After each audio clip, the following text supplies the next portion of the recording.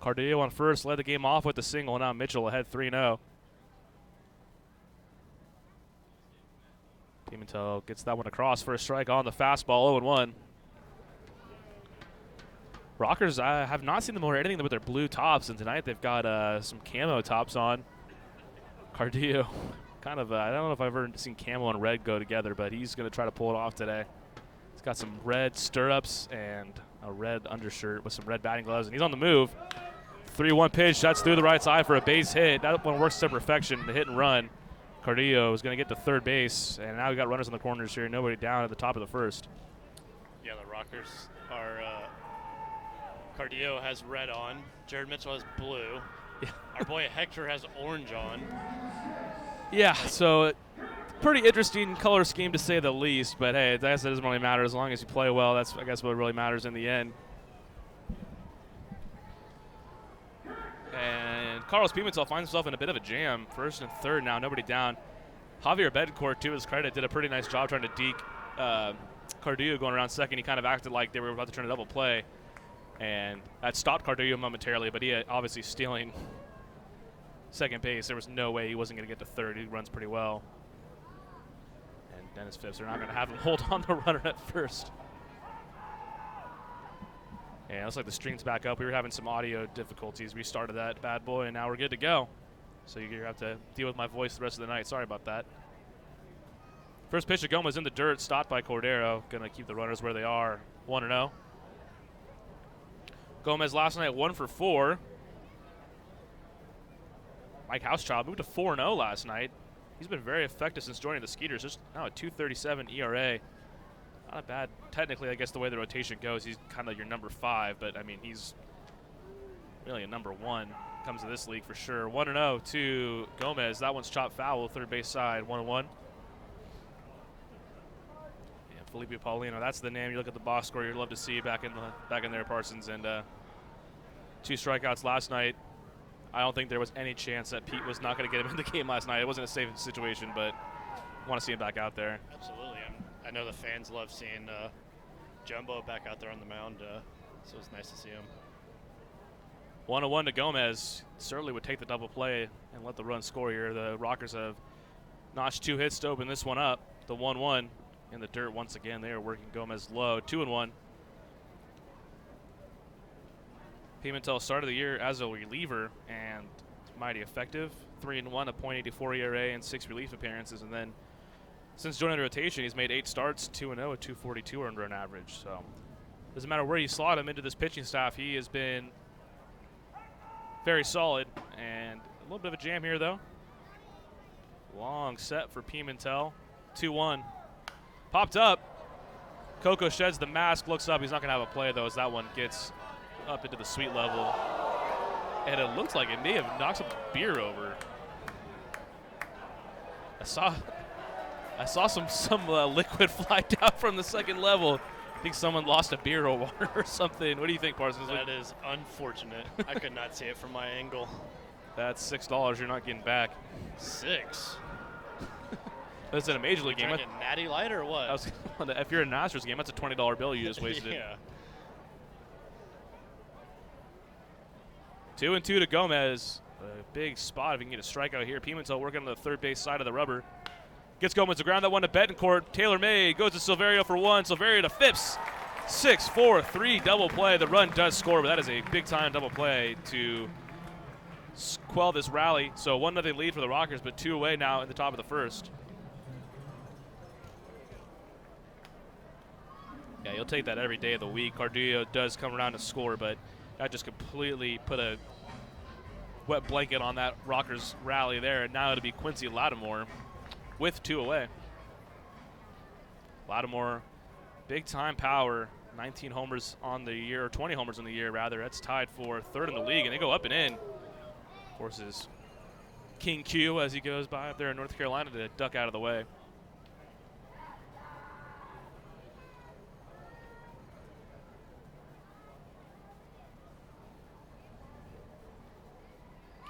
Infield shifted to the third base side. Fastball misses away, 2-0. So tomorrow, these two teams will wrap up the 3-game set, and then Day off on Monday, so no baseball on Labor Day. But then on Tuesday, we invite the Revolution into town. That's going to be a big series. That one inside as well. 3-0 to Lattimore. Really the last chance for the Skeeters to really put a dent into that lead that the Revs have. Revs entered with a 3-game lead in first place for the Freedom Division. 3-0, that one does drop in for a strike, 3-1. So I figured, Parsons, the only way that the Skeeters won't play the Revolution is if the Blue Crabs take the Freedom Division. Well, I was looking the other day. Or if the Skeeters win the division. Yeah, I was looking the other That day. was road foul. And if we end up winning the division, Somerset, If as of early in the week, was only. Well, it would take High Point winning as well in the Liberty Division, so that would open up only one wild card, right? No, if both Long Island and Sugarland won, it'd go to the next two wild cards. Okay. With the best record. So there, yeah, there's And still. Somerset was only a half game out earlier, but now that York has won several in a row. I like how yesterday I was doing all this math, and then the minute I try to even spew it out, it's so confusing with the first and second half. So there's still a chance that the Skeeters would play potentially Somerset or High Point, but it's really looking like they'll play the Revs in the first round, barring a major slip up. That one's inside. Full count pitch is ball 4, so a walk for Quincy Lattimore, first walk of the game delivered by Pimentel. He really did not want Lattimore to get his hands extended there. He was going to work him in consistently, and much rather give him the walk there with 2 away than to see him hit home run at number 21. So not a bad idea for Pimentel. So as we started tonight, if Sugarland was to win the second half in Long Island, York would be in the playoffs. York has a 2-game lead with overall record over Somerset.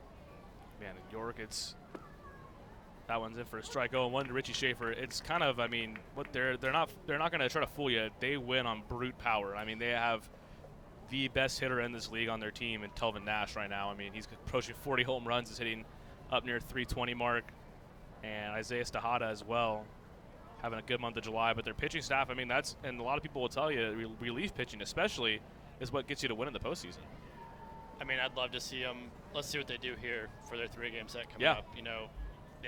We don't have a 280-foot arch nemesis, as they call it, in left field. That's true. It's kind of like when Lancaster comes in here, all their lefties have 20 home runs, but when they come in here, they have a hard time hitting it because there's we have a legit right field. No short porch. So, yeah, Nash has 35 home runs. It's actually a York single-season record, so the former Houston Astro prospect having a nice year. But as Parsons said, ballparks definitely play differently out here. It's really, especially if you're a lefty power hitter, always Nash comes from the right side, so still not too bad. On the move is Lattimore. Throw from Cordero is off Lattimore and into shallow right field.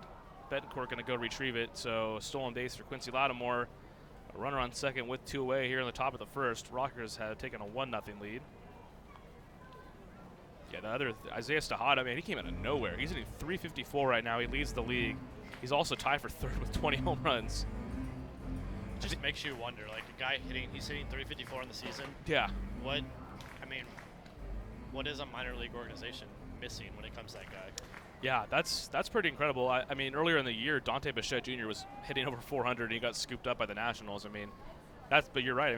Then there was Dan Gamache from Lancaster. He got picked up as well. So yeah, you're right. Usually you see guys hover there and they don't stay there all that long. Little Louis Tiant move there as he went back towards second base, but that one misses low to Schaefer. First base open. That's back-to-back walks for Pimentel. Nash's OPS right now 1.069. That's pretty good. Yeah. But the Skeeters, you add Felipe Paulino and Brett Eibner. Brett Eibner, who throws in the upper 90s, former major league outfielder. Those are the kind of pickups you want late in the year. You want big power arms out of the bullpen. It'll be a fun series. Too bad it can't be for the championship. Yeah. Big bats versus a pretty dominant pitching staff, so let's see who wins. The Skeeters 1 through 5, there's nobody in this league that can match their pitching staff. It's not even really that close. And when you add now Felipe Paulino back to this bullpen and Brett Eibner, I don't think anyone even gets close to touching the bullpen either. That one lined through the right side. That's a base hit. They're going to send Lattimore. Bornstein with a big arm. His throw into Cordero in plenty of time, and Lattimore is a dead duck. Out number 3, Zach Bornstein with a fantastic throw from right field and gets Lattimore by about 20 steps there, it looked like, to end the inning. So the Rockers get one, and that's it. We head to the bottom of the first. Skeeters coming to bat.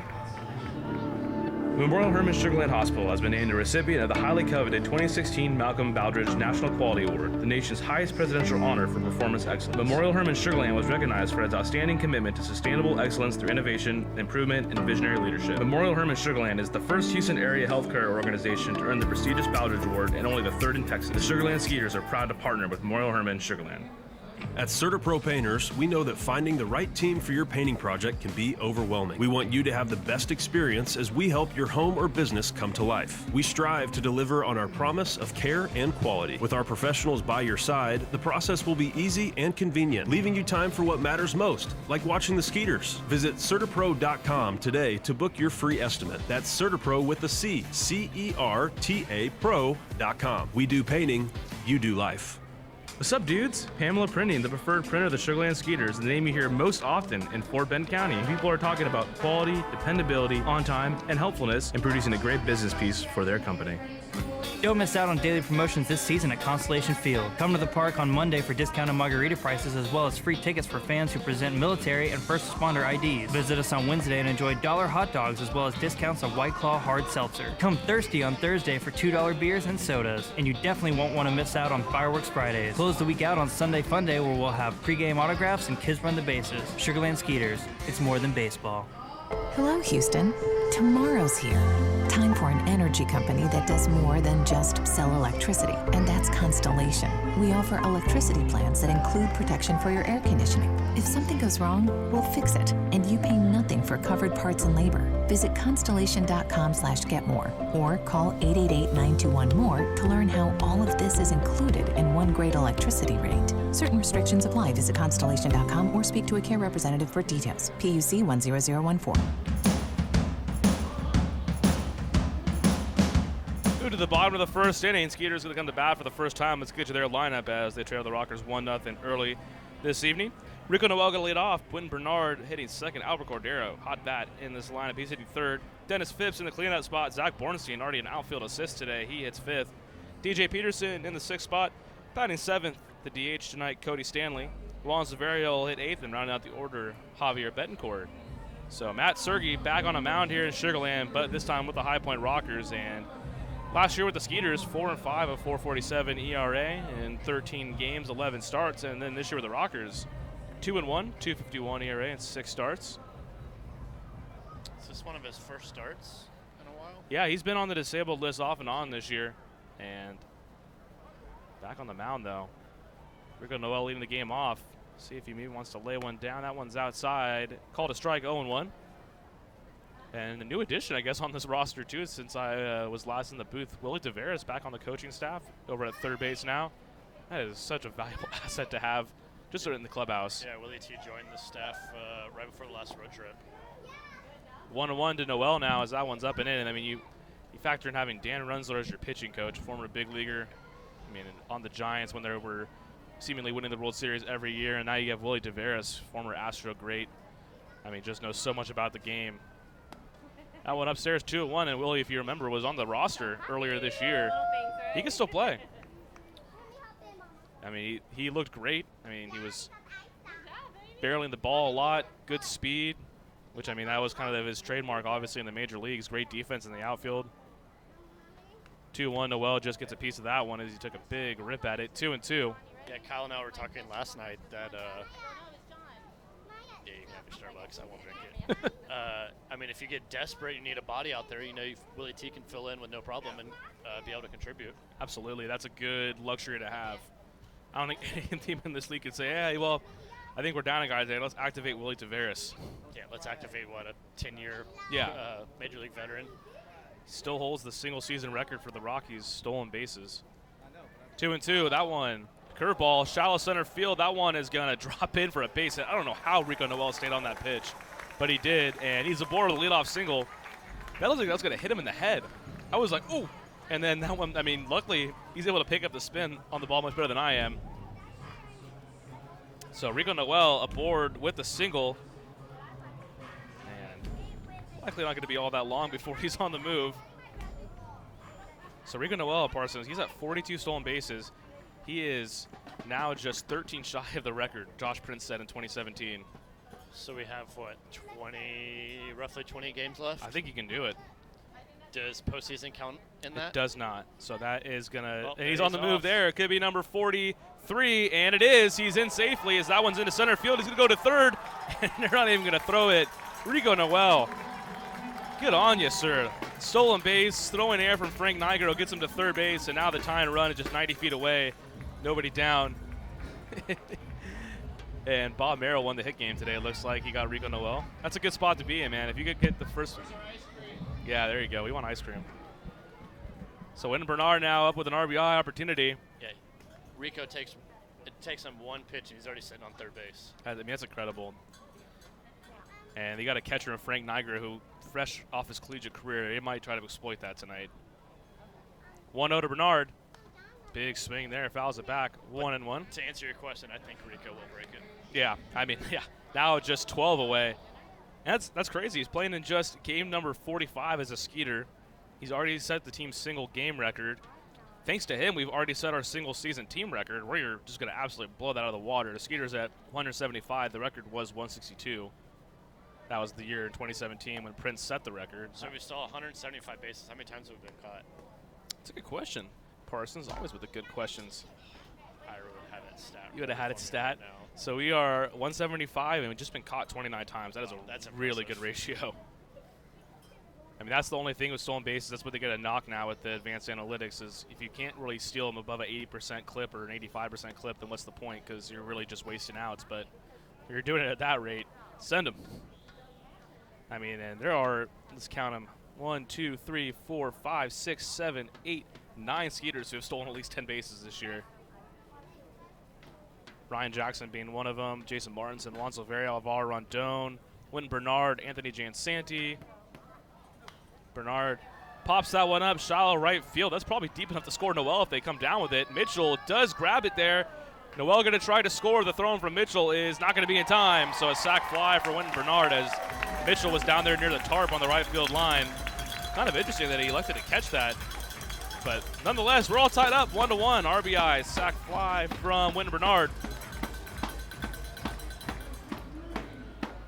I guess it's a little redundant, right? RBI, sac fly.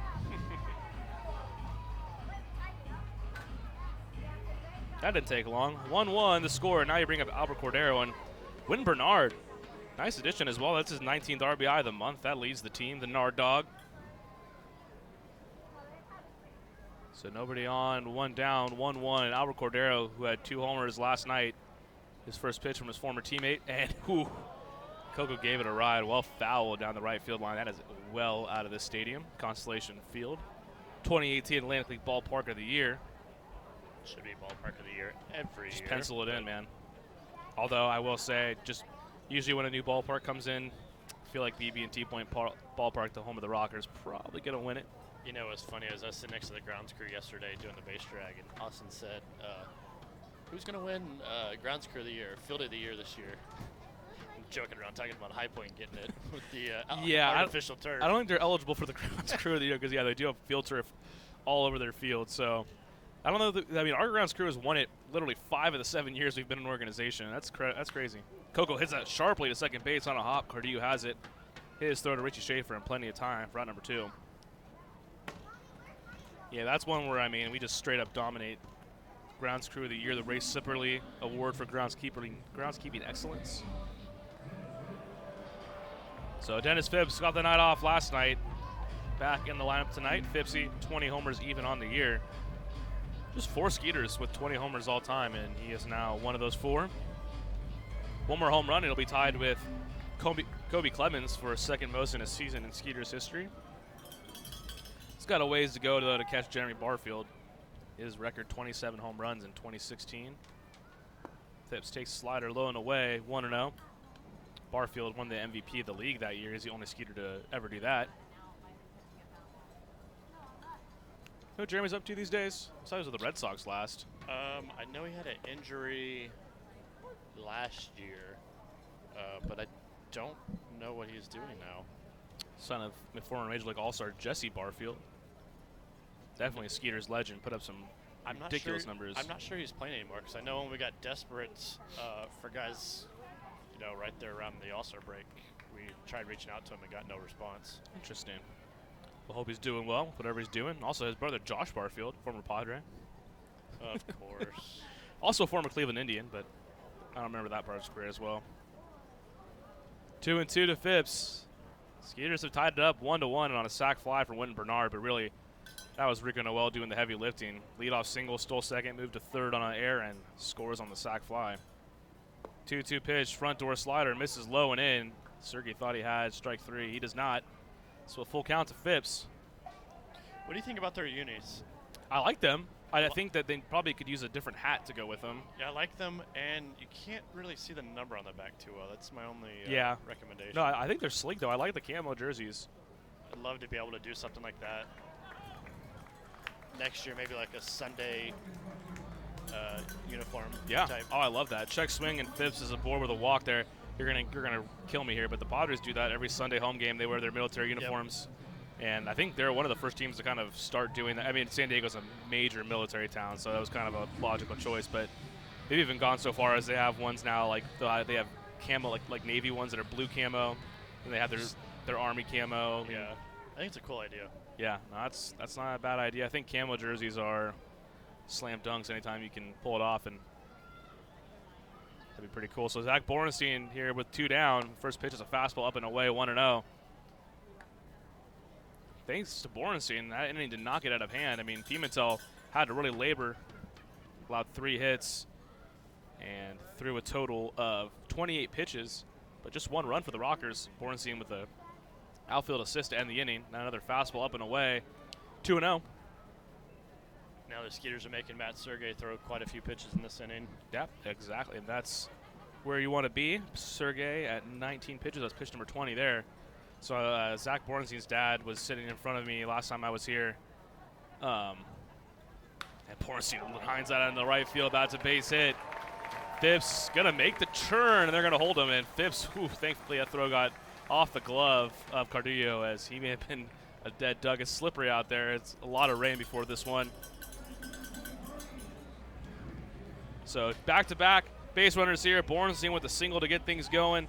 Runners on first and second, 2 away, and now you have a chance to take a lead here with DJ Peterson up. You don't want to call him by his other name? DJ Dinger. There you go. He had a good game last night. Peterson 3 for 4, doubled, did not drive in a run, but did score. And I think you said it last night. The ball just sounds different when it comes off his bat. He is some kind of powerful. And even when he doesn't make solid contact, it still goes forever. Pops it up. Foul back here behind me, 0-1. So Dennis Phipps on second base, Zach Borenstein on first, 2 down in the bottom of the first inning, 1-1 tie between the Rockers and your Skeeters. And they're respecting that power, Parsons. Look where left fielder Quincy Lattimore's playing. He's bumped up against the warning track in deep left. 0-1 to Peterson. Had a hanger of a curveball there, swings through it 0-2. So we're a little bit delayed here on the start time today. It was 6:05 was the scheduled time. 6:28 was first pitch, so not too bad. In the scheme of things, could have been much worse. We had a lot of rain before the game. 0-2 to Peterson. Check swing on the curveball low and away. He did not go around. Sergey he's walked off the mound like 3 different times thinking he's had strike 3. He does not. 1-2.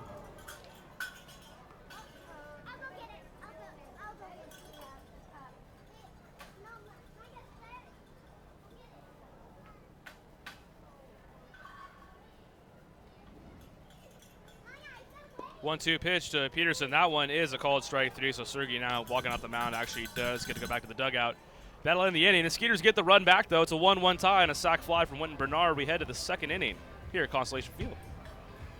Texas Farm Bureau members get free tickets to Skeeters home games every Sunday all season long. Just show proof of your membership at the ticket office to get 2 free tickets to any Sunday home game while supplies last. Visit texasfarmbureau.org/sports to learn more about this offer and other benefits associated with your membership. This offer is exclusive to Texas Farm Bureau members and is only available while supplies last. So become a member today. Texas Farm Bureau Insurance, proud sponsor of the Sugar Land Skeeters.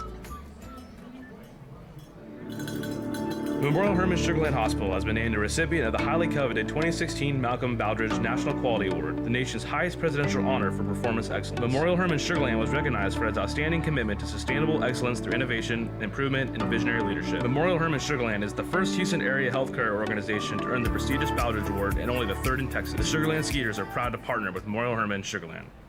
At CertaPro Painters, we know that finding the right team for your painting project can be overwhelming. We want you to have the best experience as we help your home or business come to life. We strive to deliver on our promise of care and quality. With our professionals by your side, the process will be easy and convenient, leaving you time for what matters most, like watching the Skeeters. Visit CertaPro.com today to book your free estimate. That's CertaPro with a C, C-E-R-T-A Pro.com. We do painting, you do life.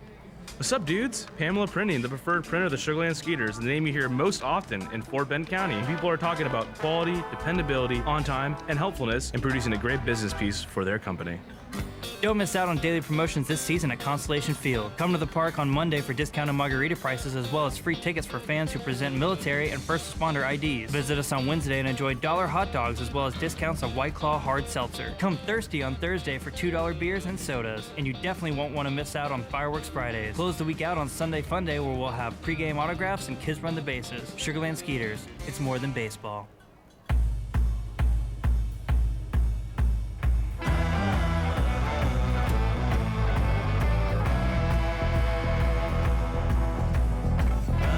All right, welcome back. 1-1 tie. Carlos Pimentel's first pitch to Vio Sergi Rosa is in for a strike, 0-1. Rosa did not get the start last night. 7 homers on the year for him, 256. A lot of action so far. 5 combined hits in that first inning between these two teams. That one catches the zone as well. 0-2 to Rosa. From the Bronx, New York, he's going to call time. So it seems like there's a bat's getting away from him pretty quick. He's watched 2 strikes, and seemingly in the blink of an eye, he's looking at the barrel of a strikeout. Pimentel did not strike out anybody in the first inning, had 10 of them in his last start back up in New York. The 0-2 in the dirt there, spoils 1. 1-2 now to Rosa, hitting 256. Yeah, it seemed like all those 7 home runs came in a bunch right back there in the month of June. Looks like his playing time has decreased just a bit. That one in the dirt as well. Rosa does not budge, and that one looks like it got Cordero in the hand as he's kind of shaking it there. That is not a great feeling.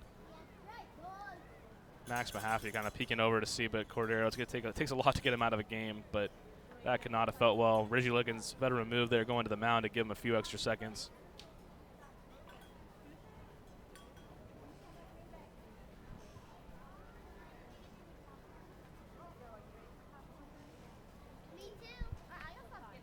Coco taking a few extra minutes here. 2-2 to Rosa.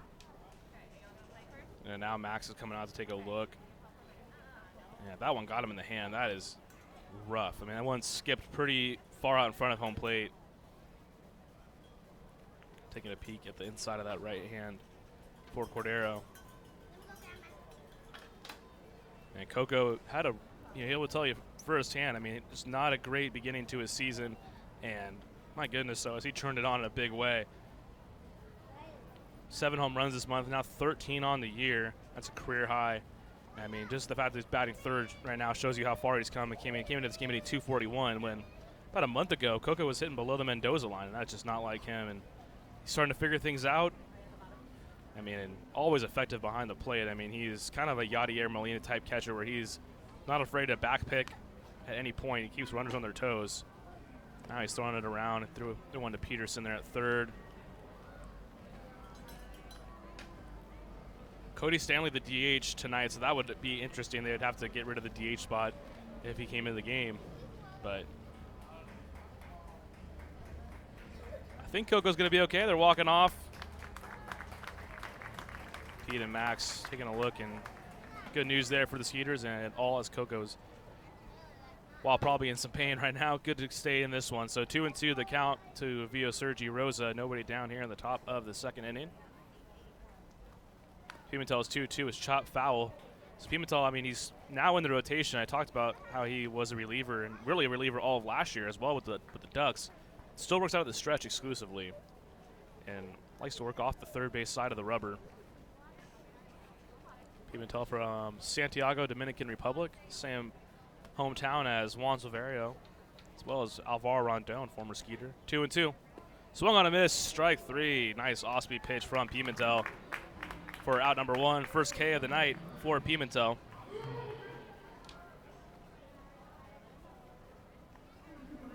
That'll bring up Miles Schroeder with 1 away. Schroeder kept quiet last night, 0 for 4, struck out twice. Miles Schroeder, a former big leaguer.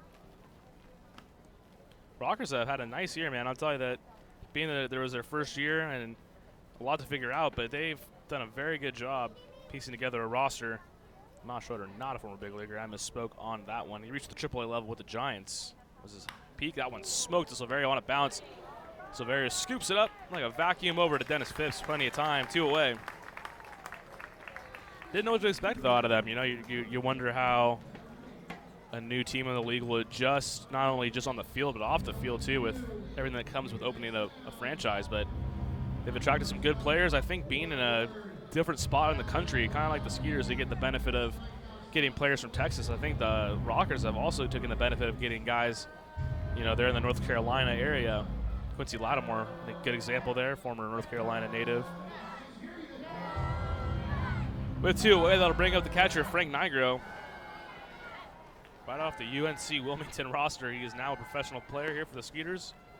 1-0. Definitely not unheard of. I mean, you think back to Joe Lionheart for the Skeeters, fresh off the Oklahoma State roster. And now he's back in the affiliated level. He's with the short season affiliate for the Kansas City Royals. Had a couple of good outings for the Skeeters. 1-1 there as Nigro swings over the top of that one.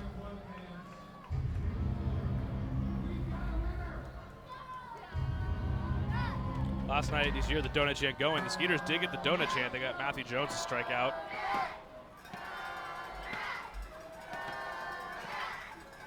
That one up and in, almost hits Nigro, 2-1.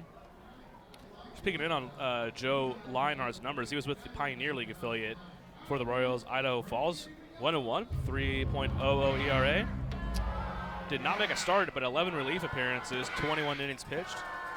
Good on Joe Lionheart. Hopefully bigger things to come next year, as I'm sure Idaho Falls is either wrapped up or very close to wrapping up their season out there in the Pioneer League.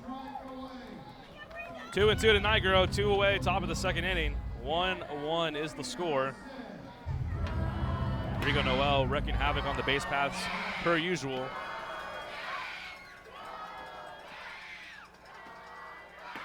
Long set from Pimentel.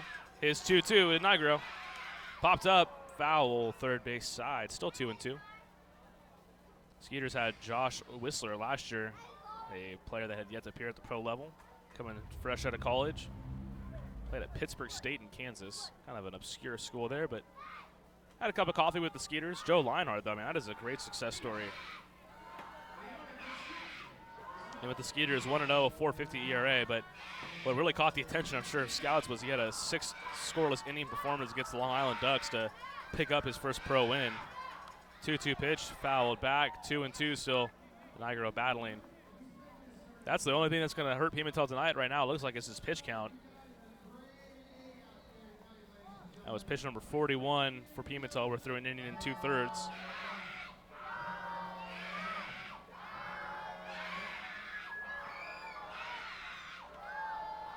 There's some very excited donut chants out there. 2-2, swung and a miss, strike 3, and that'll do it for the donut chant tonight. And 2 strikeouts here in the inning for Carlos Pimentel. Rockers go down in order. It's 1-1 tie. Skeeters coming to bat in the bottom of the second. Texas Farm Bureau members get free tickets to Skeeters home games every Sunday all season long. Just show proof of your membership at the ticket office to get 2 free tickets to any Sunday home game while supplies last. Visit texasfarmbureau.org/sports to learn more about this offer and other benefits associated with your membership. This offer is exclusive to Texas Farm Bureau members and is only available while supplies last. So become a member today. Texas Farm Bureau Insurance, proud sponsor of the Sugar Land Skeeters. Memorial Hermann Sugarland Hospital has been named a recipient of the highly coveted 2016 Malcolm Baldrige National Quality Award, the nation's highest presidential honor for performance excellence. Memorial Hermann Sugarland was recognized for its outstanding commitment to sustainable excellence through innovation, improvement, and visionary leadership. Memorial Hermann Sugarland is the first Houston area healthcare organization to earn the prestigious Baldrige Award and only the third in Texas. The Sugarland Skeeters are proud to partner with Memorial Hermann Sugarland.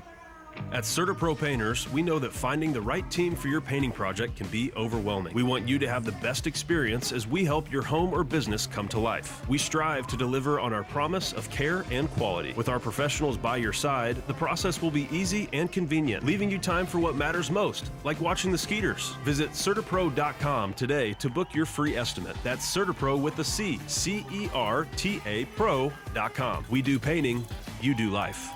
What's up, dudes? Pamela Printing, the preferred printer of the Sugarland Skeeters, the name you hear most often in Fort Bend County. People are talking about quality, dependability, on time, and helpfulness in producing a great business piece for their company. Don't miss out on daily promotions this season at Constellation Field. Come to the park on Monday for discounted margarita prices as well as free tickets for fans who present military and first responder IDs. Visit us on Wednesday and enjoy $1 hot dogs as well as discounts on White Claw hard seltzer. Come thirsty on Thursday for $2 beers and sodas. And you definitely won't want to miss out on Fireworks Fridays. Close the week out on Sunday Fun Day where we'll have pregame autographs and kids run the bases. Sugarland Skeeters, it's more than baseball. Hello, Houston. Cody Stanley going to lead it off, the DH tonight for your Skeeters against Matt Sergi. 1-1 tie. Rockers went down in order in the top of the second inning. A nice frame from Carlos Pimentel. First pitch to Stanley. Fastball up and away, 1-0. Skeeters got their run on a Wyndon Bernard sac fly.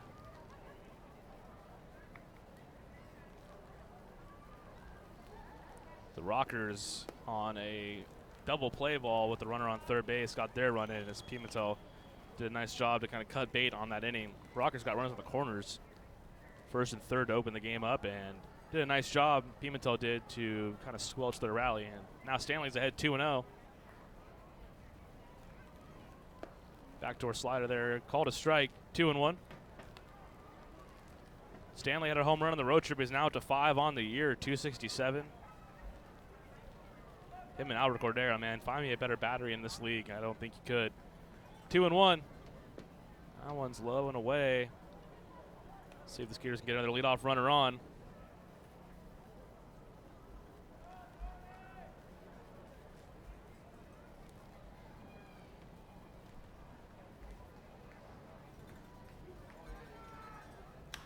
That one's sinking liner shot left field. That one's going to get down for a base hit. Stanley aboard with a leadoff single. That's another kind of bloop single there into center field for the Skeeters. That's how Rico Noel got the game going, and let's see if has the same luck here this time on a bloop single to lead off an inning. So Juan Silverio now in the number 8 hole, getting things going, playing second base tonight. Silverio came into last night's game and did not start, but it came in a pinch hitting opportunity. Had 2 at-bats last night, was 1 for 2, did drive in a run as well. 59 RBIs on the year for Silverio, hitting 283. It's pretty shocking when you don't see him in the lineup. He's seemingly in the lineup every night. He's only had a handful of days off all season long. Stanley aboard. First pitch to Silverio is a curveball there, in for a strike, 0-1. Sergi really not afraid to use that curveball on a front door angle. He's done that several times. Rico Noel actually had his hit lead off the game on one of those, but I mean, you definitely open yourself up to I mean, that was a hanger, but so much movement, it looks like it's going to hit you. Guys maybe tend to lay off that, but see if maybe somebody stays on that one and gives it a ride. Check swing. That one gets away from Nigro. Stanley easily going to get to second base, and I'm not sure. It looks like they called that a ball as well as Silverio held up. And I say he does not go around. So 1-1, and the rookie backstop for the Rockers having some trouble here. They're going to take advantage of that, I'm sure, all night long. So now another runner in scoring position with nobody down. See if the Skeeters can break this tie up. Silverio with a very nice road trip, 9 for 26. Scored 4 times, drove in 3. He's riding a 5-game hitting streak right now. One's low and away. Ball, and but just gets a few feet in front of Nigro. 2-1. Now they're going to go over signs. Just does not look like Nigro and Sergi are on the same page right now. There's body language would indicate Sergi kind of slumped over.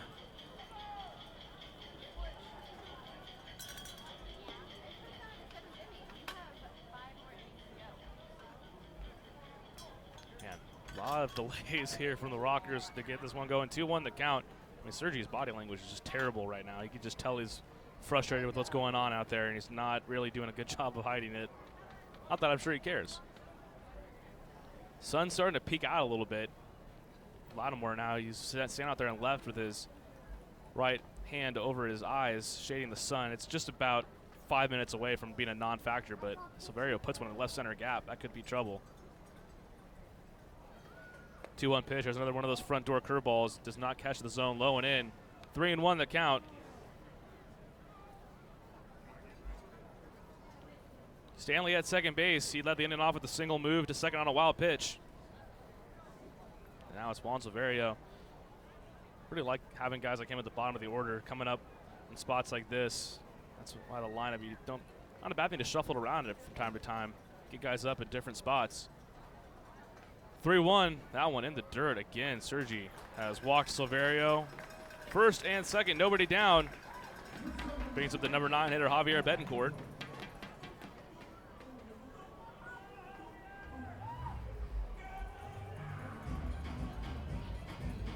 Really like Javier's walk-up song. It's so very typical Javier Betancourt to have a song like, you know, it's just very upbeat song. I'm digging it. Digging it.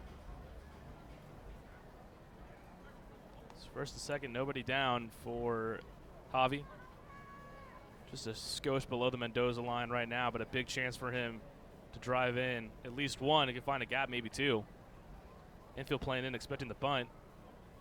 Betancourt does not square. Swings at the first pitch, punches the gap, left center field. Lattimore on the run, not going to get that one. It's down. Stanley going to get waved home. Cutoff throw from Michael Russell to Frank Nigro is not in time. RBI double, Javier Betancourt. Skeeters lead 2-1. There you go, Javi. That a baby. Number 6 RBI for Betancourt on the season.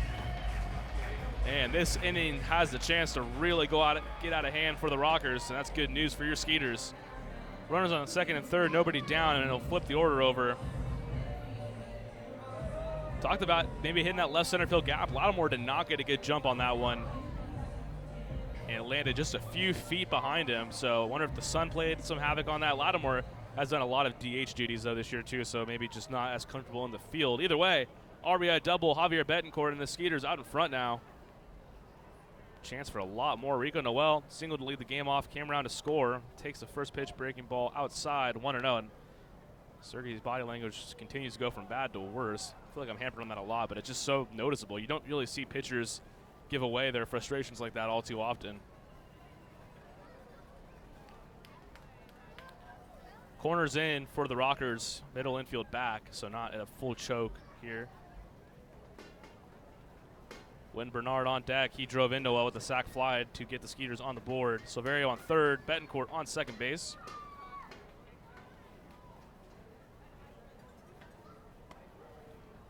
One-0 is a called strike, 1-1. College football back on telly today. I don't know how everyone, my listeners stand. I'm a big college football fan. I'm excited to go home after this, maybe catch some of the late Pac-12 games. Always can bank on a Hawaii game that's like going on till like 1 in the morning. That was a good one last week too. Then they played Arizona. Front door curveball there, catches the zone, 1-2.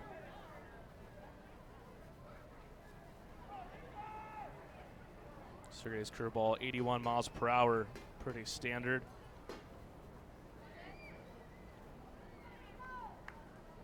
Second double of the year for Betancourt. Obviously, such a valuable piece to have on the bench. I mean, he can play anywhere on the infield pretty much.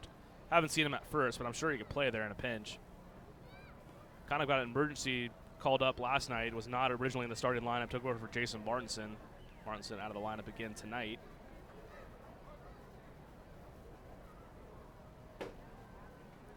So 1-2 to Noel. Choked up on the bat a little bit. This one in the dirt. Nigro keeps it in front of him. So still 2-2 now.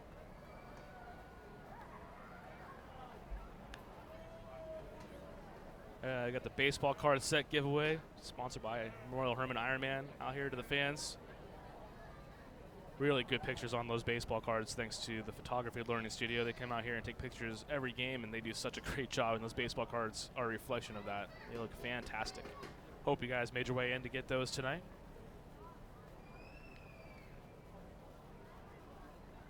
Sergi taking a long time. The 2-2.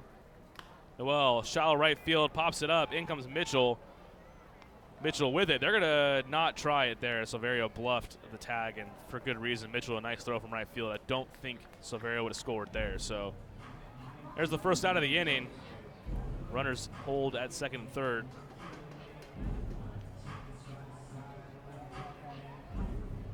Now to bring up the Nard dog, Winton Bernard.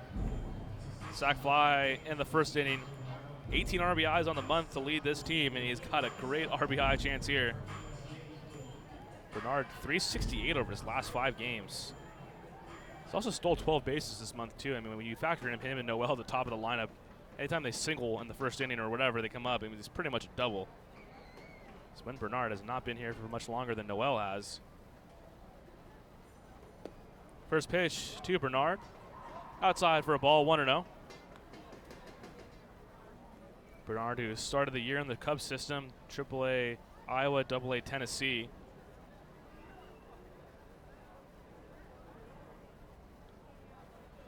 Now we're having a discussion between Frank Nigro and maybe your home plate umpire, Reggie Liggins. Don't really know what that was all about.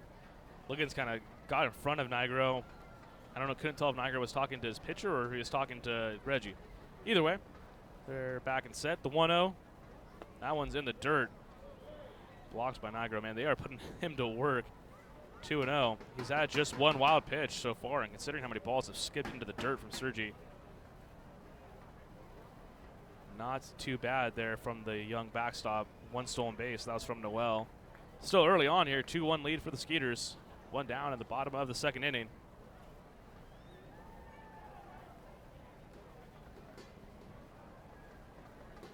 2-0 pitches a fastball. Kind of straightens Bernard up there. Inside. Called a strike. 2-1. And Sergi, when he throws so many of those curveballs, and he finally comes in with the fastball like that, it kind of jolted Bernard there. Not expecting it necessarily, especially on a 2-0 count. 2-1 to Bernard. Another fastball inside. 3-1. I don't know what I was saying. Obviously, on a 2-0 count, you should be expecting fastball. It's a fastball count. But now Bernard ahead, 3-1. Walk the bases loaded. You bring up the hottest hitter in the Skeeters lineup, Albert Cordero. So I'm sure Sergi coming in with a fastball. And Bernard hopefully can turn it around. We'll see what happens. One down, the 3-1. He goes with a breaking ball, misses low and away, ball 4. So bases now loaded for the Skeeters, bringing up Albert Cordero with just one down.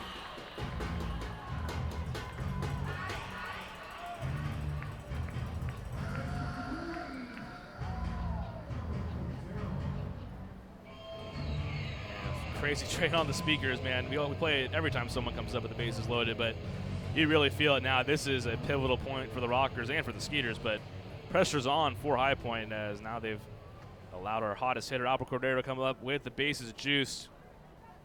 Coco, 7 home runs this month, 2 of them last night, now a career high 13.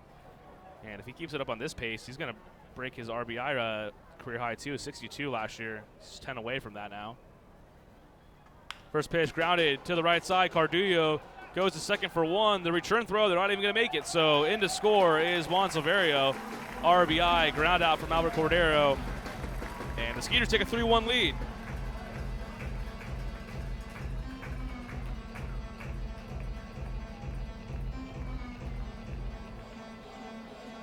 Doesn't have to be pretty, gets the job done nonetheless. So Bernard put away on the 4-6. In to score Silverio. Skeeters now with a 2-run lead, and Dennis Phipps coming up with 2 away.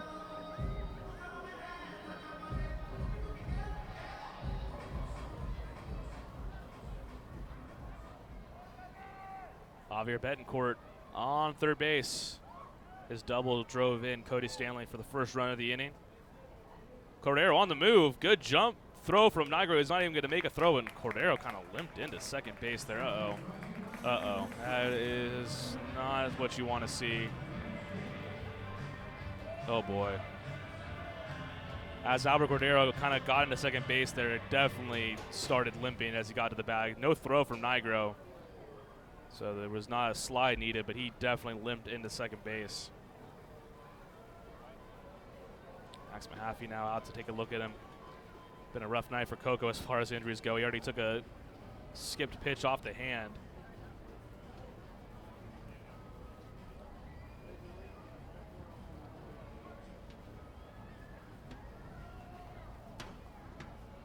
Billy Tavares, third base coach, immediately went out there too. You could just tell right as he got into the base, he started limping. So a stolen base though for Coco there. This all seems pretty inconsequential though and unrelated when it comes down to his health. That's all that really matters right now.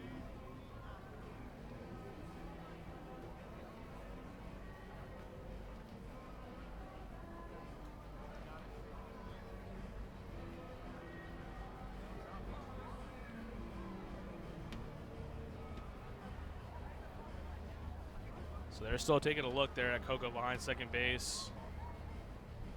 Cody Stanley, he is the DH tonight, so kind of throws a wrench into all that. But obviously, if he had to come in, that would mean the Skeeters lose the DH spot. But we shall see. Don't want to speculate on any type of injury, but that did not look good with Coco limping into second base.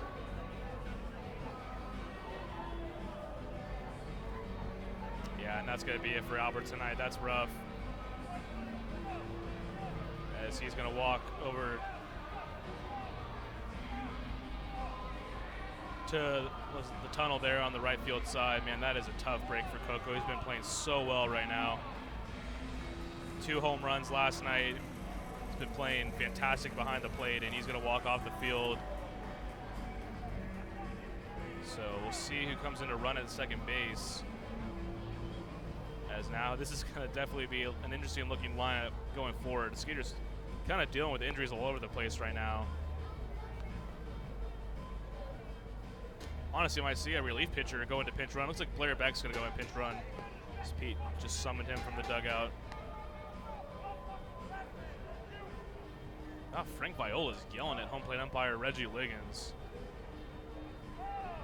Looks like he wants it to be sped up here. Kind of interesting that Viola is making a big deal about it. I mean, there was an injury. Like, come on, man. So Albert Cordero has left the game with an injury. And it looks like, yeah, Carlos Pimentel is going to go and pinch run for him because, yeah, you lose the DH spot once you move the DH out of the DH role. I mean, High Point needs to take a breather here. We just watched a player walk off the field with an injury, and they're yelling about speeding it up. Not to mention that this is now causing the Skeeters to have to get rid of their DH role. So that's not a good look from High Point. That's pretty rough. So Carlos Pimentel, your starting pitcher, is now at second base, and he is going to be the DH going forward. And now it looks like Blair Beck's going to run.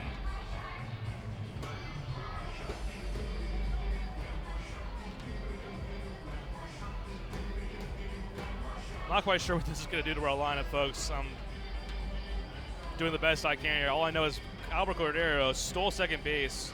Looks like he tweaked something. He has now left the game, and Blair Beck has come in to pinch run. He is at second base. Carlos Pimentel momentarily was out at second base because the Skeeters' only other catcher active tonight is Cody Stanley. He's the DH, so conceivably once he moves to catcher next inning, the Skeeters are going to lose their DH spot. And now the Rockers, who are ever so concerned with the pace of play here, are going to come out and have a chat with Reggie Liggins. Jay McKeith, the manager, out.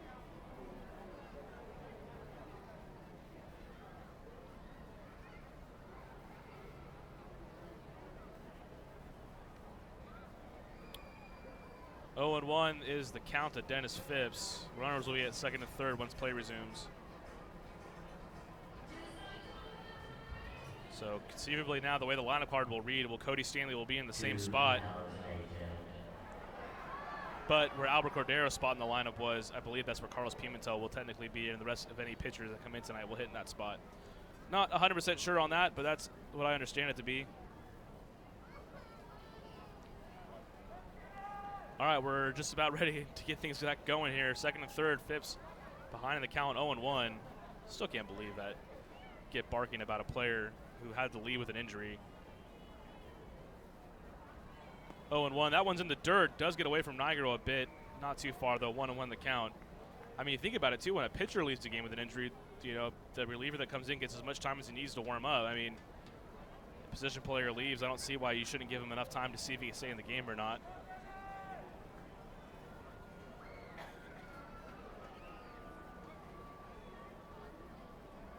Back at second, Betancourt at third. Skeeters leading 3-1. 1-1 to Phipps. Phipps crushes that to left field.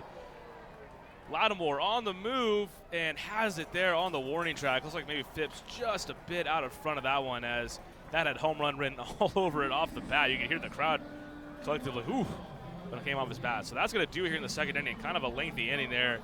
Skeeters score 2, though. They lead 3-1. We move to the third inning.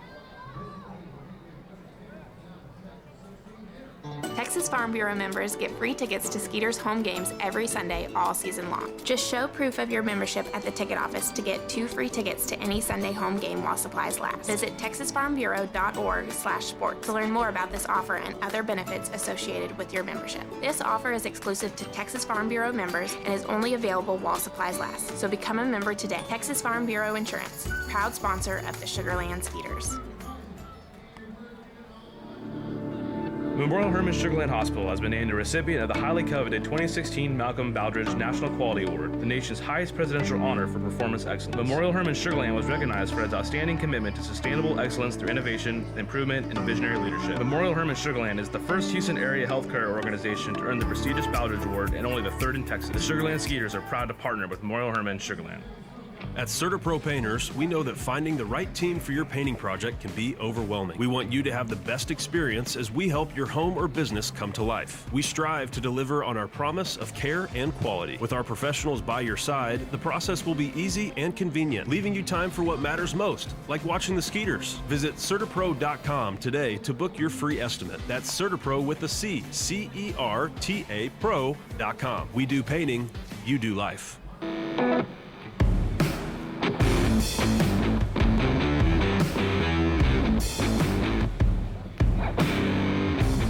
So kind of catching everybody up to speed. Kind of a funky end of the second inning.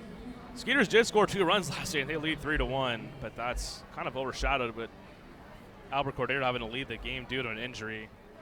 And that has kind of thrown a wrench into the lineup because Cody Stanley, who's the backup catcher, was the DH. Stanley now behind the plate. So from my understanding, that means the Skeeters lose the DH tonight. I'm not sure if that spot if the pitcher will have to bat where Albert Cordero was in the lineup, or I have no idea. I believe that's how it's going to go. Blair Beck came into pinch run, and from what I understand, he's probably done for the night as well. So this is going to test the depth for the Skeeters tonight, as Jan Santi and Martinson, the only 2 players on the bench. I'm not even 100% sure if they are available to play tonight. That one misses outside to Cardillo, 1-0. Pimentel, he went out to pinch run for a second, then was relieved for Blair Beck. So I guess we'll see. That spot in the order doesn't come up for quite a bit.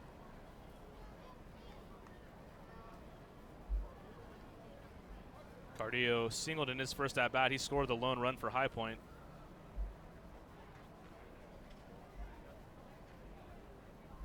The 1-0 from Pimentel.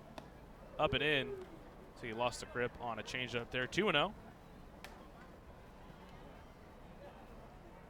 Dennis Phipps just missed home run number 21 to end the inning. Brought Quincy Lattimore back to the warning track, right into that White Claw sign there in our lengthy extended wall in left field. That one is called a strike, low and away, 2-1. Good inning from Pimentel in the second. 2 strikeouts, set the Rockers down in order.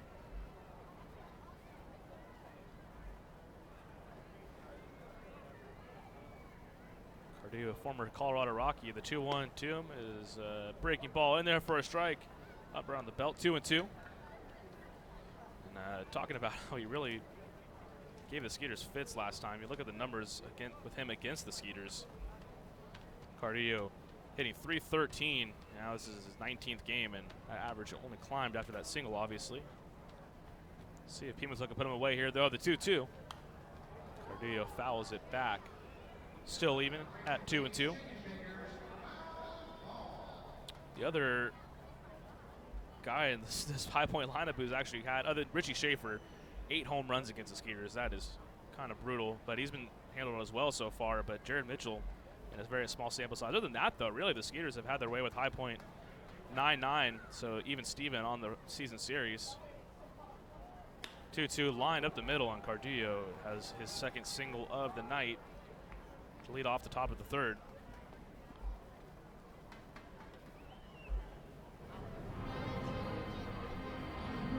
And now Jared Mitchell comes up. I laugh because they've been hitting him with the Alabama fight song when he comes up to bat. I'm sure as a guy who played for the LSU football team, I'm sure that song probably stuck in his head because going to Alabama every year. But hey, Jared Mitchell, one of the very few guys in NCAA history to win a national title in 2 sports, football and baseball over there for the Tigers. I mean, his baseball career was unbelievable with LSU. Cardillo, big lead on the move. Mitchell lines that foul, though. Oh, and Cardillo slipped around the bag there. 0-1 the count.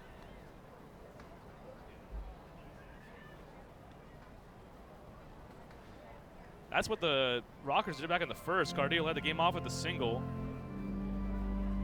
And then Mitchell, with Cardillo stealing, hit a single through the right side. That got the runner. Can't talk. They had the Rockers with runners on the corners with nobody down in the first, but that one thankfully goes foul. So 0-1 Cardillo with another big lead, leaning towards second base. Does not go this time. Breaking ball does not catch the outside part of the plate. 1-1.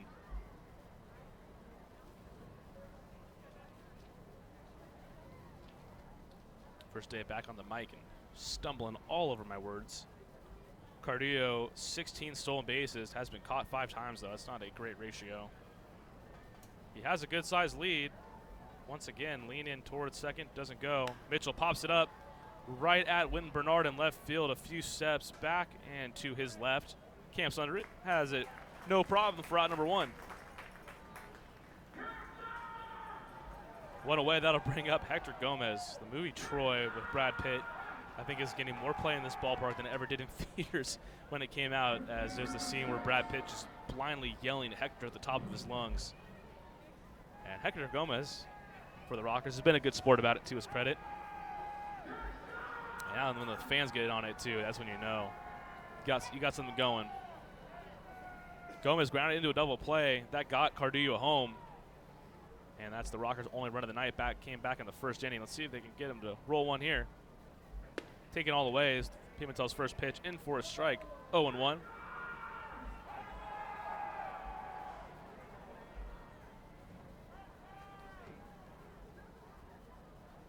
Gomez, a former big leaguer. One of the Rockers have a pretty decent amount of former major leaguers on their roster. Gomez with the Milwaukee Brewers and the Colorado Rockies. Curveball misses low and in, 1-1. 2015 was his last appearance in the majors. Came with the Brewers. 1 home run that year. Drove in 7. Native of San Pedro de Macorís, Dominican Republic. That's where Dennis Phipps is from as well, out there in the Dominican Republic. 31 years old. That one's chopped foul on the third base side. So 0-2 to Gomez. Rockers lead the league in home runs, and Gomez 9. I mean, it seems like everyone in their lineup has close to 9 home runs. Haven't really got a lot of reports on other ballpark plays. I don't know if that has that much to do with it. I mean, Richie Schaefer, he's second in the league with 23. Quincy Lattimore's got a whole bunch. Cardillo at 19, right behind him. So a lot of power in that High Point lineup. No home runs last night, though, other than Mitchell's. The 1-2. Fouled away, still 1-2. Mitchell parked one in the ice house last night. He saw him do that a few times within the Skeeters uniform.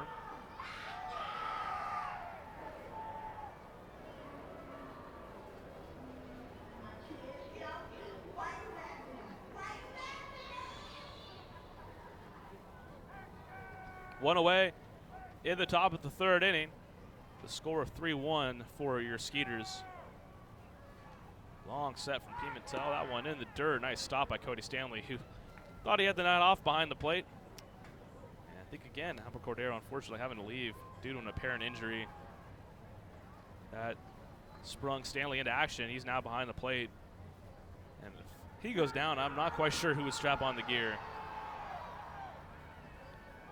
I don't know if anybody on the Skeeters roster has any catching experience outside of Stanley and Cordero. I'm sure at some point in their career somebody did.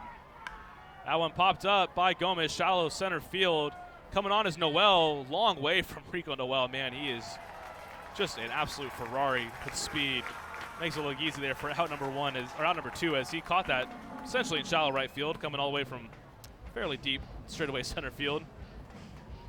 I mean, it's just fun to watch him run because it looks so effortless, but he's moving so quickly. And the other thing, too, is he's able to keep his head up. And, I mean, the way that he makes it look so easy, that's also keeping his eye line from going around too crazy. It helps him track the ball.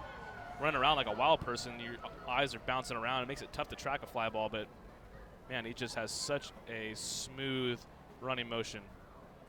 2 away, Cardillo dives back to the base even though there was no throw. Cardillo's got a little Hunter Pence in him. He just plays the game like at one speed. Sometimes it looks clunky, but he puts up good numbers. They're looking back again. And no throw once again from Pimentel. He's got a huge lead at first base. And now with 2 away, got to figure he's going to try to steal second base at some point. Quincy Lattimore walked in his first at-bat. Breaking ball up and in, 1-0. They've really worked inside predominantly on Lattimore, and I think you can see on his body language, I don't think he's appreciating it, but you know, you got 20 homers on the year. They're not going to let you get your hands extended.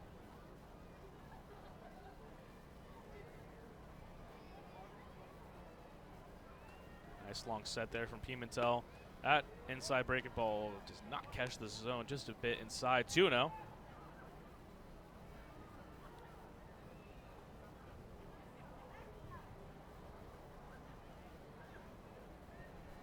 Skeeters leading 3-1.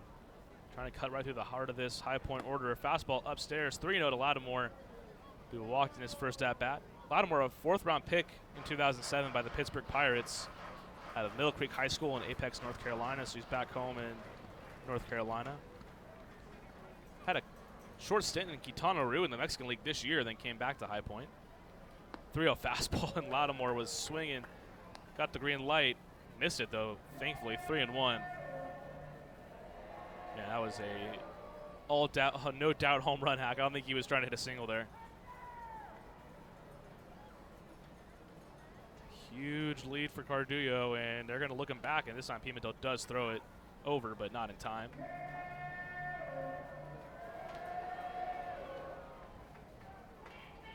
Cardillo is 6'2", 215, taking the lead of somebody who's like 7 feet tall. That's a Rico Noel style lead over there at first base. He's a good 4 steps off the bag, leaning towards second. Doesn't go. Nice breaking the ball there from Pimentel. Front door, it catches the zone. A full count now. So this time Cardillo will be going. I promise you that. 2 away.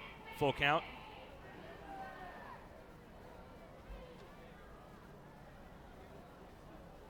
Silverio shifted toward the second base bag there. Big hole on the right side. Lattimore fouls that one off the glove of Cody Stanley. A little mad at himself there as he had a chance to catch that and end the inning.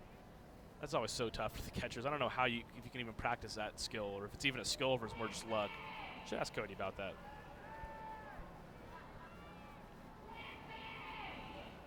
So full count pitch coming once more to Quincy Lattimore.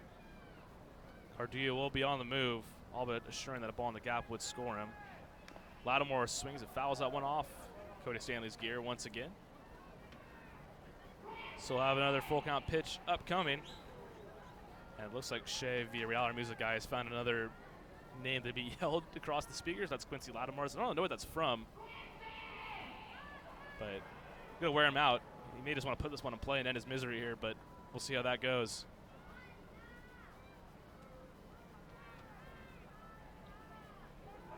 Full count pitch, line into the left field. That's a base hit toward the corner. When Bernard cuts it off, Cardillo is going to hold it third, and a nice play by Bernard. Actually holds Lattimore to just a single there. So runners on the corners, 2 away, and that brings up the power bat in Richie Schaefer, who walked in his first plate appearance. Pimentel has done a nice job to squash rallies, but the pitch count continues to climb. So I wonder how long they'll be able to go tonight. That's 65 pitches right now through 2 2/3 innings.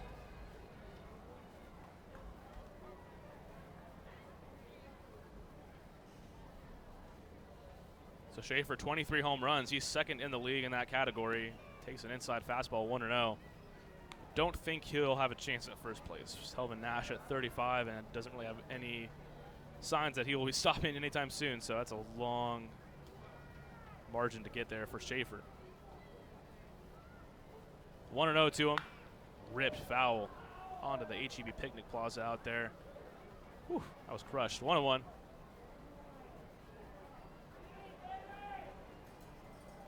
Skeeters up 3-1 here in the top of the third inning. Javier Betancourt, RBI double last inning. Took the lead, and then RBI ground out for Alba Cordero, who was unfortunately had to leave this game with an injury. Hope he is okay. 1-1. Nice Bragi ball from Pimentel. Drops in there. In for a strike, 1-2 to Schaefer. So once again, Pimentel with a chance to work out of a little bit of trouble here. Straight a few more runners for the Rockers. They've already left 2 on through the first 2 innings. They got 2 more on here. See if Pimentel can pick up strikeout number 3. His low set out of the stretch, the 1-2. Swung on a miss, strike 3. Up and in with the fastball. Pimentel gets Schaefer to swing through it, out number 3. So 2 more runners stranded. The Rockers put up another goose egg there in the top of the third. Skeeters lead 3-1, heading to the bottom half. Memorial Hermann Sugarland Hospital has been named a recipient of the highly coveted 2016 Malcolm Baldrige National Quality Award, the nation's highest presidential honor for performance excellence. Memorial Hermann Sugarland was recognized for its outstanding commitment to sustainable excellence through innovation, improvement, and visionary leadership. Memorial Hermann Sugarland is the first Houston area healthcare organization to earn the prestigious Baldrige Award and only the 3rd in Texas. The Sugarland Skeeters are proud to partner with Memorial Hermann Sugarland. At CertaPro Painters, we know that finding the right team for your painting project can be overwhelming. We want you to have the best experience as we help your home or business come to life. We strive to deliver on our promise of care and quality. With our professionals by your side, the process will be easy and convenient, leaving you time for what matters most, like watching the Skeeters. Visit CertaPro.com today to book your free estimate. That's CertaPro with a C, C-E-R-T-A Pro.com. We do painting, you do life.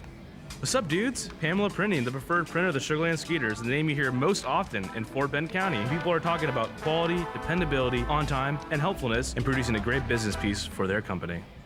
Don't miss out on daily promotions this season at Constellation Field. Come to the park on Monday for discounted margarita prices as well as free tickets for fans who present military and first responder IDs. Visit us on Wednesday and enjoy $1 hot dogs as well as discounts on White Claw hard seltzer. Come thirsty on Thursday for $2 beers and sodas. And you definitely won't want to miss out on Fireworks Fridays. Close the week out on Sunday Fun Day where we'll have pregame autographs and kids run the bases. Sugarland Skeeters, it's more than baseball.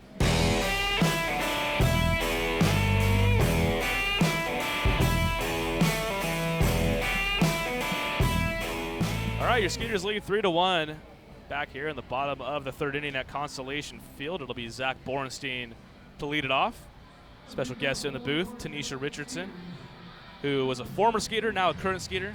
Glad to have you back on board.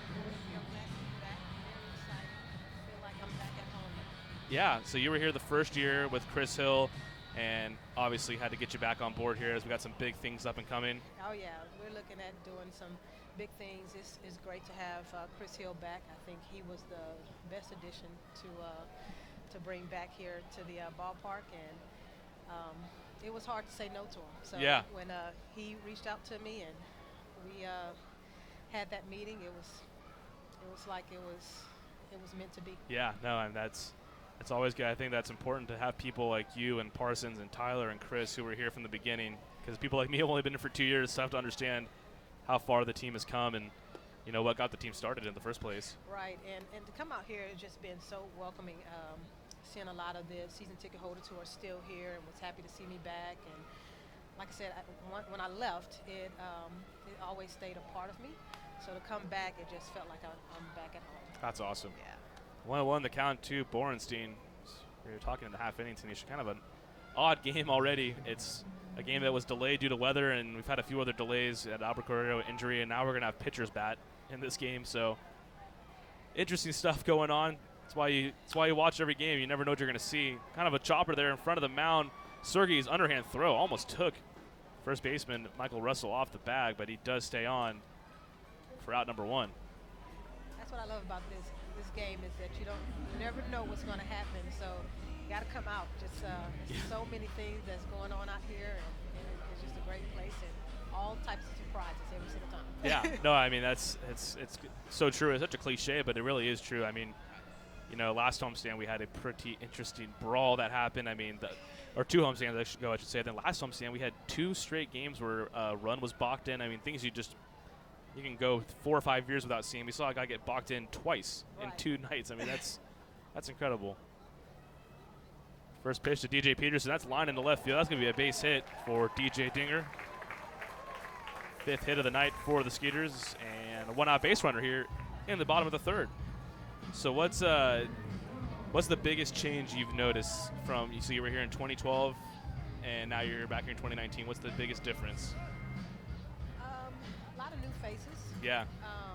So just, trying to get a chance to really know everyone. I mean, other than the crew that I was with, like Jen and Tyler and Parsons and Chris Hill and Sonny, but it's a lot of new faces. So excited to, really start working with them. So I'm coming in kind of closer to the end of the season, but we have some, like I said, great plans coming up. So I'm very excited. No, I'm excited too, especially with having people like you and Chris and Parsons and Tyler, the ringleaders for that. Stanley gives that a ride right field, but right at Cody Stanley. Looks like he may have got it off the end of the bat there. So a line out for out number 2. It's wonderful when you have a president in place who has a vision that everybody can get on board with that vision. And before I decided to come back, he was telling me about that vision, and I believed in that vision, and that's why it was easy for me to say yes to coming back. Yeah, no, I totally understand. I mean, I think all of us on staff definitely bought in too. We're excited, and it's kind of weird to already plan for the next year when you're in the middle of this year. But I mean, that's what it takes. I think that's the first sign, at least for me, that like, okay, like we got some big plans ahead if we're already planning on them right now. Right. And this has been a great season, but it's you always want to be better and do better and do things differently. So then that's what we want to do. Like 2019, it's been some great years, but now we turn it up some more. Right? Absolutely. Yeah, we still got some exciting baseball to be played the rest of this season. Potential title run, and swung on a miss by Silverio. Big hack there, 1-1. Chance to win 3 titles in the last 4 years. I mean, that's some pure dominance right there if we can pull it off, and I don't see any reason why we can't. Oh, yeah. It's going to be some really excited for the playoffs coming up on September 24th and the 25th, and I hope to see a lot of people out here because it's going to be a great run. And just having the support out here, playoffs is going to be great. Absolutely.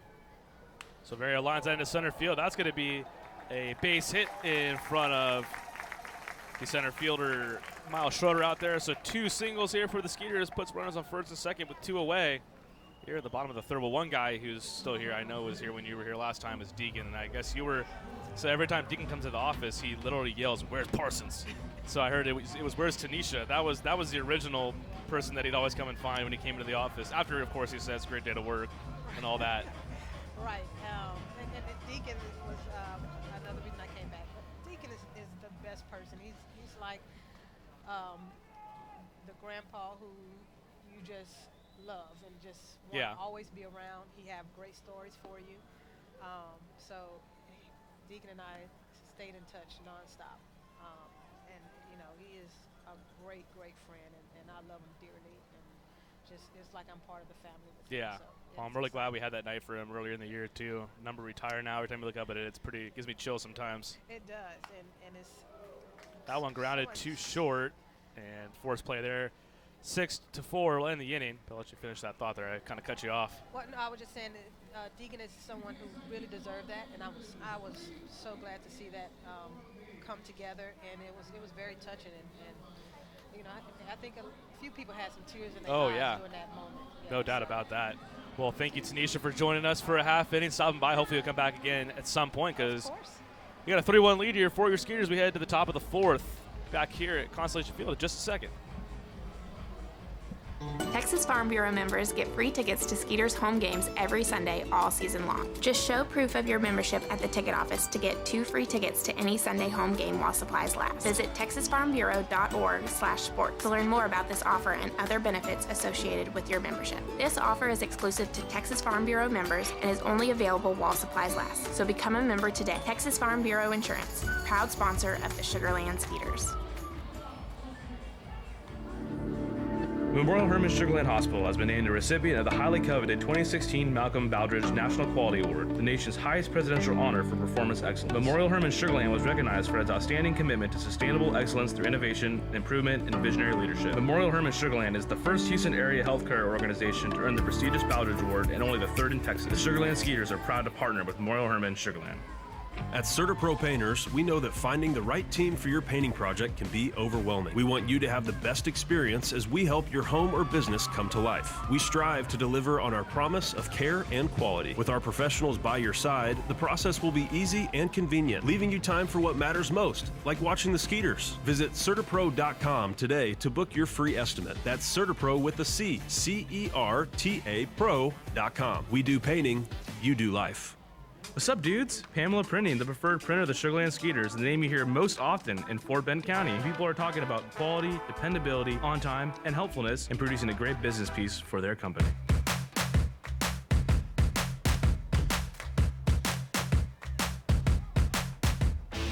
Thank you to Denisha for joining us last inning. I mean, that is so cool that we have so many people that have been on the staff for so long that are here. I mean, I can't tell you, at least for someone like me who's new to the game here with the Skeeters, how comfortable that makes me feel going forward. Carlos Pimentel's first pitch to Michael Russell, and for a strike, or outside for a ball, 1-0. I mean, that's one. I mean, especially for an independent league team, I mean, you get a lot of shuffling of the cards. I mean, people move up the ladder and do whatever they got to do. They move around. To have so much stability here, I think that shows, you know, and the amount of people that we get to come to the ballpark and how smoothly things are run. So 1-1 now the count to Michael Russell. He's playing shortstop tonight. Was over at second base last night.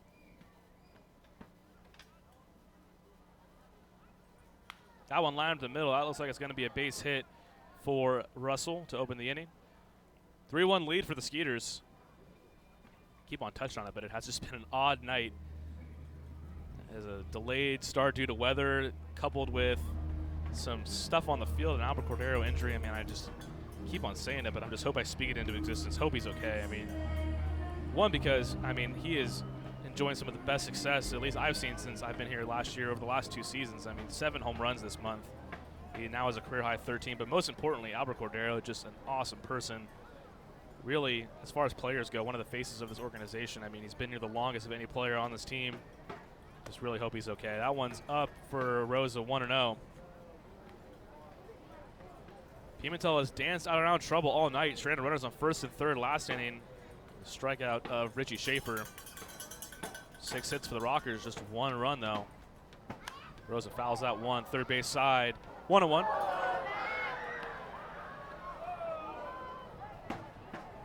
Dad mentioned in the comment section, my Aztecs open up tonight. Not quite a high-profile matchup for San Diego State tonight as they get the Weber State Wildcats. Fortunately, an FCS team, so I can't really give too much junk to the other teams around the country who scheduled a lesser team in their opening week. Although I will say at Weber State, if any Weber State alumni are listening, I do acknowledge the fact that they are in the top 10 in the FCS rankings. So there's that nugget. 1-2.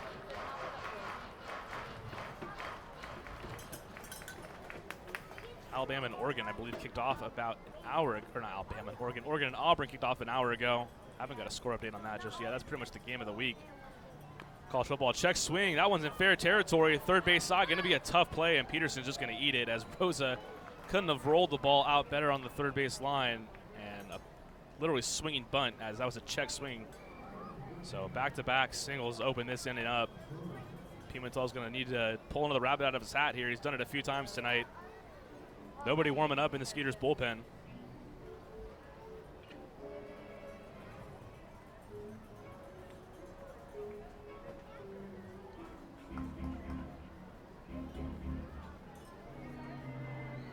It'll be Miles Schroeder down, nobody down.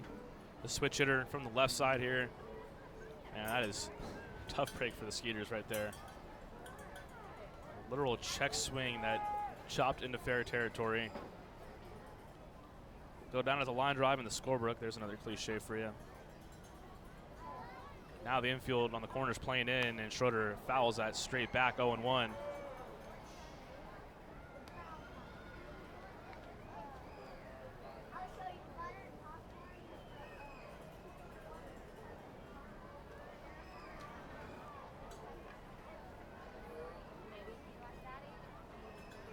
Pitch number 77 for Pimentel. Ground ball gets him 2 here, hopefully. That one up and in, 1-1. Pimentel's done that a few times. He did it right there. The little Louis Tiant kind of look back at second base in the middle of his delivery. Johnny Cueto did that a few times, known for doing that. Definitely jars the runners. Saw Russell there, kind of stopped like a deer in the headlights when he saw Pimentel turn around, and then he went back toward the plate. Doesn't do it there. The 1-1 pitch, swung on a miss by Schroeder. Fastball away, 1-2.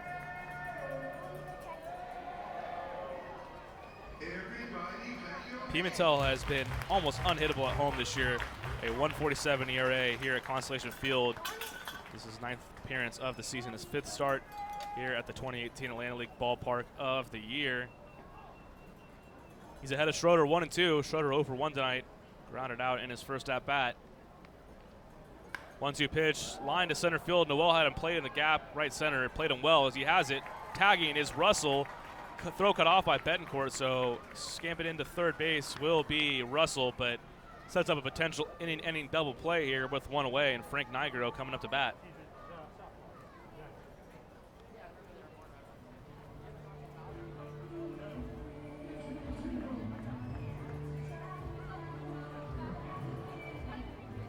Nigro 0 for 1 with a strikeout in the .143 on the year, a home run and 4 RBIs, and I do recall his one home run was a grand slam, so getting all those RBIs in one fell swoop.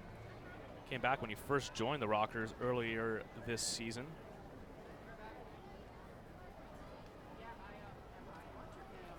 First pitch to Nigro, way behind the fastball there, 0-1.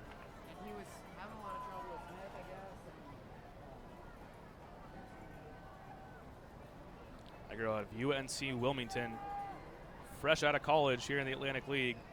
It was a 3-run homer for Nigro. That came back on June 19th against Lancaster. Gets the bunt down. Pimentel is going to go to the plate, and they have Russell by a few steps. Nicely done by Carlos Pimentel. 1-2 on the put out there. Nigro, not a great bunt at all. Bunted it right back toward the mound. And Pimentel smoothly cleaned that up, fired to Stanley, and second time tonight, a High Point Rocker's been thrown out at the plate, preserving now a 3-1 lead and now 2 away for the Skeeters.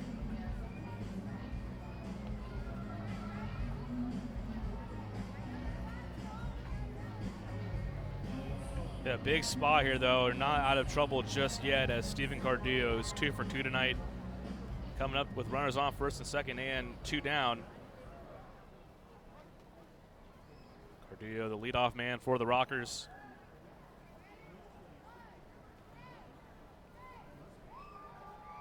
Pimentel once again, look at the runner back at second base. Misses up and in with the heater. 1-0.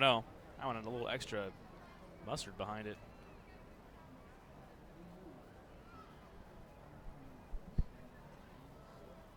One and 0. Pimentel with the chance to strand 2 more runners. Rockets have already stranded 4 as a team through the first 3 innings. That one drops in for a strike, 1-1.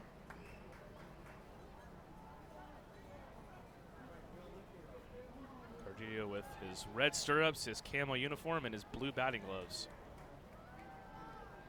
And a blue helmet. 1-1. The count to him, long set from Pimentel. Swung on a miss, and to a knee goes Cardillo as his eyes lit up there at the fastball. Does not get it, though. 1-2. Can't imagine there's a better feeling as a pitcher to watch a guy swing and miss and then go to a knee after it. It's got to be the equivalent of like a linebacker blowing up a running back for a loss of 1 in football. So 1-2 the count to Cardillo, 2 away. Runners at first and second. Skeeters lead by 2. Another chance for Pimentel to work out of trouble as he's done so well tonight. 1-2 pitch inside with a fastball. Misses. 2-2. He struck out Richie Schaefer last inning with runners on the corners. See if he can put away another Rocker big bat to end the fourth. Rockers with 7 hits. Just 1 run, though.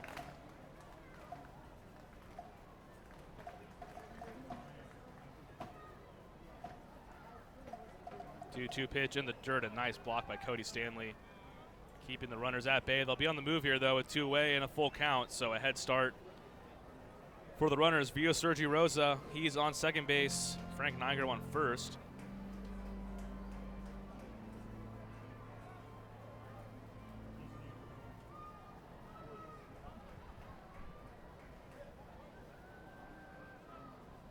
This is the biggest spot of the game here for Pimentel, no doubt about it. Trying to preserve a 2-run lead. Runner's going to be on the move here with the full count pitch. And Pimentel steps off wisely, making sure that Rosa wasn't going to get too big of a jump off him.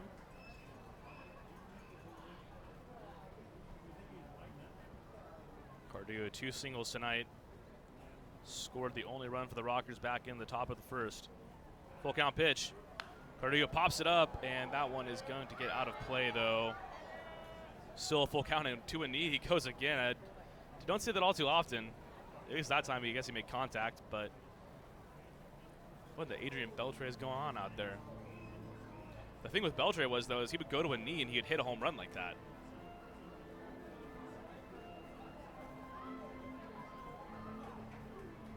Jared Mitchell on deck.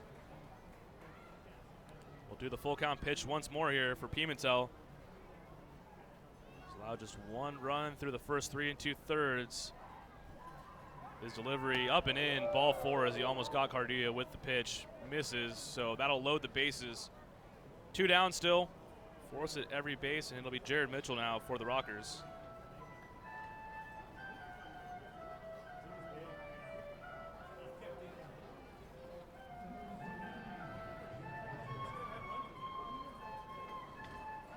No action in the Skeeters bullpen still. Pimentel, that was pitch number 90 to Cardujo. Once again, Skeeters with a chance to leave a bunch of Rockers out there on base. Out of the stretch, first pitch to Mitchell.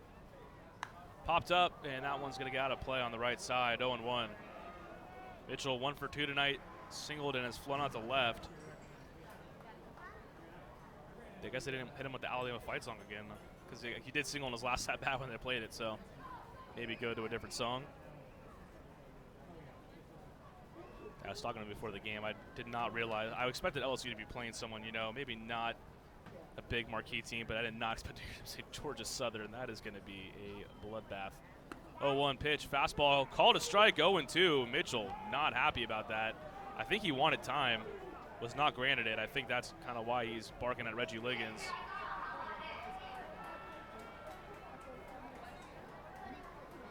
Yeah, I think he wanted time. He did not get it granted because obviously Reggie did not. That's not his strike or ball call. Automated balls and strikes are still in effect here in the Atlantic League.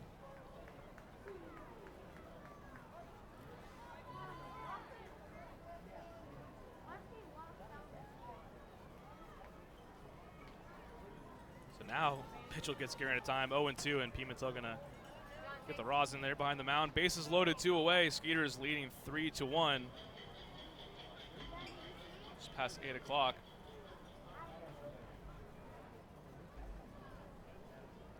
It looks like Reggie Liggins gave a warning. I'm not sure if it went to Mitchell or went to the dugout for Jamie Keefe. Probably Jamie Keefe. 0-2 pitch, swung on a miss. Strike 3, Pimentel works out of trouble. 3 more stranded for the Rockers. Another big strikeout to end the inning for Carlos Pimentel, who's worked through 4 innings, just 1 run allowed. Skeeters lead 3-1, coming to bat in the bottom of the 4th. Texas Farm Bureau members get free tickets to Skeeters home games every Sunday all season long. Just show proof of your membership at the ticket office to get 2 free tickets to any Sunday home game while supplies last. Visit texasfarmbureau.org/sports to learn more about this offer and other benefits associated with your membership. This offer is exclusive to Texas Farm Bureau members and is only available while supplies last. So become a member today. Texas Farm Bureau Insurance, proud sponsor of the Sugar Land Skeeters.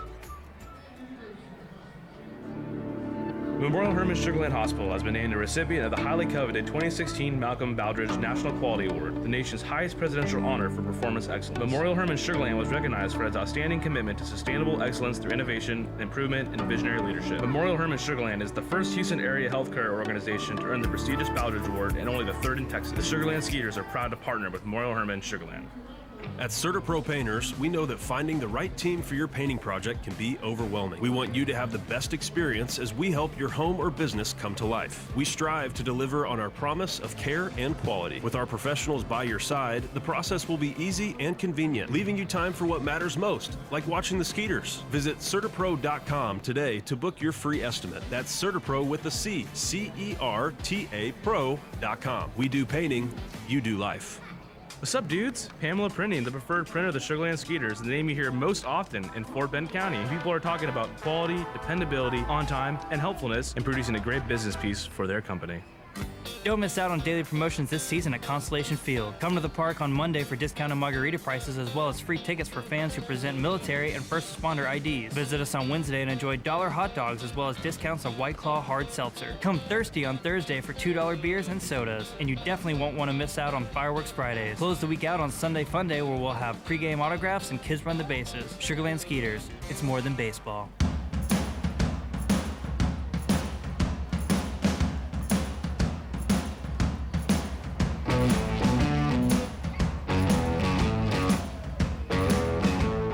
Rico Noel going to lead it off here in the bottom of the fourth inning. 3-1 lead for the Skeeters. You see it right there on your screen. Dueling pianos tonight up in the Asperity Club, so I guess unless you're here, it doesn't really apply to you. But hey, if you still want to come by Constellation Field, buy a ticket for the Dueling Pianos. Got an open bar upstairs. Not open, you still got to pay for your drinks, but if I said open bar, I wonder if that would detract people. That's false advertising. They wouldn't do that. We're a good, ethical company here. Fastball to Noel. Didn't look like Noel was going to swing it all. Takes it 1-0. So we'll see this inning. I'm pretty sure that Carlos Pimentel's due up third as the DH role for the Skeeters has been vacated. Well, once again, taking all the way. This time takes a strike. 1-1. Noel singled and came around to score in the first inning. Skeeters leading 3-1. The Rockers have stranded a whole bunch of runners tonight. 7 to be exactly through the first 4 innings. That's a wide margin there. 2-1 Noel. They stranded runners on the corners in the third, and they left the bases loaded last inning. Jared Mitchell striking out to end the inning. Pimentel has done a nice job to bend but not break. 2-1 to Rico. Upstairs for a ball, 3-1. Sergi's already walked 3 batters through 3 innings, and nearing number 4 here. And Rico Noel is just about the last guy you want to walk. He's already stolen a base tonight. 43 on the year for him. And 3-1 pitch is, called strike on the inside part of the plate. Noel thought he had ball 4. I kind of thought he did too.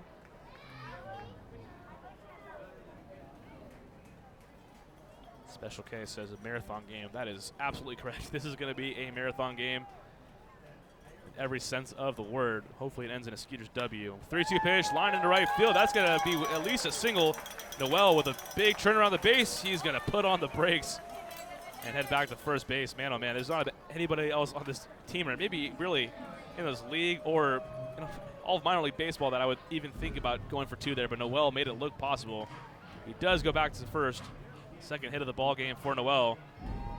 And yeah, I was correct in my initial assessment. Carlos Pimentel is on deck. This is going to be interesting.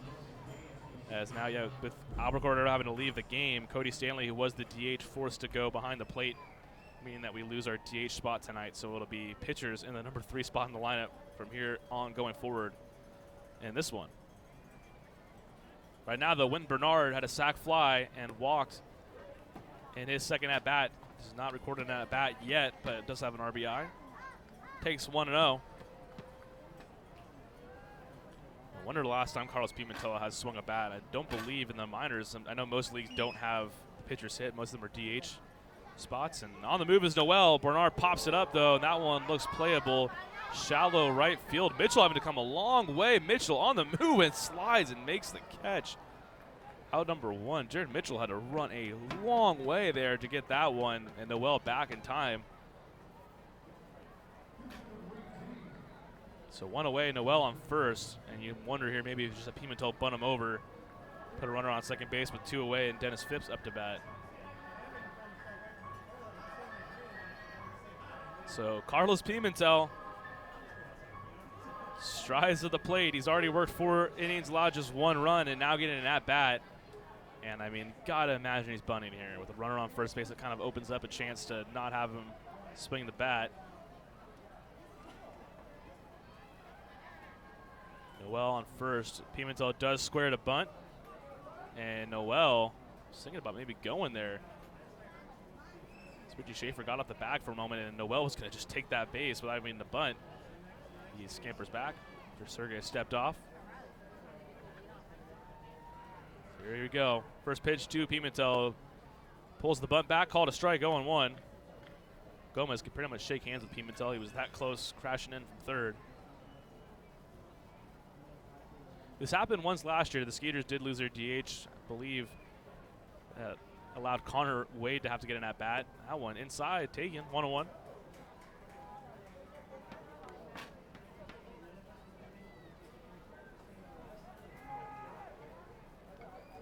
The Skeeters bench right now, it's Anthony Jansanti and Jason Martinson, so conceivably you could pinch hit later in the game if this spot comes up in a crucial spot.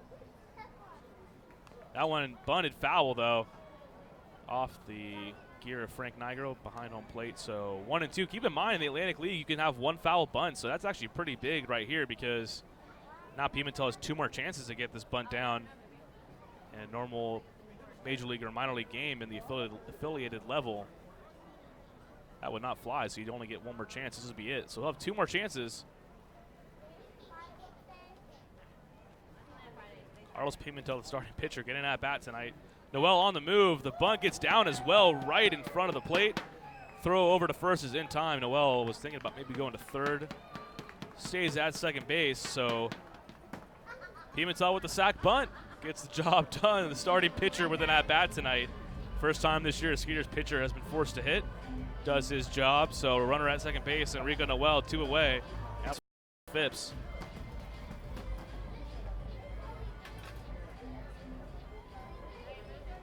You're in the bottom of the 4th inning. Skeeters lead 3-1.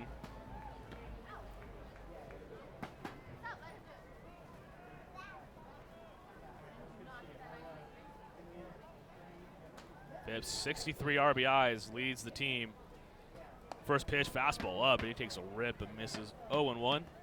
Phipps, he just about had home run number 21 in his last at-bat, just a little out in front of it. Hit it to the warning track down the corner in left field. Got a fastball up there.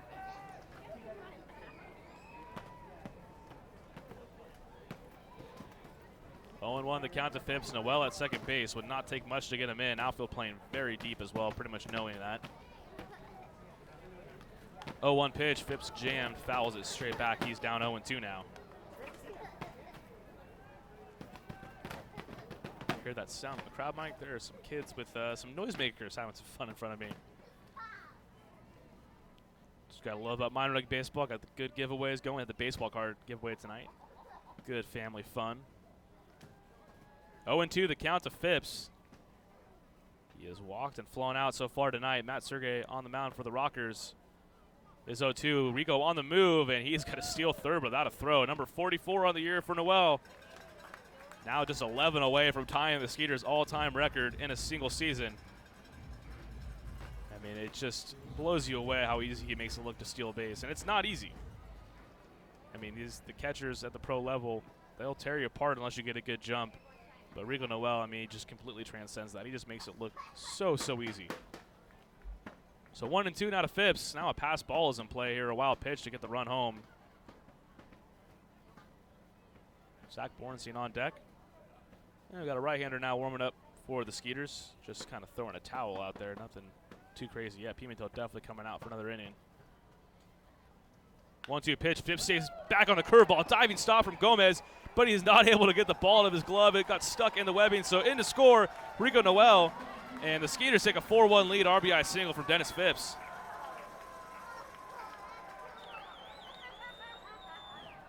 Man, Hector Gomez made some kind of stop down the third baseline, but you could see the ball was stuck in the webbing of his glove. Phipps hit it that hard down the line, and I mean, that would have been criminal for Phipps not to get a base hit and RBI out of that. He still does. 4-1 the lead for the Skeeters, as Rico Noel comes across the score for the second time tonight. And that'll bring up Zach Bornstein with 2 away.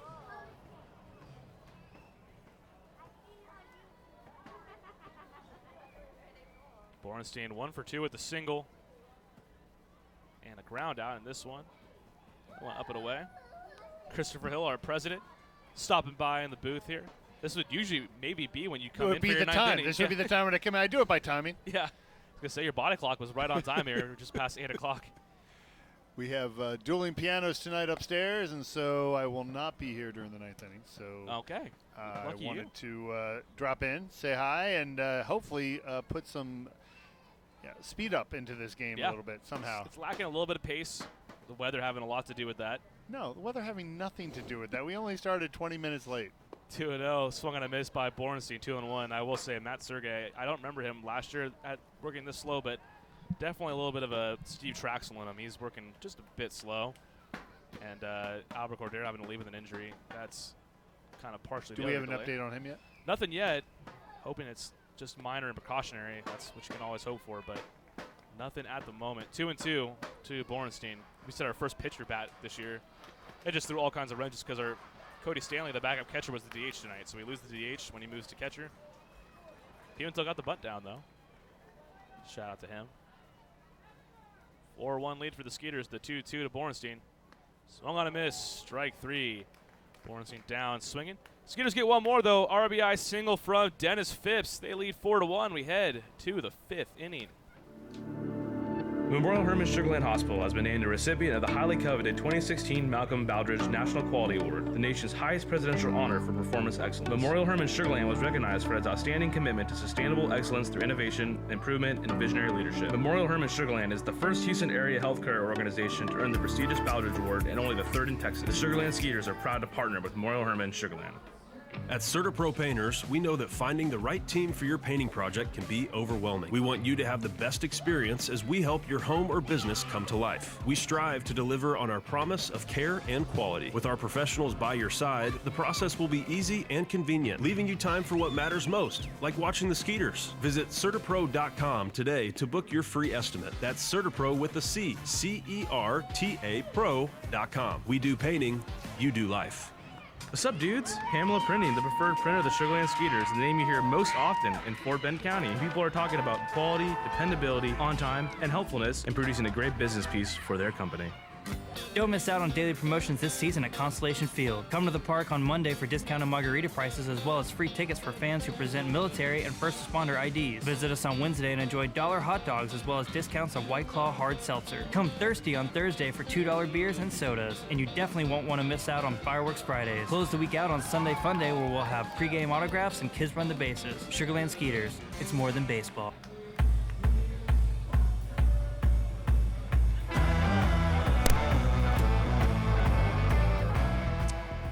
We're back in action here, top of the 5th inning. Skeeters lead 4-1.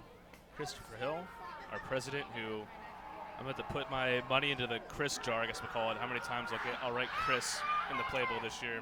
It's all right. People call me Chris, but normally where it's written, as we've discussed several times. and multiple times during the season, when it's written, I usually prefer Chris, but not a big deal. Not a big deal. I'm already at least $5 deep into that jar this year. Yeah, you're not shallow in it. That's definitely for sure. Hector Gomez is going to lead it off. And the crowd goes wild with chants of Hector. I saw Shea salivating like a rabid dog when he saw Hector Gomez in the lineup. Oh, this is Christmas.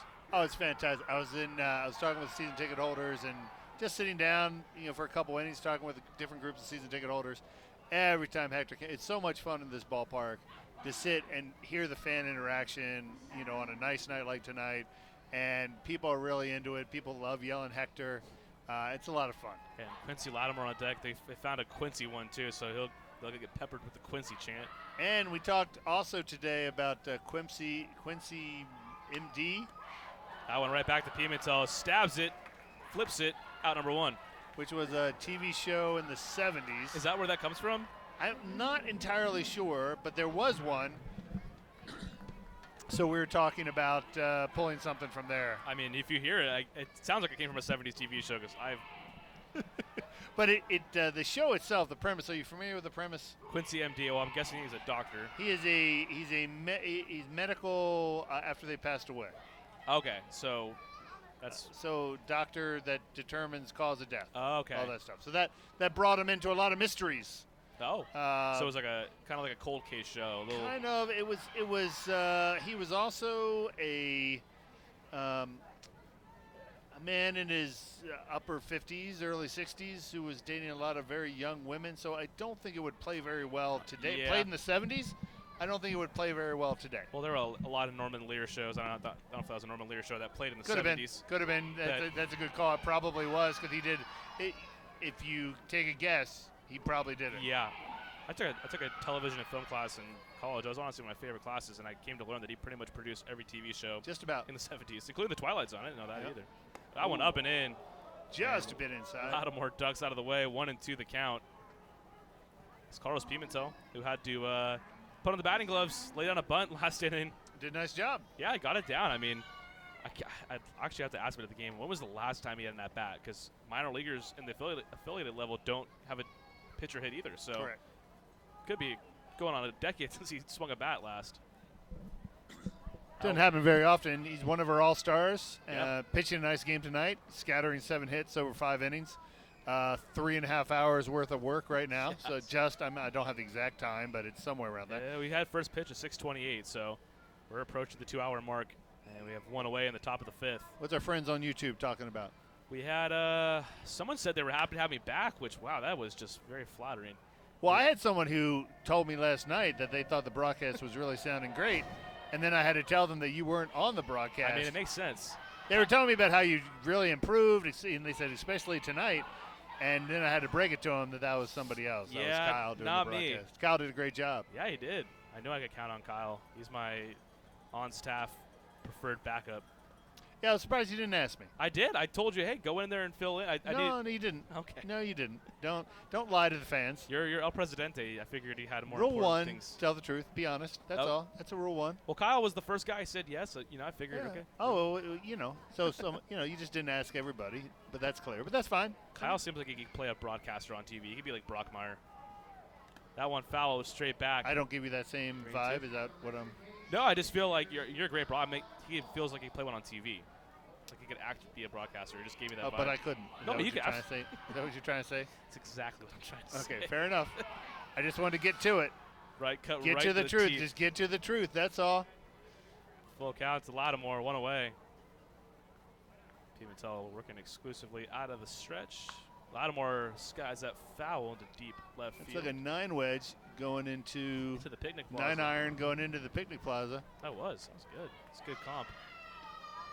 Thinking about bringing the sticks out on Labor Day. It could have been a loft wedge, actually. With that trajectory, that could have been a loft wedge. Nice 60 yards out from the pin. Just a little more than that. Get in.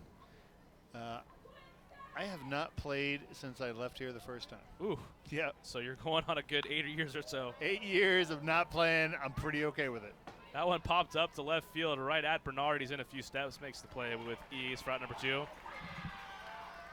I mean, your clubs are going to have cobwebs on them. No, I've cleaned them. Okay. I've cleaned them because there was a tournament that I was supposed to play, so I had to clean them. There you go. And thankfully, it got rained out. So. One of the most annoying things is when you drop something in your golf bag. It's like you can never get it out. You know what the most annoying thing is? That you're playing 18. Like if you're playing 12, I'm down for 12. Yeah. I can do that. Well, in this the weather, final 6 is a slog.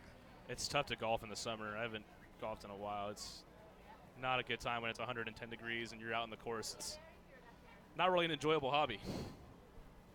That one low and away, 1-0. When's the Houston Open? When do they play that? That's in the fall, right? Yep. So that's you have no idea. Nope. Just tell. Yes, it is. The look in your eye, just. I don't know. I have no idea either. I just mentioned how I'm probably not the biggest golf fan, and then what is the date of the? I don't know. That's true. I didn't really read into the foreshadowing there all that well. No. 2-0 the count to Richie Schaefer. Silence his bat tonight, 0 for 1. Struck out with runners on the corners there. Whew, wanted a big one there. 2-2 the count to him now. And because of the pole in the way of the speed of pitch, that was 9 miles an hour apparently. I got the our TrackMan info up right here, which we're allowed to use now, by the way. We have to get that out to the public. That's what we need to be able to do. But that'll come in time. Eventually, it's fascinating stuff for everyone. Oh, there's too many. If you like numbers, then you like TrackMan. It's kind of daunting. Like, I look at all the numbers that come out, and it's like, kind of get the paralysis by analysis. Like, I freeze up. I'm like, I don't know what to do here. That was an 89-mile-per-hour fastball. Oh, that was the Pimentel. 9. There we go. 2-1 to Schaefer. That one misses upstairs. 3-1 now. Schaefer has 8 home runs against the Skeeters this year. He was having his way with that 6-game series back in June, but they've done a nice job of Third of keeping all the his rest. home runs coming Yeah. against Skeeters batting.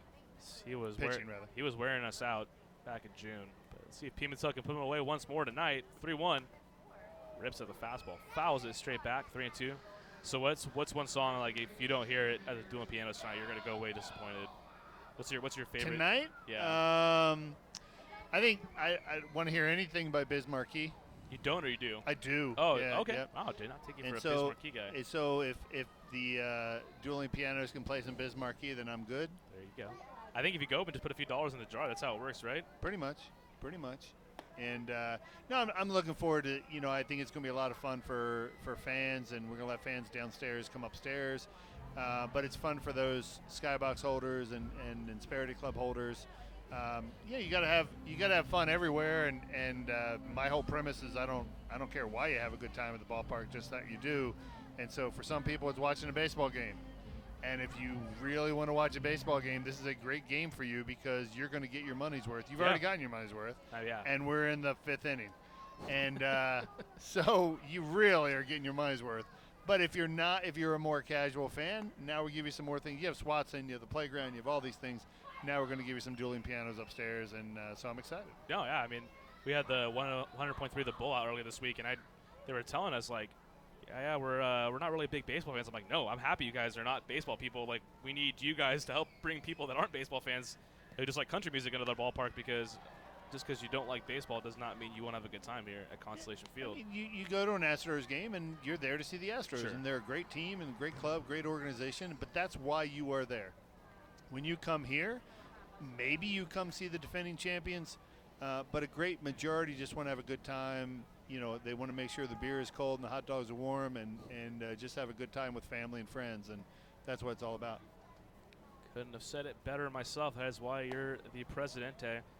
1-1 pitch, misses up 2-1. There is some kind of swarm of some bug up there. You can see it in the light standards. Kind of brings back memories of Jabba Chamberlain, the Yankees swatting away flies out there in Cleveland. I believe that was like the early 2000s. Yeah, well, I would not and there is absolutely no wind whatsoever. No, so it they're is a just dead calm right Yep. now.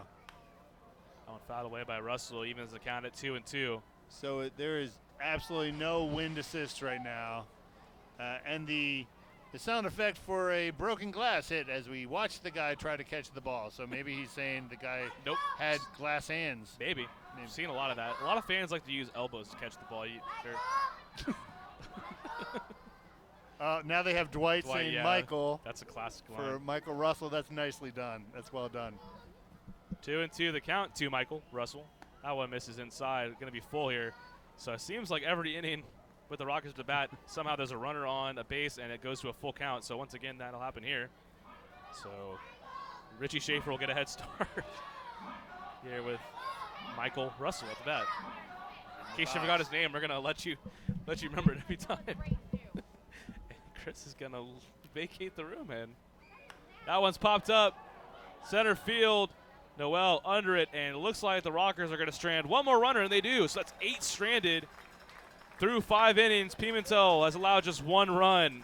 A fantastic out of him to escape trouble time and time again. That'll do it here at the top of the 5th. 4-1 lead for the Skeeters. They're coming to bat in the bottom half of the frame. Memorial Hermann Sugarland Hospital has been named a recipient of the highly coveted 2016 Malcolm Baldrige National Quality Award, the nation's highest presidential honor for performance excellence. Memorial Hermann Sugarland was recognized for its outstanding commitment to sustainable excellence through innovation, improvement, and visionary leadership. Memorial Hermann Sugarland is the first Houston area healthcare organization to earn the prestigious Baldrige Award and only the third in Texas. The Sugarland Skeeters are proud to partner with Memorial Hermann Sugarland. At CertaPro Painters, we know that finding the right team for your painting project can be overwhelming. We want you to have the best experience as we help your home or business come to life. We strive to deliver on our promise of care and quality. With our professionals by your side, the process will be easy and convenient, leaving you time for what matters most, like watching the Skeeters. Visit CertaPro.com today to book your free estimate. That's CertaPro with a C, C-E-R-T-A Pro.com. We do painting, you do life. What's up, dudes? Pamela Printing, the preferred printer of the Sugarland Skeeters, the name you hear most often in Fort Bend County. People are talking about quality, dependability, on time, and helpfulness in producing a great business piece for their company. Don't miss out on daily promotions this season at Constellation Field. Come to the park on Monday for discounted margarita prices as well as free tickets for fans who present military and first responder IDs. Visit us on Wednesday and enjoy $1 hot dogs as well as discounts of White Claw hard seltzer. Come thirsty on Thursday for $2 beers and sodas. And you definitely won't want to miss out on Fireworks Fridays. Close the week out on Sunday Fun Day where we'll have pregame autographs and kids run the bases. Sugarland Skeeters, it's more than baseball.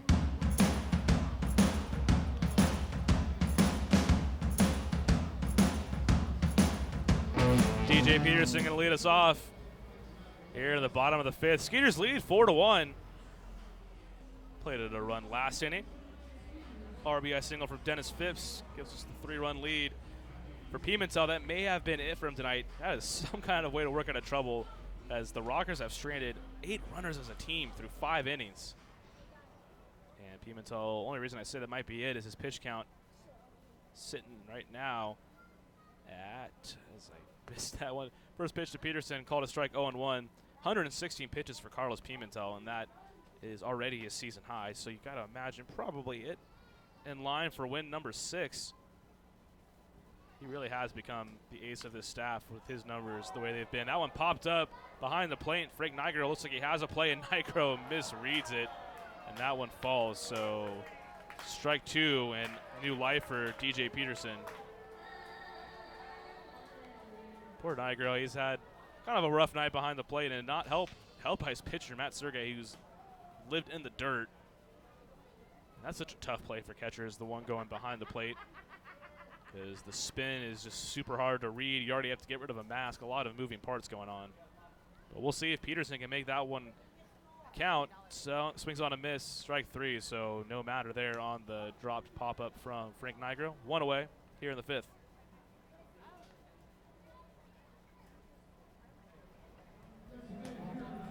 Bring up Cody Stanley. Started the game as the DH. He's now the catcher tonight. This game has had just about everything except for tidiness in terms of pace of play. It's been kind of a long one. We're already 2 hours into it. Just 1 away here in the bottom of the 5th. First pitch to Cody. 1 for 2 tonight.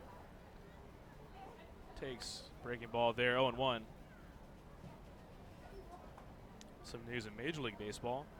Twins have set the single season Major League record for home runs. That one misses low and away. Number 268 on the year for the Twins. Mitch Garver going down in history. Breaking the 1-year mark of the New York Yankees. They set the record last year and lasted all of not even a year. Gotta say, I did not forecast the Twinkies to have the kind of year they're having, and nonetheless doing it with all the power.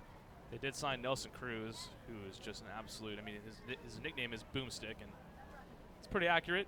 And then guys like Miguel Sano as well. That one's up and away to Stanley, 3-1. I think Rocco Baldelli has all but assured himself manager of the year there in the American League. His first year.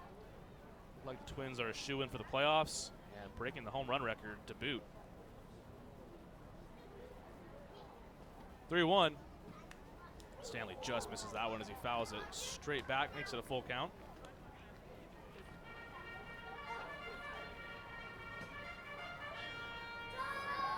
Target field always kind of struck me as a place where it was tough to hit home runs. If you look at their right field wall, it's like a monster wall and does not look like it's really all like it's not moved in to kind of compensate for how tall of a wall it is, but Twins have made it look tiny this year. As mentioned, they broke the record for most home runs in a year. 3-2 to Stanley. That one grounded through the left side. Diving stop from Michael Russell. A fantastic play from Russell. Gets Stanley by a few steps. Out number 2. Russell made that look pretty easy for a play that certainly was not. Sliding stop into the 5.5 hole. Steals a base hit away from Cody Stanley. So with 2 away, that'll bring up Juan Silverio. Silverio extended his hitting streak to 6 games. Single back in the 3rd inning. He's been aboard both times tonight, a walk and a single. 12 homers on the year for Juan, sitting at 59 RBIs.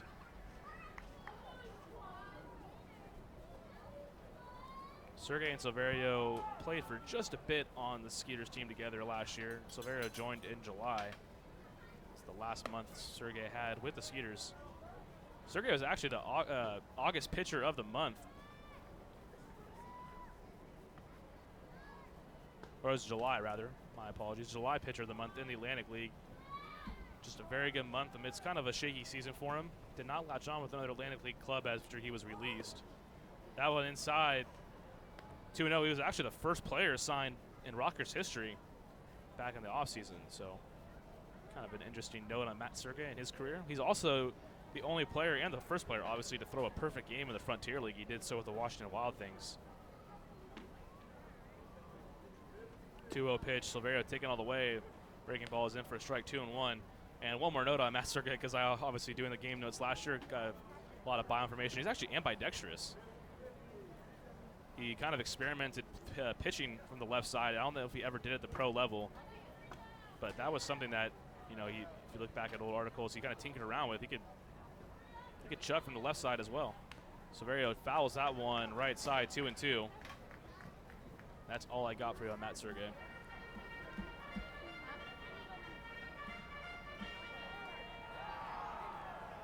Even count here, 2-2. 2 away. Skeeters lead 4-1. They're now out hitting the Rockers 8-7. Cardulo at second base, shaded toward the bag. 2-2 from Sergey. Low, ball 3, so 3-2. Sergey's already walked 4 batters in this one.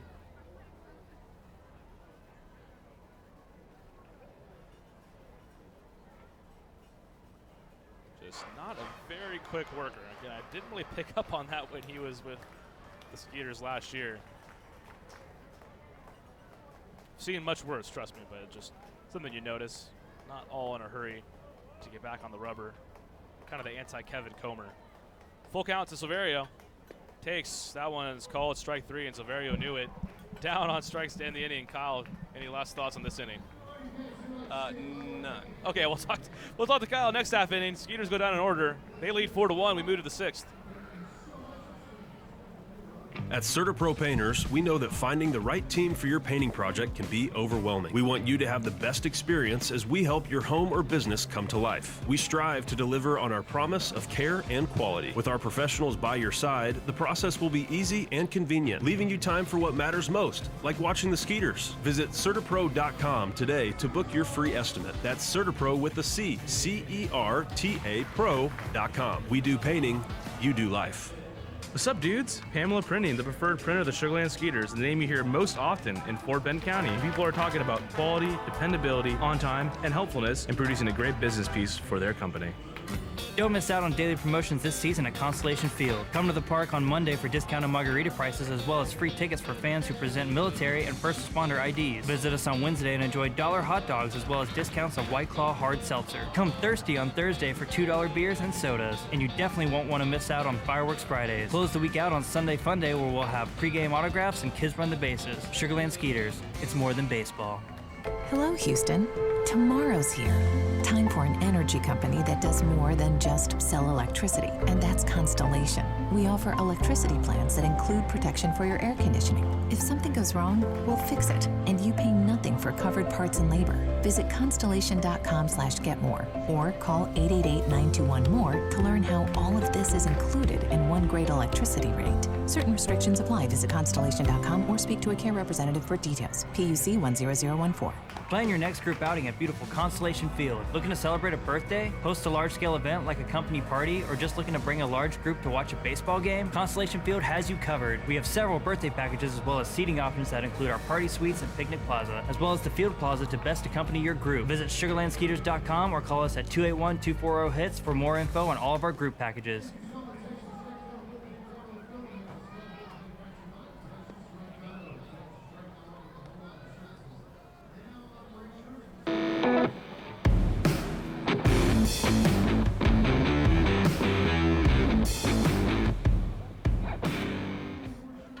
Four-one lead for the Skeeters, and that is going to signal the end of Carlos Pimentel's night. We got Daniel Gibson, the hefty lefty, on the mound. Let's get you the numbers on Gibson. Certainly not hefty, 6'3" and 215. Me and Kyle Dawson, my partner, we're just commenting. We've got some big boys on our relief pitching staff. Just We got a basketball team. If you're not 6'3", you're not going to be able to work out of the Skeeters bullpen. No. And Gibson has been, honestly, just such a diamond in the rough here. Got him from High Point in a trade, so former Rocker. I'm not sure why they traded him. Gibson 1-2, a 2.03 ERA. This is his 29th appearance. He struck out 28 batters and just 4 walks in 26 2/3 innings.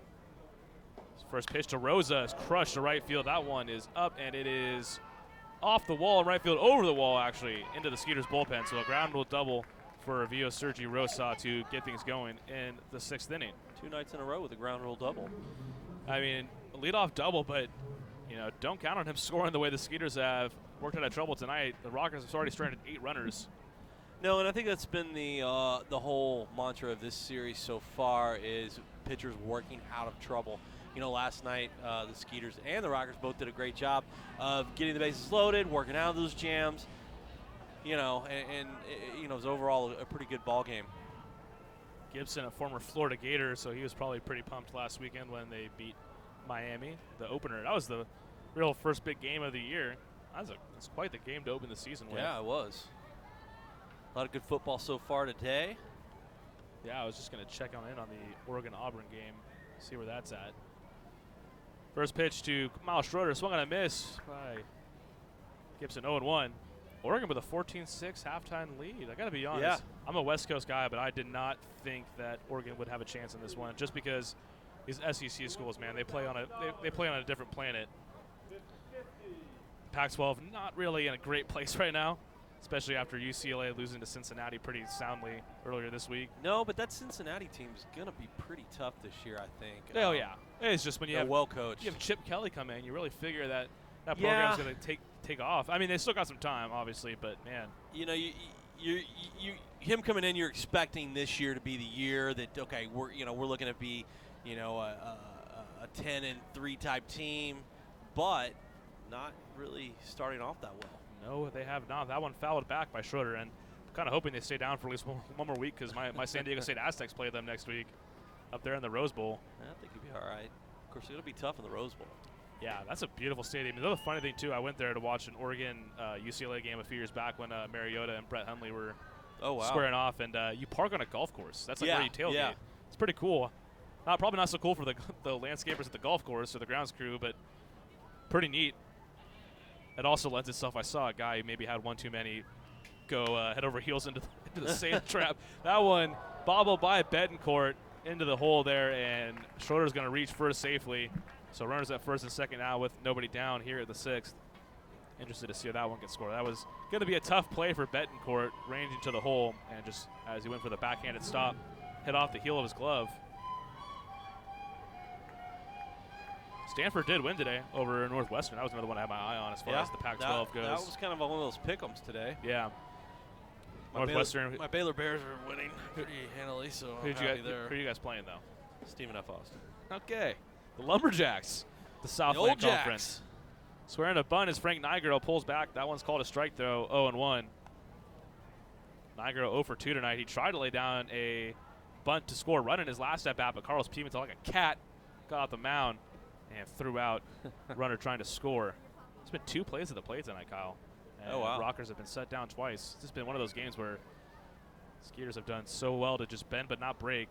Phipps charging in. Nigro, I don't think he went around there. That's certainly like he went around. And he did. Yeah, They're going to call it. Yeah, Phipps was on that. He knew it. Good job by Phipps there. So 0-2 now to Nigro. I guess he gets 2 more chances at a bunt per the Atlantic League rule initiatives. Yeah, it definitely changed the bunting game there, you know, when you get that extra shot with it. So Well, it was nice earlier, the Skeeters, when they had Pimentel come up to bat and he was scoring to bunt. That, you know, it changes things, especially when your pitcher's trying to get a bunt down. That gives you 1 extra shot. You know, it's interesting, like last night we had some of those situations, at least 2 times, where we did not bunt the ball, but we didn't take that extra bunt and went ahead and swung away. I think one of those instances we got a base hit, so. That one bunted out in front of the plate, and that was going to be a 2-5 putout, but that one hit Nigro as he was getting out of the box. So would have been a nice play by Stanley. He did. Talk about getting out like a cat. Cody Stanley looking good. So 0-2 to Frank Nigro, the backstop for the Rockers. Gotta imagine he's probably going to swing away here. Runners on first and second, nobody down. Skeeters hanging on to a 3-run lead.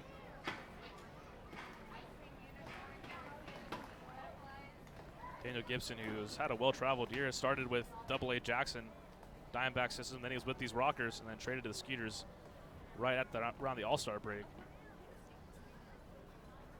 Gibson steps off. He didn't have a stint with a G League team or something in No, the NBA? I'm surprised. Yeah, he didn't go to no Frontier League, no time in Japan. He's like most of our I mean, you look at our pitching staff; it's just unreal. 6'4", 6'3", 6'3", 6'3". Oh, right, 6'4", yeah. 6'4". We got a 6'5", 6'5". Well, yeah, we just added Felipe Paulino at 6'3", 270 pounds. Nigro swings and misses. Fastball up and away. No chance. Out number 1. Good pitch right there. 0-2. He'd been working him down in the zone, and then came in with a high fastball and caught him off guard. I mean, really just a chase pitch there. 0-2, and Nigro obliged. So that'll be the first out of the inning, and here comes a tough spot, though. You got Steven Cardullo. He's 2 for 2 with a walk tonight. Top of the order for the Rockers. Rocking those Red Sox. Yeah, kind of an interesting look there. Ground ball will get the Skeeters out of it, though. Let's see if Gibson can get him to induce the double play. First pitch low and in, 1-0.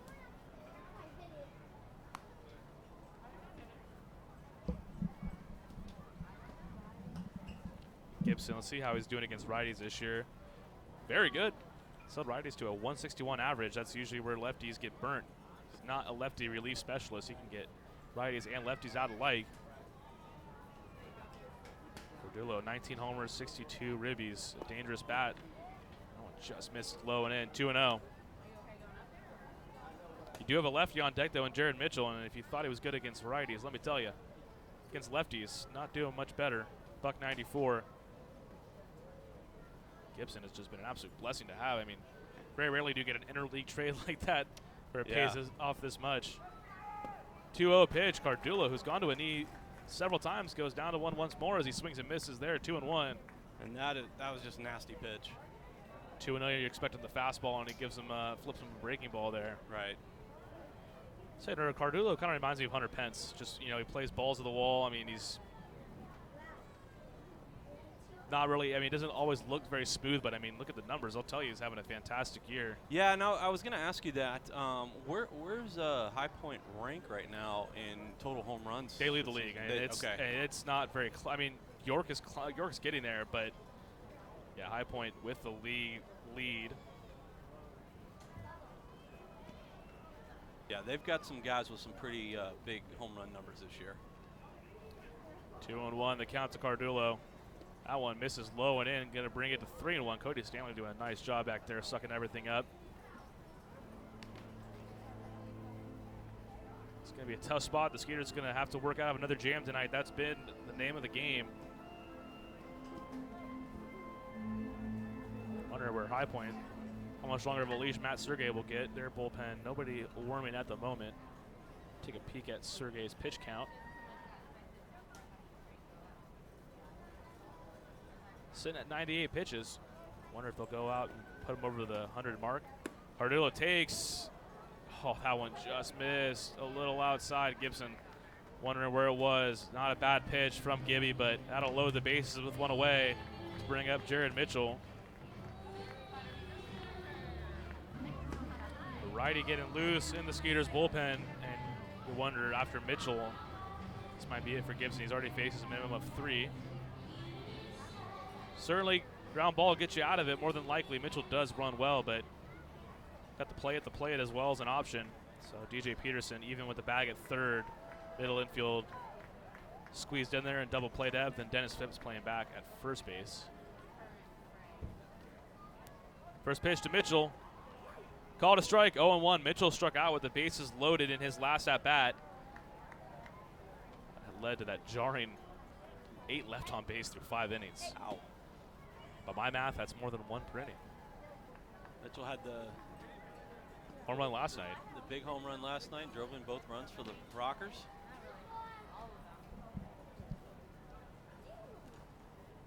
And time called. That was kind of a point of contention in his last at-bat. He was upset with umpire Reggie Liggins for not granting him time. That actually led to a warning for High Point's dugout. So interesting to keep an eye on. Jamie Keefe was actually ejected the last time the Rockers were in town. Haven't seen too many ejections here at Constellation Field outside of that free-for-all we had against Lancaster.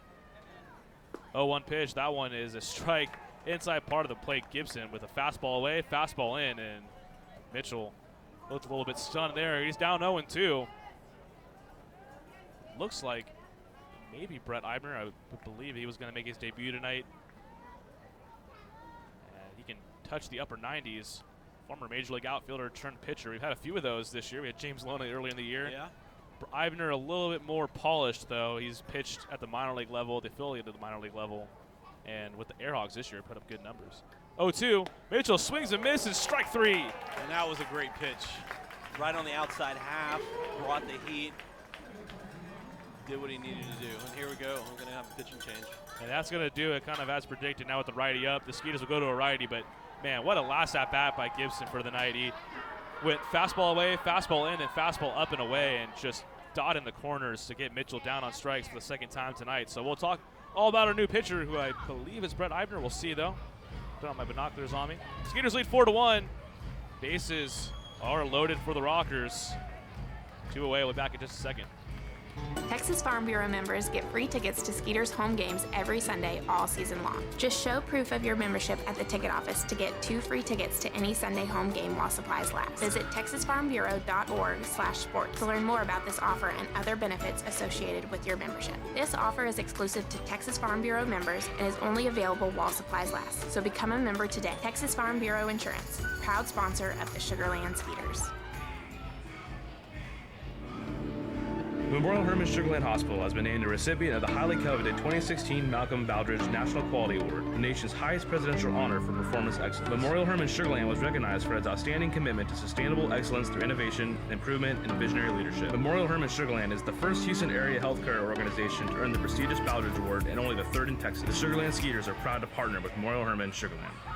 At CertaPro Painters, we know that finding the right team for your painting project can be overwhelming. We want you to have the best experience as we help your home or business come to life. We strive to deliver on our promise of care and quality. With our professionals by your side, the process will be easy and convenient, leaving you time for what matters most, like watching the Skeeters. Visit CertaPro.com today to book your free estimate. That's CertaPro with a C, C-E-R-T-A Pro.com. We do painting, you do life.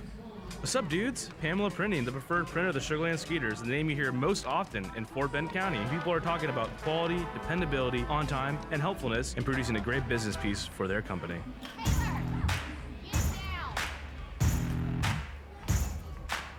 It's an odd to see me. That is the right-hander Brett Eibner on to make his first appearance in a Skeeters uniform. And talk about being thrown right into the fire. Bases loaded, 2 away. He's going to get Hector Gomez as his first batter, hopefully his only batter, as Skeeters lead 4-1, hanging on to that lead. Go ahead run, and Gomez up to bat, though. Excuse me, Eibner, kind of a very interesting story. Was a position player and outfielder at the Major League level with the Kansas City Royals and the A's in 2016, and then with the Dodgers in 2017. And went from being a position player to a pitcher. Spent the 2018 season at the minor league level with the Texas Rangers, kind of trying to see if they had something there. Was with the Texas Airhawks this year, 3-0, a 1-0 .00 ERA, 3 saves, and then look at this number, 27 strikeouts in 18 innings of work. It's told by Pete Incaviglia. He works in the upper 90s, big-time hitter. And you expect that's probably what led him to change from being a position player to a pitcher. You've seen countless stories of guys do that. It's not all that uncommon. I mean, one that comes to mind is Kenley Jansen, the closer for the Dodgers, who was a catcher, became a pitcher, and now one of the best, most dominant closers in the game. And we talked about James Loney, who is trying to give it a go as a pitcher this year. It actually made one appearance. Didn't look all that bad, and that was very early in the year. He retired just after the first homestand, but did make one appearance. So we'll see it here. Bases loaded, 2 down. Brett Eibner, the former big league outfielder, on the mound. His first pitch to Hector Gomez, in there for a strike, 0-1, and I'm interested to see where that registers on our radar gun here. Daniel Gibson got Jared Mitchell to strike out with the bases loaded to keep the runners at bay. Keep in mind the Rockers have already stranded 8 runners tonight. Brett Eibner can get out of this jam. It'll be 11. Bases loaded. 0-1. Gomez lines it deep left field. That's going to take Noel back to the warning track. Noel dives and is unable to make the play as it hops up into the seats, and that is a big development, as that is going to force Cardullo to go back to third. Oh my goodness, Rico Noel gave absolutely everything on that play. With a Jim Evans-like dive in left center field. I mean, it looks like Superman going for that one. Just missed it as it hops over the fence near the Pamela printing sign in the playground in left center. So 4-3 now. Rockers still down by 1 as that ball hopped over the fence, saving a run. That's one of those you have to go back and think about and look back to later in the game. I mean, that keeps it a 4-3 game now, as Cardullo would have easily scored. He was already rounding and pretty much on home plate by the time that one landed. So a chance for Eibner to keep the Skeeters in the lead. 4-3 score after the 2-run double by Hector Gomez. Eibner's first pitch to Quincy Lattimore, away for a ball, 1-0.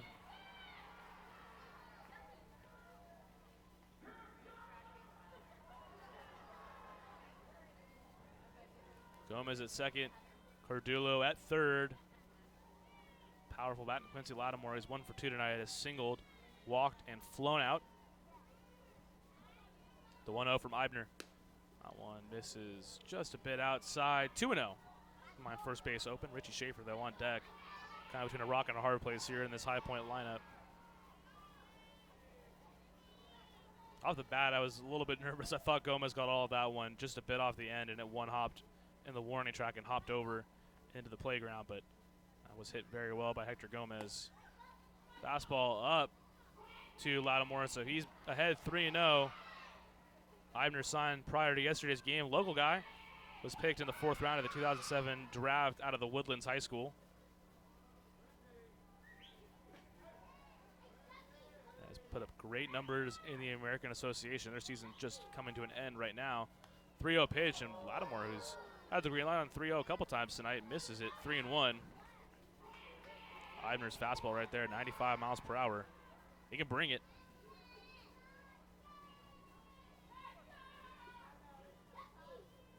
For the Skeeters next inning, it'll be Javier Betancourt, Rico Noel, Witten Bernard. It's now a 1-run game.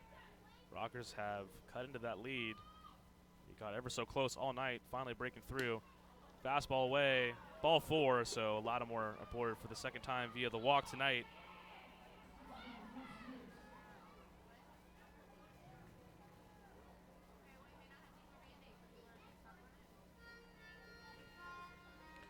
And with 2 away, that'll bring up Richie Schaefer.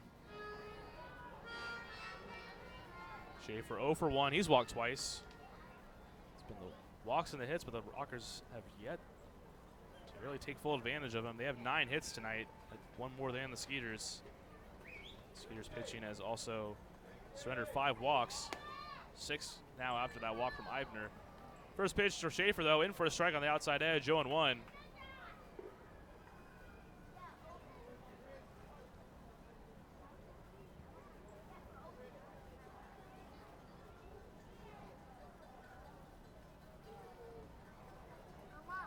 Bases full of Rockers.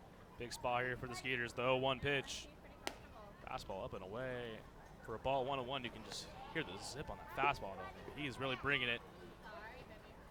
Brett Eibner and Felipe Paulino, a couple of power arms you throw right in the back of the bullpen. Me and Parsons were talking about it in earlier parts of this game. I mean, yes, York has had a fantastic season with their bats, their power bats especially. We misspoke. York leads the league with 142 home runs. Almost 20 more than the Rockers. The 1-1. That one away, 2-1. But honestly, when you're in a playoff series, you know, I'd rather give me the power arms at the back of the bullpen, give me the Skeeters rotation over, you know, some power bats. Hey, power bats go cold every now and then. The right arm of Felipe Paulino is going to always deliver 95-mile-per-hour heaters, and a devastating curveball like that will never change. So a little more consistency you can bank on in the bullpen. The 2-1, Schaefer behind that fastball, well foul down the right field side. 2-2. Consistently working at 95 is Eibner. First 3 pitches of this at bat. 2-2, 2 down, bases loaded. Skeeters lead 4-3 here in the top of the 6th inning. Just at 9 o'clock on the dot right here at Constellation Field. 2-2 from Eibner. Fastball away, that one misses. So full count pitch here, nowhere to put him.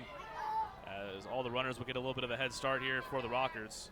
As I mentioned last inning, I feel like every inning, 3-2, 2 outs with a runner on base. That's come up more times tonight than I can remember in any game I've watched before, at least this year. So there it is again, full count pitch to Schaefer. Runners on the move. Swung on a miss, strike 3. Cody Stanley hangs on to the foul tip. Schaefer tosses his bat and his helmet in disgust. Could have been much worse, folks. The Skeeters do surrender 2 runs to the Rockers, but they leave the bases loaded on a big strikeout from Brett Eibner. Skeeters lead 4-3, move to the bottom of the 6th.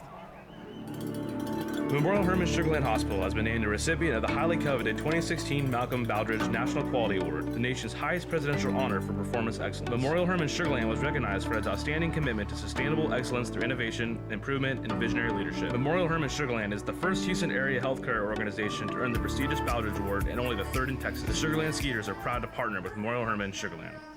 At CertaPro Painters, we know that finding the right team for your painting project can be overwhelming. We want you to have the best experience as we help your home or business come to life. We strive to deliver on our promise of care and quality. With our professionals by your side, the process will be easy and convenient, leaving you time for what matters most, like watching the Skeeters. Visit CertaPro.com today to book your free estimate. That's CertaPro with a C, C-E-R-T-A Pro.com. We do painting, you do life.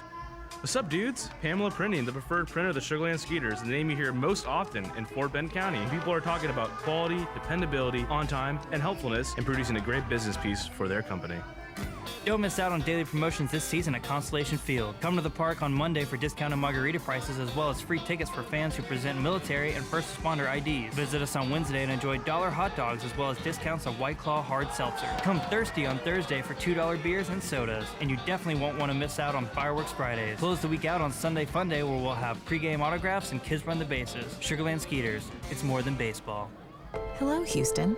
Tomorrow's here.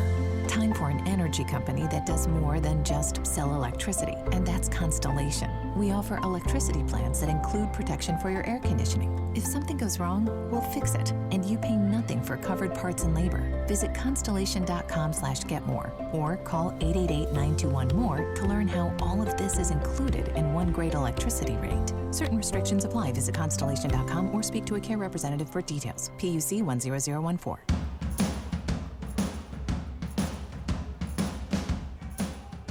Skeeters continue to work out of trouble tonight, and they did so in that last half inning. They lead 4-3 after a big strikeout with the bases loaded by Brett Eibner. High Point has now left 11 men on base. For reference, the most the Skeeters have left on in a game this year is 12. Still got 3 more times at least for High Point coming to the plate tonight. First pitch to Javier Betancourt in for a strike, 0-1. Javi, big RBI double coming back in his first at-bat in the 2nd inning.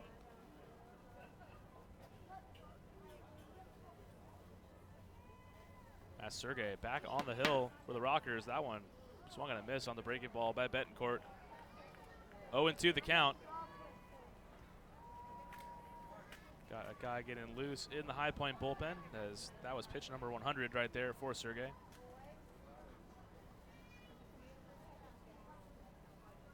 Oh, and 2 to Betancourt. Way outside. Makes it 1-2. Javi getting the start at shortstop for his second straight night.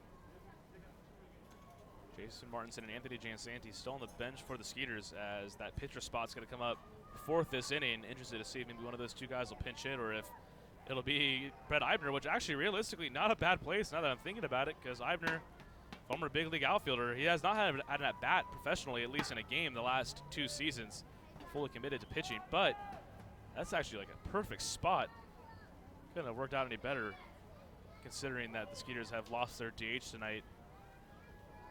2-2, the count to Betancourt. That one inside, then dives back into the zone, but still a little bit inside. 3-2, Sergey, we talked about it earlier, not afraid to use that curveball, working from pretty much behind the batter to the inside part of the plate. And for those not sure, Albert Cordero left with an injury earlier in the game, forcing Cody Stanley to move out of the DH spot and behind the plate. And when that happens, you lose your DH. 3-2 to Betancourt. That one low and inside, ball 4. Leadoff walk for Javier Betancourt, on base for the second time this evening.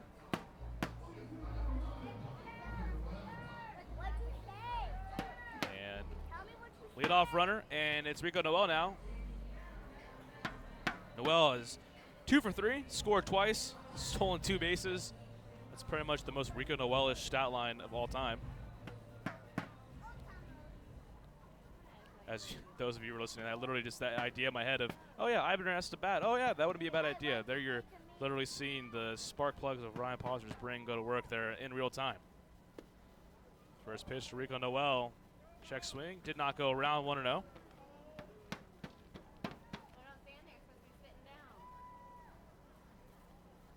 Fans in front of their noisemakers making some noise. Just curious as what that sound is.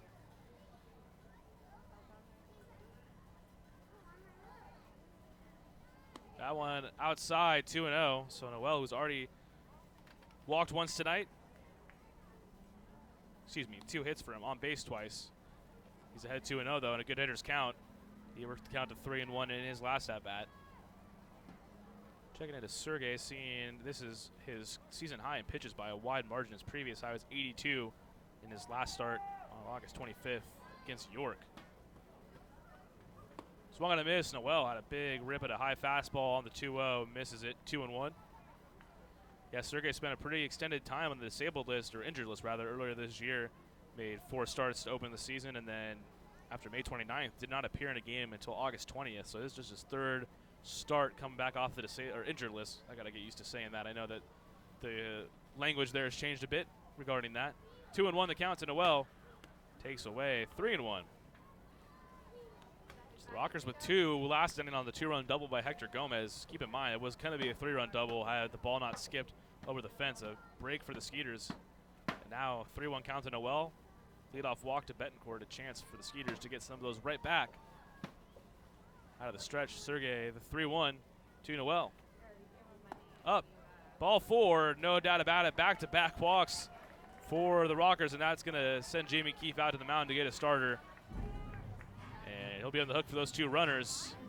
We'll have a new pitcher for the Rockers to tell you about. Runners on first and second, nobody down. Skeeters lead 4-3. Still the bottom of the 6th. Be back here in just a second. Texas Farm Bureau members get free tickets to Skeeters home games every Sunday all season long. Just show proof of your membership at the ticket office to get 2 free tickets to any Sunday home game while supplies last. Visit texasfarmbureau.org/sports to learn more about this offer and other benefits associated with your membership. This offer is exclusive to Texas Farm Bureau members and is only available while supplies last. So become a member today. Texas Farm Bureau Insurance, proud sponsor of the Sugarland Skeeters. Memorial Hermann Sugarland Hospital has been named a recipient of the highly coveted 2016 Malcolm Baldrige National Quality Award, the nation's highest presidential honor for performance excellence. Memorial Hermann Sugarland was recognized for its outstanding commitment to sustainable excellence through innovation, improvement, and visionary leadership. Memorial Hermann Sugarland is the first Houston area healthcare organization to earn the prestigious Baldrige Award and only the 3rd in Texas. The Sugarland Skeeters are proud to partner with Memorial Hermann Sugarland. At CertaPro Painters, we know that finding the right team for your painting project can be overwhelming. We want you to have the best experience as we help your home or business come to life. We strive to deliver on our promise of care and quality. With our professionals by your side, the process will be easy and convenient, leaving you time for what matters most, like watching the Skeeters. Visit CertaPro.com today to book your free estimate. That's CertaPro with a C, C-E-R-T-A Pro.com. We do painting, you do life. What's up, dudes? Pamela Printing, the preferred printer of the Sugar Land Skeeters, the name you hear most often in Fort Bend County. People are talking about quality, dependability, on time, and helpfulness in producing a great business piece for their company. Don't miss out on daily promotions this season at Constellation Field. Come to the park on Monday for discounted margarita prices as well as free tickets for fans who present military and first responder IDs. Visit us on Wednesday and enjoy $1 hot dogs as well as discounts of White Claw hard seltzer. Come thirsty on Thursday for $2 beers and sodas. And you definitely won't want to miss out on Fireworks Fridays. Close the week out on Sunday Fun Day where we'll have pregame autographs and kids run the bases. Sugar Land Skeeters. It's more than baseball.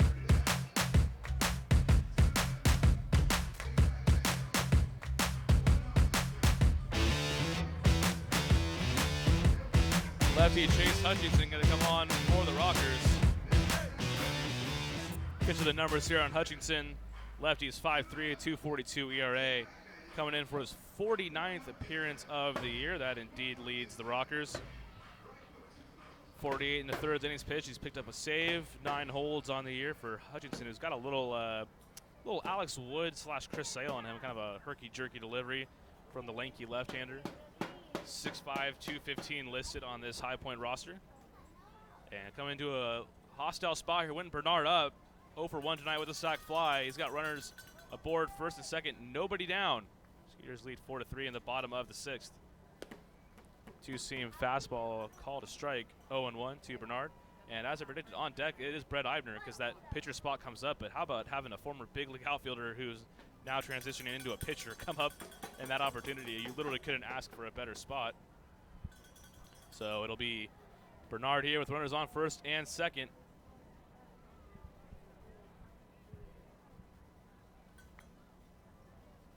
Bernard, 18 RBIs this month to lead the Skeeters in that category.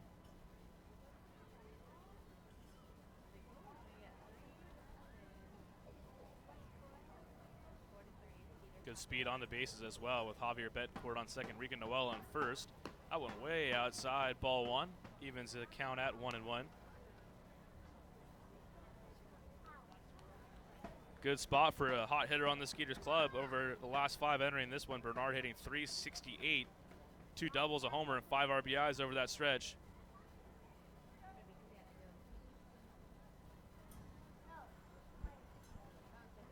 One from Hutchinson. Inside. Called a strike, though. 1-2. A little two-seam action there. Started well inside. It kind of had me a little flustered there and then dove back into the plate.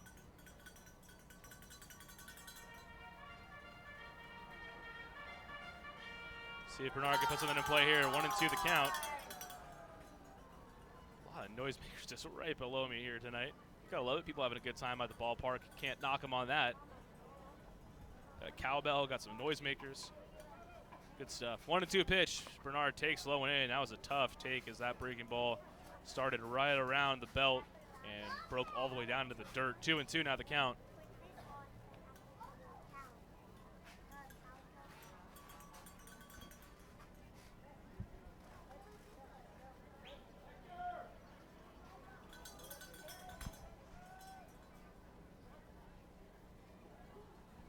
Big pitch upcoming, 2-2. Skeeters ahead 4-3 here in the bottom of the 6th. Hutchinson, who has another long set. Seems like the Rockers have a couple guys don't work all that quick. 2-2 pitch. Bernard chops it foul down the third base side. Willie Tavares. Ooh, by Willie. And retrieved, thrown up into the stands of Constellation Field. So 2-2 pitch coming up once more for Wynton Bernard. Bernard a sac fly back in the first inning. Put the Skeeters on the board. And then walked in his second at-bat. Flew out in his last at-bat. 2-2 the count. Big hole in the right side of the infield. Cardillo holding Javier Betancourt at bay there at second. Big lead, though, for Javi. 2-2. Swung on a miss. Hutchinson went with the breaking ball there, and it's tough when he has that breaking ball mixed in with his two-seamer, and it looks like that fooled Bernard. So 1 away here in the 6th. So that will bring up Brett Eibner. And when you have a pitcher spot come up because of the loss of the DH, I really don't think you would ask for a better spot than this, having your former big league bat turn pitcher. Eibner, in his big league career, had 220 at bats rather through a 2-year span. Hit 8 big league homers, including 9 in the 2016 season. 2 for the Dodgers in 2017. His last appearance. Both runners on the move. There's not going to be a throw. Double steal for the Skeeters. That'll move Betancourt to third. Rico Noel to second base. So if you're keeping track of that, that is number 45 of the year for Noel. This is third of the night. Now just 10 away from tying the Skeeters record despite playing only half the season here at Sugar Land. Incredible. And now you put Eibner up there with a couple runners on. That one did miss. So he's ahead 1-0. Keep in mind, though, Eibner has not had a bat at the pro level since 2017. Takes there low, 2-0. Infield playing in for the Rockers. Big spot here. This was the spot in the order for Albert Cordero. Hope he is okay. Had to leave with an injury. Back after his plate appearance in the 2nd inning, trying to steal, or he did steal second base, and then had to leave after that. Good hitters count for Eibner, 2-0. Takes on the two-seamer there, 2-1, inside part of the plate. Eibner, 30 years old, played his high school ball at the Woodlands High School in Woodlands, Texas, just up the road. Played collegiately at the University of Arkansas as a Razorback. 4th round pick back in 2007 by the Houston Astros. That one outside, 3-1. As you can tell, I mean, with Pimentel, you'd imagine in his last at bat, Pimentel did get the sack bunt down. And very impressive. But now with Eibner, it's not really a pitcher spot you're getting here. This is a guy who's been to the show as an outfielder, so you can tell Hutchinson obviously aware of that, treading a little bit more lightly than you would with maybe another relief pitcher on an independent league baseball team. 3-1. Eibner takes a big rip, a little bit late though, fouls it over the roof, down the first base side. Gonna make it a full count. A walk would load the bases for Dennis Phipps. Phipps, he already has 1 grand slam this year, leads the team with 20 homers.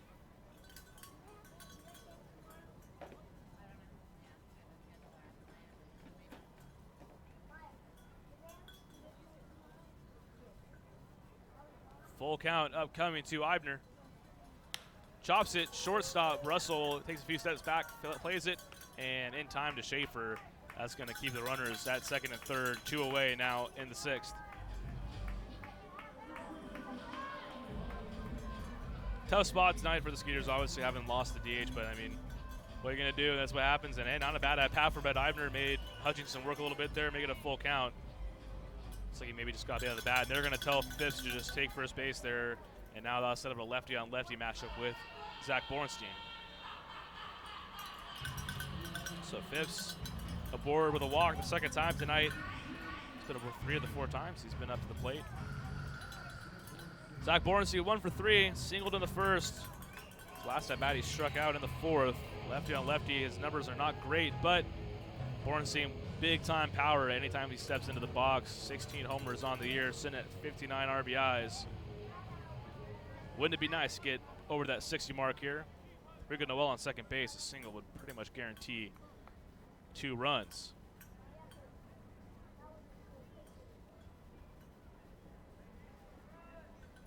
Eibner, or first pitch to Borenstein rather, chopped, right side and foul. Totally misspoke on Eibner, by the way. He was drafted out of the Woodlands, also drafted in the 2nd round of the 2010 MLB draft out of the Arkansas. So pretty impressive right there. It was a 4th round pick, then a 2nd round pick. Betted on himself, and he won. So nicely done by Eibner.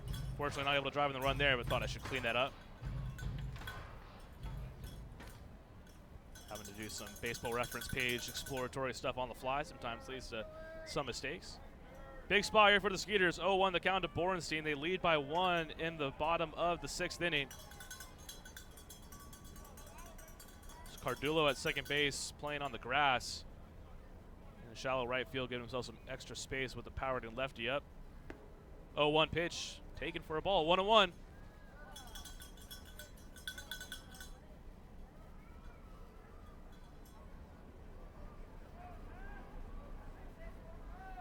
Betancourt led the inning off with a walk. Noel followed him. And now Phipps also aboard with a walk.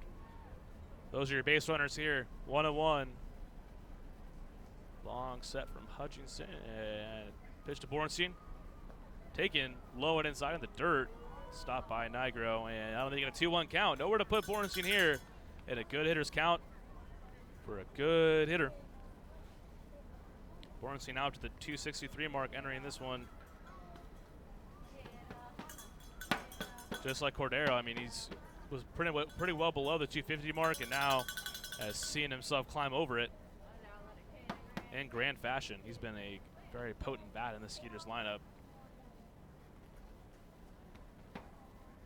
Imagine he's going to get a good pitch to rip out here. The 2-1 from Hutchinson. Two-seamer called a strike, 2-2, and that pitch right there is kind of an example of why sometimes the pitchers have the edge here on the automated ball strike system, because that pitch looked like it might have even crossed up Nigro. I mean, not a good frame job whatsoever. And if Reggie Liggins was calling that one, you got to imagine probably a ball, because the catcher did not give him really anything to work with there. But because it is the automated ball strike system, a more consistent, fluid zone. And there you go, strike two. So 2-2 the count, 2 away, bases loaded. Pitch misses outside, gonna make it a full count here. Big pitch upcoming. Bases loaded. 2 down, full count, Skeeters up by 1.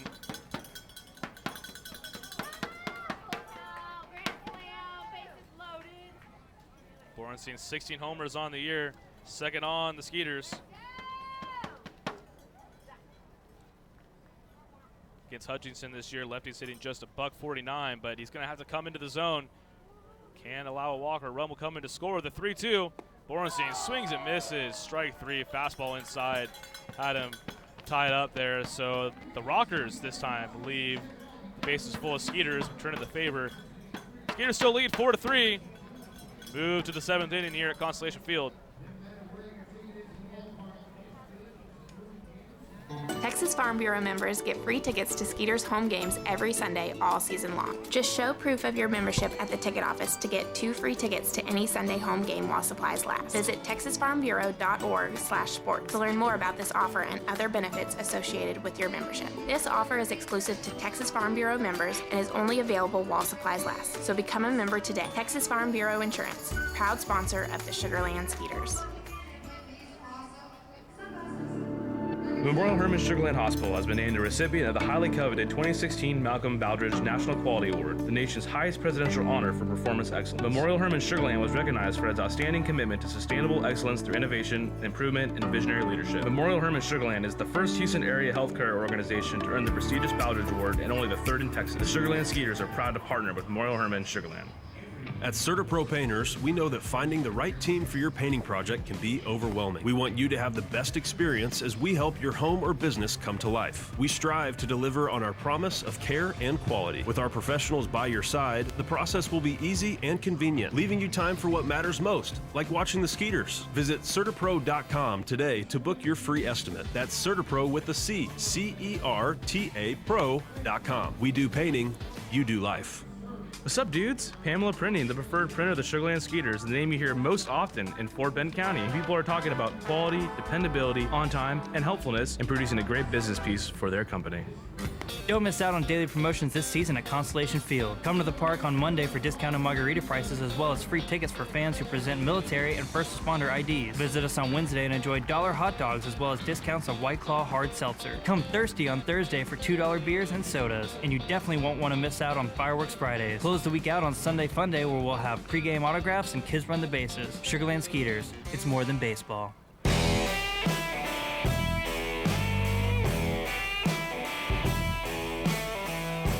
So Brett Eidner going to be back on the mound here for the top of the 7th inning.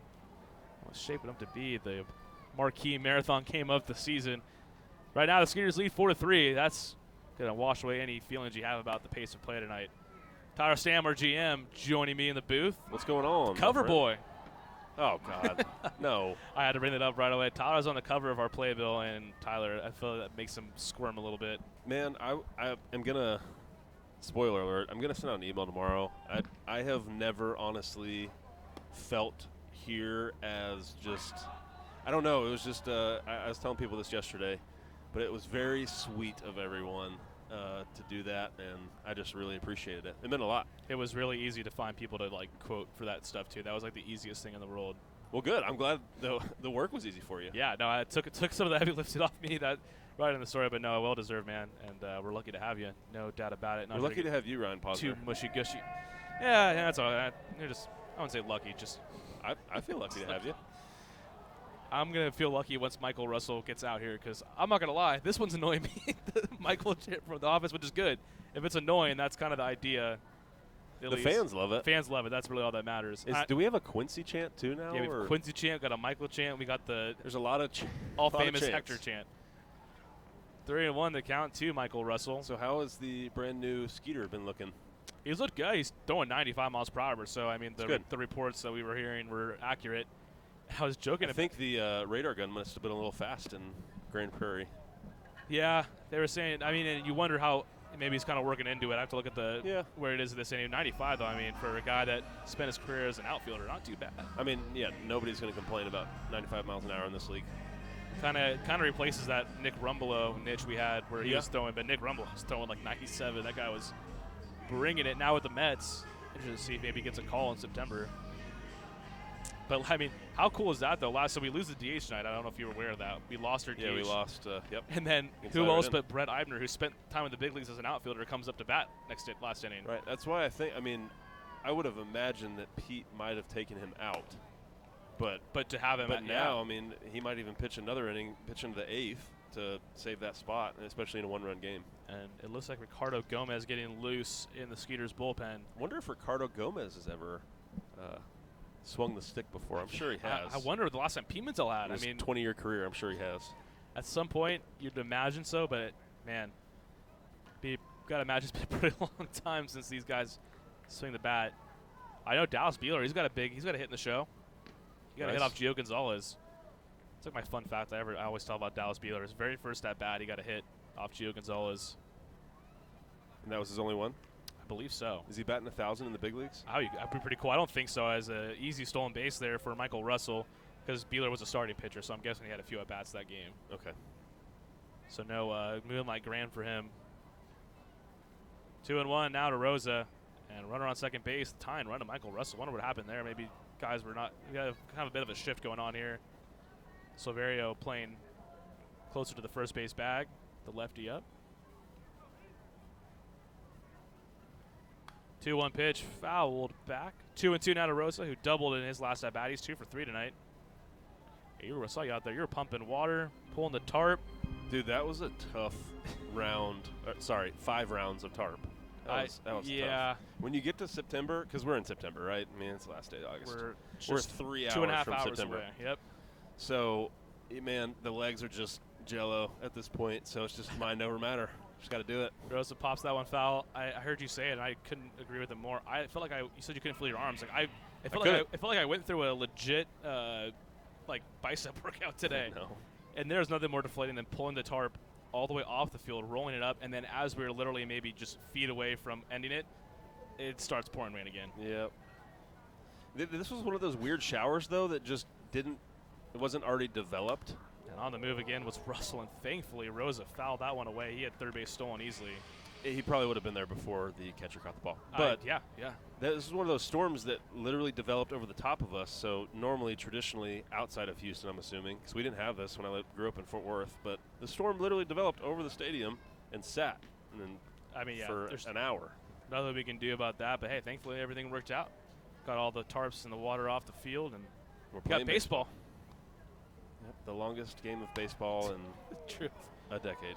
2-2 popped up in the infield. Betancourt under it. A few steps toward the second base bag. Has it. 2 hands for safety. Out number 1. Are we over 3 hours already? Yeah, we are. That was exactly by a minute. 3 hours and 1 minute. Okay. In the top of the 7th inning. So let's see. The longest game of the year in 9 innings. I'm going to go 3:40. goodness. That's my guess. Let's see. Longest game time for 9 innings, 3 hours and 47 minutes. Thankfully, that was at Southern Maryland on June 8th. Coinciding with that, that was also the game where we drew a season-high 12 walks. Okay. Has there been a lot of walks tonight? A lot of runners left on base. That really, a lot of hits. I mean, combined 17 hits between these two teams. That one lined to center field in the left field gap, actually. Bernard on the run. Bernard makes the play on the run. That one kind of deceiving. I thought that was going to center field. So Win Bernard, a nice play on the run there for out number 2. It hung up a lot longer than I thought it was going to. Yeah, that looked like it was trouble. It's that thick Houston air just holding the ball up knocking there it down. a little bit longer. Yeah, the Rockers left 11 guys on tonight. Wow. Skeeters have left 10 runners on. So just lots of base runners. A lot of base runners. Longest More action. Major League Baseball partnership. Dude, remember the game? The longest game of the year for us at home was the 4-hour and 5-minute contest against the Ducks on a day game. The getaway day when Daniel Fields with 2 outs tied the game up. Remember that. And Wally Backman didn't even give him a high five around third base. I think they were ready to go back home. Almost upset. Yeah. Just take our L and move on. I'll bring up Matthew Jones here with 2 away. Jones wearing number 17 or wearing number 12 last night. I'm not going to lie. High Point is all over the place with their numbers on their roster. It's a little confusing. I'm guessing. Or is it because they're wearing camo? That's exactly what it has to do with. As the first pitch is in for a strike, and Russell looks like that was kind of fielder's indifference there as he took it. I wonder if that will go down as a stolen base. Should. But, yeah, we didn't make any attempt there. Shouldn't be too big of a deal. I mean, single would have likely scored Russell, so see if that can leave him there. Eibner's 0-1 to Jones. Swung on a miss. Strike 2, Eibner. That big fastball is 1 pitch away from getting the Skeeters out of this one. They lead by 1 run. You know, you go to Ricardo Gomez next inning, and then Jumbo, 10 to the 9th. Go to the Jumbo. And so the Rockers actually, I don't think they actually ever saw Felipe because they saw him on the road, but they didn't see him here because in June when they came, late June, that was right after Felipe had his contract purchased. 0-2 pitch, called strike 3. Runner stranded on third base. Eibner works a scoreless 7th inning of work in his Skeeters debut. Skeeters hanging on to a 4-3 lead. Stretch time here at Constellation Field. Hello, Houston. Tomorrow's here. Time for an energy company that does more than just sell electricity, and that's Constellation. We offer electricity plans that include protection for your air conditioning. If something goes wrong, we'll fix it, and you pay nothing for covered parts and labor. Visit constellation.com/getmore or call 888-921-MORE to learn how all of this is included in one great electricity rate. Certain restrictions apply. Visit constellation.com or speak to a care representative for details. PUC 10014. Plan your next group outing at beautiful Constellation Field. Looking to celebrate a birthday, host a large-scale event like a company party, or just looking to bring a large group to watch a baseball game? Constellation Field has you covered. We have several birthday packages as well as seating options that include our party suites and picnic plaza, as well as the field plaza to best accompany your group. Visit sugarlandskeeters.com or call us at 281-240-HITS for more info on all of our group packages.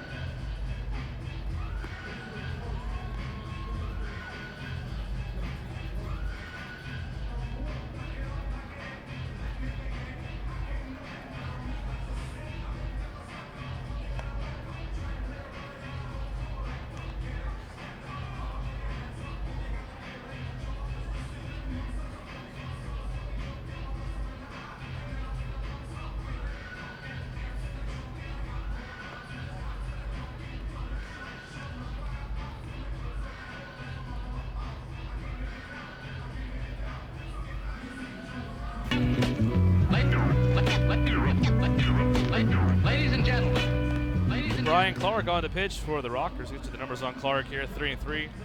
2.09 ERA from the lefty, making his 37th appearance of the year. 36 Ks, 11 walks, 38 2/3 innings pitched.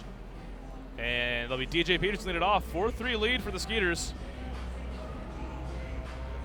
Could definitely use some insurance as it's already a pretty lengthy game. Don't need to go to extras. So, hey, how about a DJ Peterson dinger? Why did you just say that? I don't know. I'm so tired that I just alluded to my etiquette escaped me. I know. It's okay. Swing and a miss from Peterson strike one. Let's pretend I didn't even say that. Let's pretend I didn't bring it up. Peterson, 6 homers. Need a Snickers? Yeah, right. I do. That was an awful reversing noise, but I tried. You did. Effort was there. It'll be Peterson, Stanley, and Silverio, and DJ chops that one foul. Hey, he had a 3 a game last night, 1 for 3 tonight. 6 home runs since joining the team in very late July. Hitting 302 coming into this one after that 3-hit night. He's playing the hot corner tonight. Moving Juan Silverio to second base. He's down 0-2. Pitch from Clark misses up 1-2. So we got. Go ahead. No, you go ahead. You go ahead, man. I've been you talking have the too analysis. much. I just have the random inklings. I need that. So if you are listening to the game at the stadium and you are here right now, and in case you've missed it, we do have dueling pianos up in the Insperity Club. Everybody's more than welcome to go upstairs. Pretty cool little event. First time we're trying it and see how it goes. DJ did strike out there looking. Well, I think it's pretty cool because, like you said, every fan can go up there now 1 away in the bottom of the 7th, but most fans maybe never go to our Insperity Club. They don't want to go try it shell out. Shell out the big bucks, get up there. Not like big bucks. It's actually very reasonable for everything you get. But, yeah, you get a chance to go up there, enjoy the AC, enjoy some live music, enjoy some maybe adult beverages, or, hey, enjoy some soda if that's your thing. So we got Brett Clark, the lefty. Excuse me, Brian Clark. First pitch to Stanley outside, 1-0. It's the camouflage. It is. That's it. It's messing you up. Appreciate the save there, Tyler. Cody, 1 for 3 tonight. There is a Brett Clark, according to the Baseball Reference, and he played indie ball last year. That one fouled away by Stanley. Gomez giving it a look. Maybe that one's going to be in play. Nope. That was deceiving. About 6 rows back there. 1-2 now to count to Stanley. Brian Clark, 9th round pick in the 2014 draft. And fans are yelling Hector. Man, that's really stuck quite a bit tonight. I wonder if this is his favorite place to come and play. I'm going to guess probably not. But he does seem to, at least kind of lean into it. I feel like if I was a visiting player, I know we had a little bit of fun last homestand. Probably not fun for some of the field. But anyways, moving on. If there was a team that was making fun of me or having fun with me in general, man, just you're on the road, you're playing baseball, just have some fun. Just give right Nothing's back. Malicious. Jason Rogers was that was the constant way to deal with the funky music. He enjoyed it, leaned into it, and we thank him for it. 2-1 to Stanley. Now 3-1 as that one misses away. Brian Clark this year with AA Birmingham. Not great numbers, 2 appearances of 15 ERA. So with the White Sox organization since 2014. They're playing at Kent State. 3-1 to Stanley, line up the middle. Backhanded stop by Cardullo on the dive. The throw to first, not going to be in time. A good effort from Cardullo, but base hit for Cody Stanley.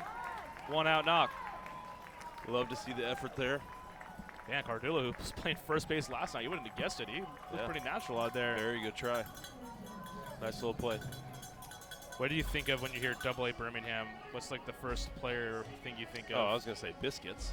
Oh, okay. But that's Montgomery. Yes. Birmingham, Alabama. I don't know. I was thinking that's where Michael Jordan played when he was. Oh, really? I think he went to Charlotte at one point too, but I know for sure he started with AA Birmingham. Imagine working for that team and this all of a sudden, it's midway through the year. Hey, so Michael Jordan's gonna come play. Hey, MJ. For the rest of the year. He's gonna play every day too. So I'd have been the media relations guy, excuse me, Mr. Jordan. My name's Ryan. That one misses into Silverio, 1-0.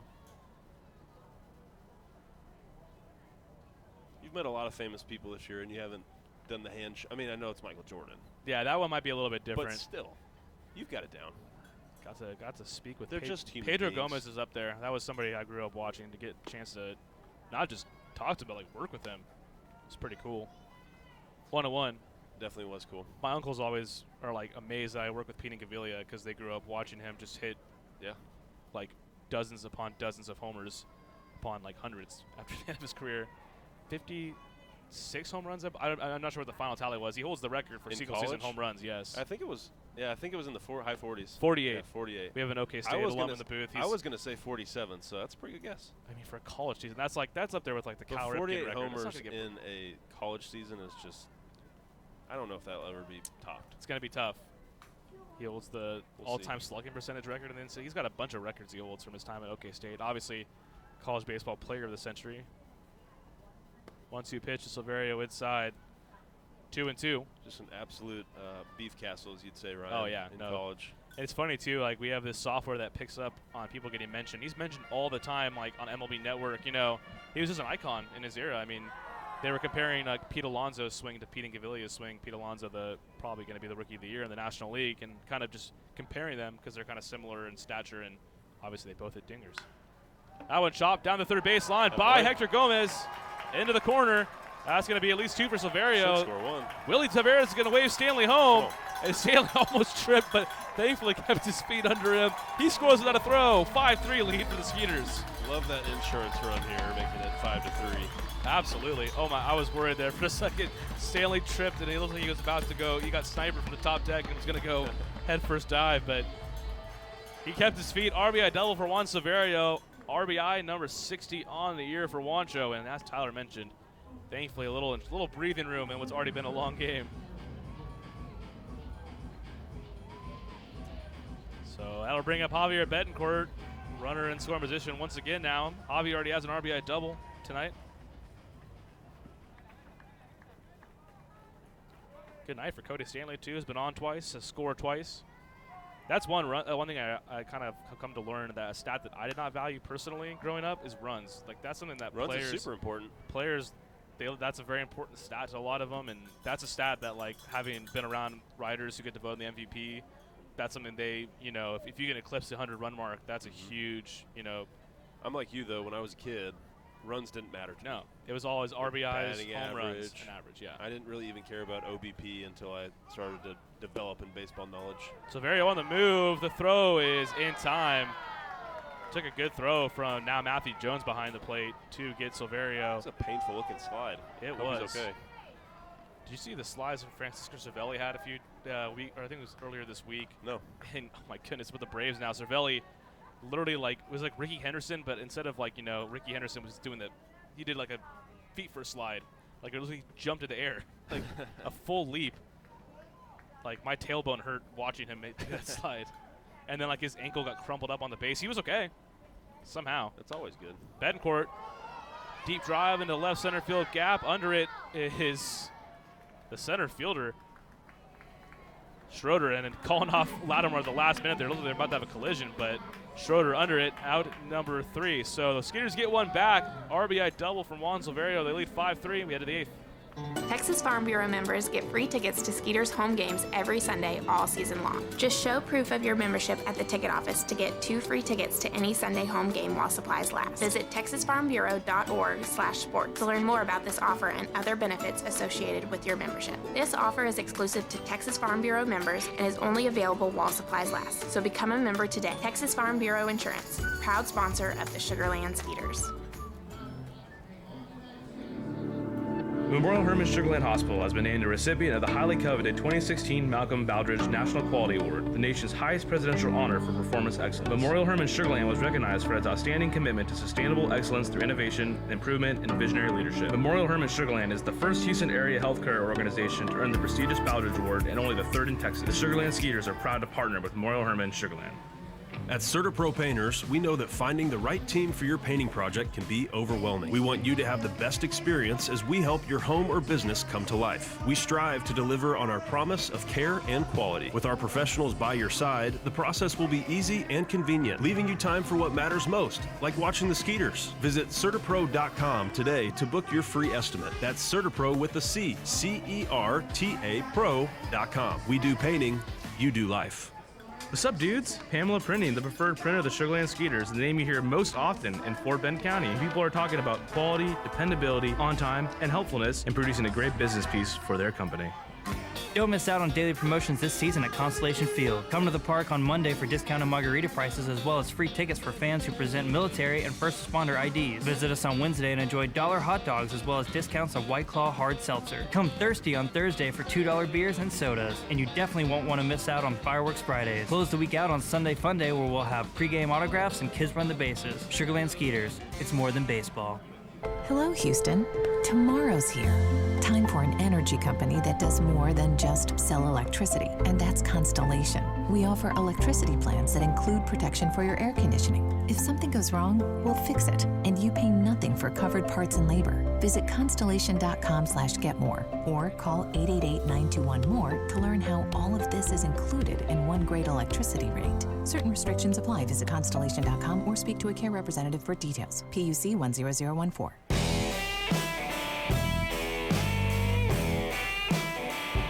Ricardo Gomez on in relief. He'll get the top of the order for the Rockers. Skeeters lead 5-3. Tyler Stam, Ryan Posner here with you. First pitch to Cardillo. Outside. 1-0. Let's get to the numbers on Gomi here real quick. It's been fantastic. All kind of sans one outing that came on the road, which kind of inflated his ERA. I mean, didn't inflate it by much, though. Still 1-0 at 2.36 ERA, 1 save. Appearance number 28. And if you're right-handed like Steven Cardillo, good luck hitting that slider. 2-0 pitch. Just misses inside. That'll bring it a 3-0 count to Cardillo. Right is hitting just .083 against Gomez this season. I cannot believe after that York outing, his ERA is still in the low twos. I know. It was. I mean, it was That's very unbelievable. He kind of had to, quote unquote, eat it. There was not a lot of, some guys that were hampered by injuries, so he had to go out there for a 60-pitch outing, which, in different circumstances would not have been left out there that long. But that's not uncommon. It's happened several times this year. Lucas Irvin, I remember early in the year, kind of had to wear one. I remember that one. That was a day game, wasn't it? It was, yeah. And Irvin now actually with the Rockers. He's on the disabled list, so I don't believe we'll see him this series. But yeah, that's one of those kind of things where it's just unspoken respect things. If the guy goes out there and gives you the extra pitches when it's not your night, but and that's baseball. But you cannot go out and pitch well. Mariano Rivera had bad outings. Absolutely. Broken bat, one hopper to Betancourt at short, fields it, fires it in time, out number 1. And yes, I did just compare Ricardo Gomez to Mariano Rivera. Yeah, that's how highly I think of him. Man, He's an excellent pitcher. Against right-handed hitters, he pretty much is Mo. Yep, may as well be. He just broke a bat there for Cardillo, so kind of a double whammy for Cardillo. Out, and he's going to need new lumber. And he can't even blame Kovu for it. Kind of sad, no Kovu this weekend. I know, it's definitely different having a weekend game without our old bat dog. He's doing all right. First pitch to Mitchell, up and away, 1-0. Man, I just looked on the first base side, and granted, it's the top of the 8th, but we're 3 hours and almost 20 minutes in, and everybody seems to have gone home. Or maybe they're upstairs in the Insperity Club. Chris said that the Insperity Club was sold out, so. Well, it was. But I guess that doesn't really factor in for it's been a long night. All you got to hope for I was just surprised. I mean, there was a healthy-looking crowd on the first base side to start the game, and now 3.5 hours in, there you go. Not as healthy. 1-2 now to Mitchell. He's had himself a rough evening. He struck out twice with the bases loaded. Each of his last 2 at-bats. This time nobody on. He's down 1-2 to his former teammate Ricardo Gomez. 1-2 pitch, fastball away. It just misses. But yeah, Tyler, I kind of meant to go back to that. You're so right, though. The fact that Ricardo had an outing in which he allowed, I believe it was 6 runs, and his ERA is still 2.36. That just shows you how good of a year he's been having. Doing great. It's tough for relief pitchers, man. I mean, you have one bad outing that could just make your ERA way inflated. Mitchell ropes that foul down the right side into the tarp tube, I believe. Yeah, I'm sure we'll get it tomorrow. So true. So true. 2-2 now. Skeeters lead 5-3, top of the 8th. I know this is a strictly baseball broadcast, but yeah, we don't talk about anything but baseball. But those of you that are interested in college football, hit me. Really no upsets. Everything's as you'd expect. Texas is winning, Michigan's crushing, but the Oregon-Auburn game, it's 21-20. Ooh, Oregon up by a point with 10 minutes to go in the 4th. Man, that's gonna be a good finish right there. I was surprised to see Oregon was winning 14-6 at the half. I don't really think highly of the Pac-12 right now. It's not really resembling a Power 5 conference at this moment, but hopefully Oregon can win, give that conference a little more cred. Yeah, sure. Not that everybody cares. I'm a big Pac-12 guy. I watched some Pac-12 football yesterday. Watched the Buffs and the, what are they, Spartans? Colorado State? Oh, Colorado State's the Rams, yeah. Rams. Not a little Mountain West action in you. Nicely done. But Colorado's Pac-12, right? They are Pac-12. Okay. Formerly the Mountain West, but. Did you say we are Pac-12? Huh? Did you say we are Pac-12? No. I said formerly of the Pac-12. Oh, okay. Formerly the Mountain West. Okay. Right. Yeah. Mountain West was my jam growing up, TCU fan. Think about that conference. If you kept TCU, Utah, Colorado, I mean, now it's a little bit lackluster. I mean, Boise State and San Diego State, and then depending on the sport, Nevada with a big win. Do you see that? True freshman kicked a 56-yard field goal to win it. He got the Scully after the game, too. Did you see that? Oh, he did? I mean, you better give that kid a scholarship. He nailed a 56-yarder to – there was like a 10-point dog they were, too, in that one. Yeah, the coach says, here's a game ball and a scholarship. Jeez. Team lost it. That's awesome. Really cool. 56 yards in college. I know Nevada, Reno, they play at elevation a little bit, but, I mean, still, to nail that in that moment to win a game, that's crazy. 3-2 pitch. Mitchell rips it foul on the concourse. Mitchell's putting some good wood on some balls out there. Yeah. He was an all-star in the league. He was with the Skeeters. Didn't work out. Now with the Rockers. I wanted to see what his numbers look like since joining High Point. 228, not quite there in the average. 3 home runs, though. 15 ribbies. He had one of them last night. Pops it up. Shallow left center. Betancourt circling it, calling for it, and has it. Out number 2. I just discovered that you don't trust the video board stats. I tried. Because you looked at your paper, and what you said was on the video board. I literally was thinking that. I'm glad you said that. I'm like, I guess I could just look at the video board. Because some games, it gets updated in-game. I know. And some games, it doesn't. So I'm always trying to cover my tracks. Here we go. It's the Hector at bat. And if we're lucky, this will be the last time Hector Gomez comes up to bat tonight. Not just for that reason, just because, hey, Skaters lead 5-3, 8th inning. Shouldn't have to come up again. They haven't even played it yet, and fans are screaming Hector. I think that's the key here. Don't play it anymore. Yeah. Sure. Heady play by Shea Villarreal. Letting the fans do the work now for him. He can just kick his feet up. 1-0 the count to Gomez. Skaters lead 5-3, and this is right where you want the Rockers. A string of righties coming up against a guy who is pretty tough against righties. That one popped up. Center field. Rico Noel started back. Now having to come in. And the Ferrari comes on in, makes it look easy. Coast to get out number 3.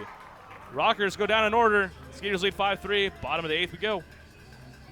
Texas Farm Bureau members get free tickets to Skeeters home games every Sunday all season long. Just show proof of your membership at the ticket office to get 2 free tickets to any Sunday home game while supplies last. Visit texasfarmbureau.org/sports to learn more about this offer and other benefits associated with your membership. This offer is exclusive to Texas Farm Bureau members and is only available while supplies last. So become a member today. Texas Farm Bureau Insurance, proud sponsor of the Sugarland Skeeters. Memorial Hermann Sugarland Hospital has been named a recipient of the highly coveted 2016 Malcolm Baldrige National Quality Award, the nation's highest presidential honor for performance excellence. Memorial Hermann Sugarland was recognized for its outstanding commitment to sustainable excellence through innovation, improvement, and visionary leadership. Memorial Hermann Sugarland is the first Houston area healthcare organization to earn the prestigious Baldrige Award and only the 3rd in Texas. The Sugarland Skeeters are proud to partner with Memorial Hermann Sugarland.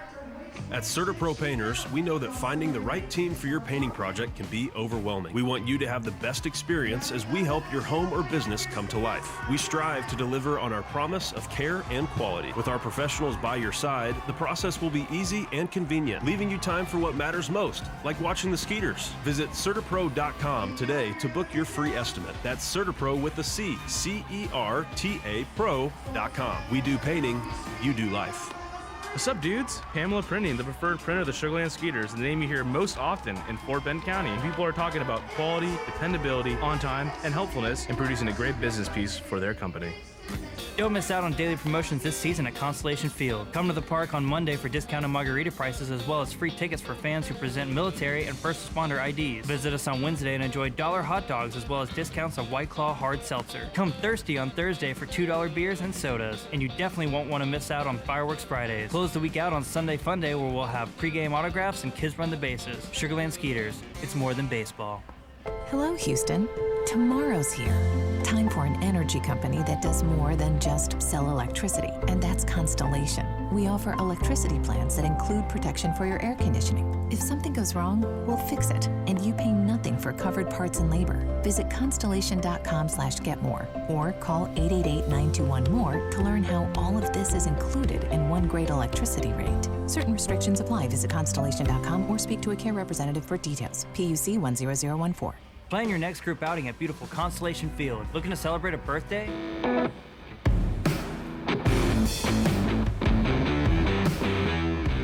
Skeeters lead 5-3. Move to the bottom of the 8th inning, and if High Point wasn't already nervous about coming back into this one, Jumbo getting loose for his first save opportunity back.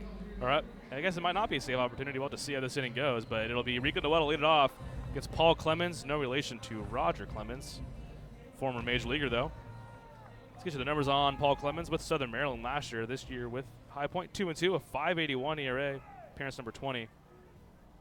26 in the third innings pitched, 23 Ks, 9 walks.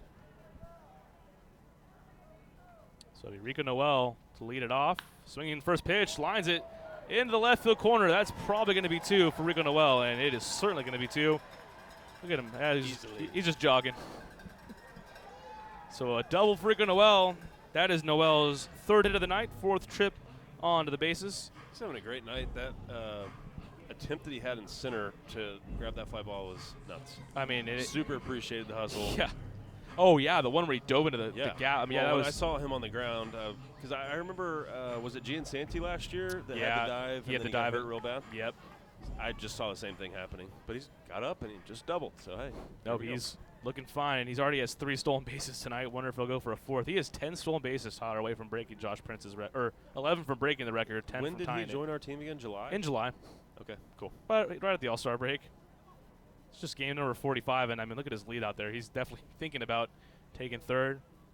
If he's here next year, he could steal 100. I mean, at this clip, he's definitely on pace to go for that number, no doubt.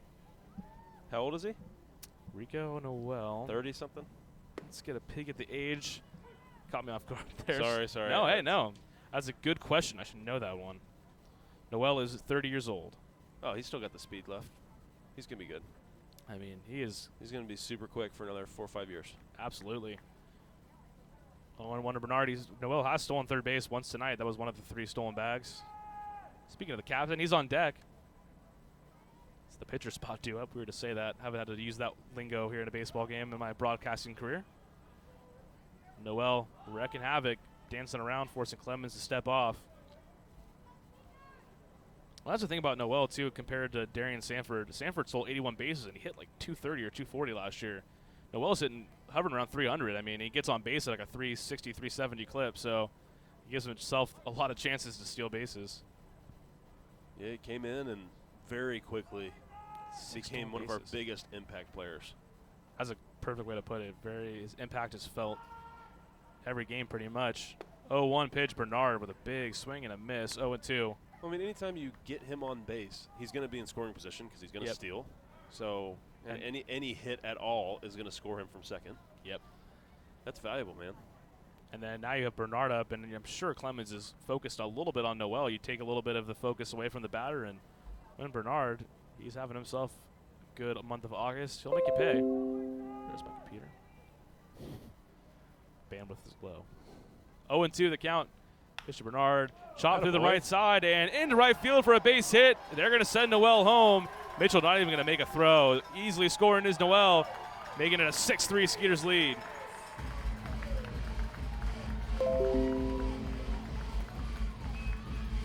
Perfect job of hitting there by Bernard. A big hole on the right side, just poked it right through.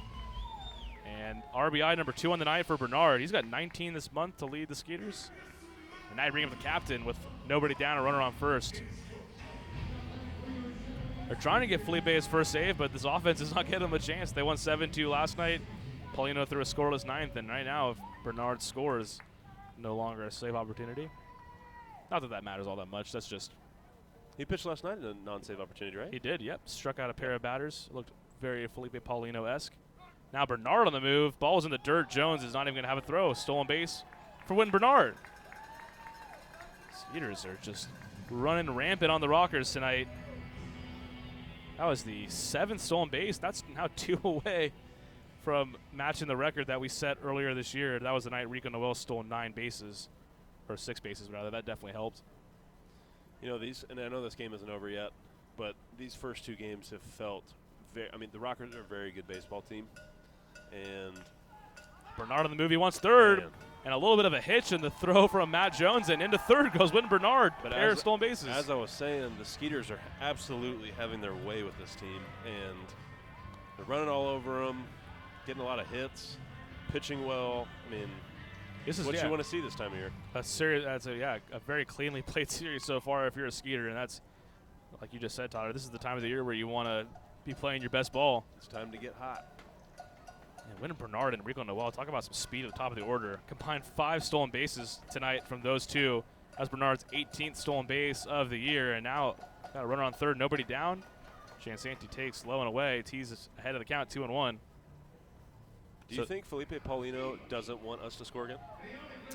Hey, give me the save op. If I know Jumbo, I don't think he cares, but I know he likes those save numbers. He set the record last year at 33. I know that those numbers mean a lot to him. He'll have plenty of chances, though, last couple weeks of the year. 3-1 now to Jansanti. That one misses. He came off the bench. This is the spot of the order where the pitcher was due up. Skeeters have done nicely kind of working around that. Pimentel laid down a sac bunt in his at-bat. Brett Eibner grounded out. And now you get to bring up a pinch hitter here for what will likely be the final time this spot comes up. Jansanti fouls out, 1 away. Going to make it a full count here, 3-2.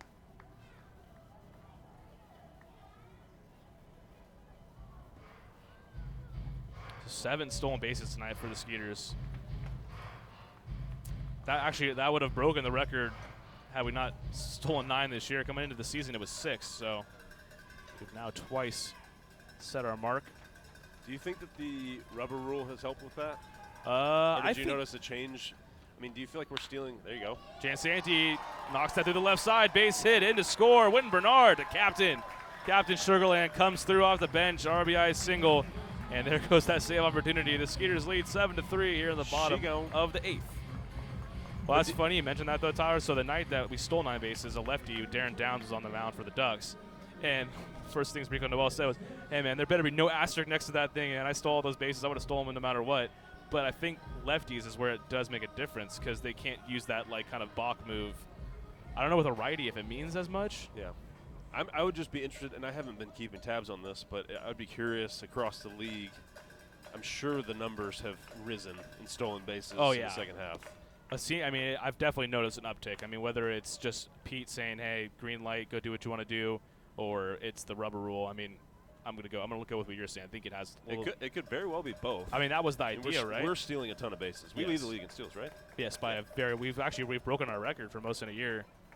And that's 7 more. It's August. Wow. I know. That's impressive. Yeah, we came into tonight with 175, so that's 7 more. By my math, that gives us 182. So we're probably going to go over to the 200 mark this year. I'm going to throw a tough question at you. What's the league record in the season? Do you know? I don't know, although the Barnstormers, they pushed up against it last year, but I want to say that they had 180. But, mind you, a 126-game season, so they would have probably had a lot more. We'll have to check with our good friend Michael Pollock. Oh, I could tell you. Oh, okay.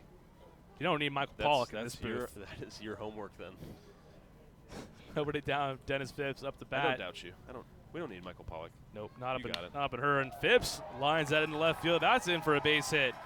Skeeters teeing off against Paul Clemens right now. It's 4 straight base hits. On to second goes Anthony Jansanti.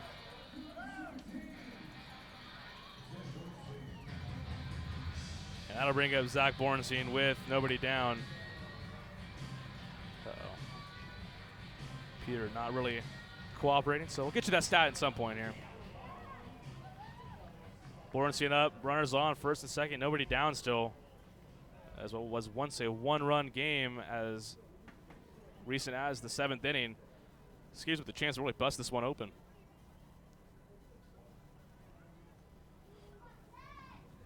Bornstein tonight, 1 for 4. Takes inside, ball 1.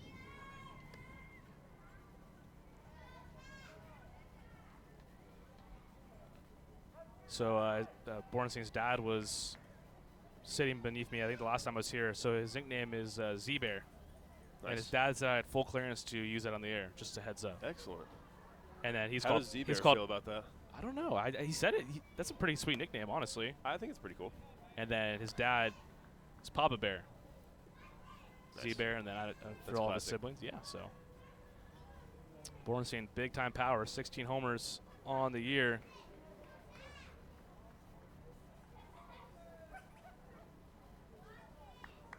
So Aston shot received, Tyler. 265 bases stolen by the Somerset Patriots in 2005. That's going to be a tough one to swing, but hey, you never know. Still about a month left in the year. So we have 21 games left? And 182. I mean, honestly, like, it's not out of the question. 21. I mean, it's going to take nights like this we need happening 4 semi-regularly. per night the rest of the way. That is going to be tough. Yeah, that's gonna. I mean, we'll be up there. I'm sure they'll be in like the 220s at least. 2-1 to Borenstein, had a fastball up and misses it. 2-2. After last night, we might be at, or after tonight, sorry, we might be at 220 by the end of homestand. I know, no kidding. Yeah, they were testing it. It was Frank Nigro, who kind of fresh out of college. He was kind of our Joe Lionheart, and they were really they were putting it to him early, and now they've gone to Matthew Jones, their regular backstop. But still, I mean, they're obviously not really. They're picking up right where they left off. 2-2 to Borenstein. Backdoor breaking ball, called strike 3. He's down on strikes for the third time this evening. Great pitch. That was a nasty curveball. It was beautiful. So first out of the inning for Paul Clemens. And now to bring up DJ Peterson. 1 down, runner still on first and second base. So I heard, got a report from Christopher Hill that the dueling pianos are a hit upstairs. It's a hit. Everything going well. They said they hadn't played Rocket Man, so if we can get out of here before the 10:30 mark when they're scheduled to stop playing, I'm going up, putting a $5 bill in there, and requesting Rocket Man. I don't know if we're going to make it, man. I don't think so either. I'm not optimistic. Gonna need some encore performances out of them. We do have Felipe coming into the game, though. That much I'm sure. That is our saving grace. I'm just worried that we're gonna score so like fast. at least 4 more runs this inning, and it's gonna lengthen this game. It's true. There's only 1 out. And DJ Peterson 1 for 4 tonight. Singled back in the 3rd inning, which seemed like it happened last week. Now past 10 o'clock. 10:06 p.m. Back at it at 6:05 p.m. tomorrow. That'll be the wrap of this series. We got kind of a interesting homestand. Normally we just play 1 team. This time we're doing a 3-game series and a 4-game series. But no, I had it right the first time. Yep. Dang it. Off on Labor Day. Off on Labor Day. We got our fantasy football draft for we do. Skeeters front office. First ever auction draft for me. It's very fun. Seems like it's going to be way more strategic. You can back pick there. Dennis Phipps back in time. Yeah, no, I mean, there's definitely a lot more strategy to it. That's what's kind of daunting me a little bit. But you can end up with, let's say, Saquon Barkley and Kamara. Yeah, I mean that but part. You're going to use your entire budget, so you have to think. Do I want to spend all of my money on the 2 best players? Well, once you pick up free agents, it's just the draft, right? Like you don't have to auction off very free. Okay, Right. Other than like waivers. So you get 200 fake dollars to draft your, I think it's 18 guys, 13 guys, whatever it is. It's interesting. So you got to be smart. Yeah, it's going to be an interesting first-time experience. And Peterson crushes that to left field. Lattimore back over his head. Did he catch that? And I guess not. Yeah, that looks like he might have caught it. He did not. It looks like he did from here. It clanks off the UH Sugarland. Tyler, you're right. That one is an RBI double for DJ Peterson. I think the ball got hidden in the white text of that University of Houston sign. And the ball, I guess time had been called. They threw the ball back into Paul Clemens, and it went all the way to the backstop there. But DJ Peterson, also known as DJ Dinger, comes up with the RBI double. Pushes that Skeeters lead to 8-3.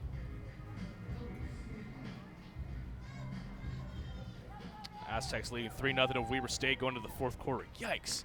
That is not a good offensive performance coming out of the gate. 3-0? Great defensive performance. Our defense looks great. Did you say Weber State? Weber. That one chopped by Stanley to first base, going to keep the runner Phipps at third. So I've heard of away. Weber State. Well, there's one player that came out of there that's like probably the best player that's ever came out of Weber State. Who's Not that? a football player though. Who's that? Damian Lillard.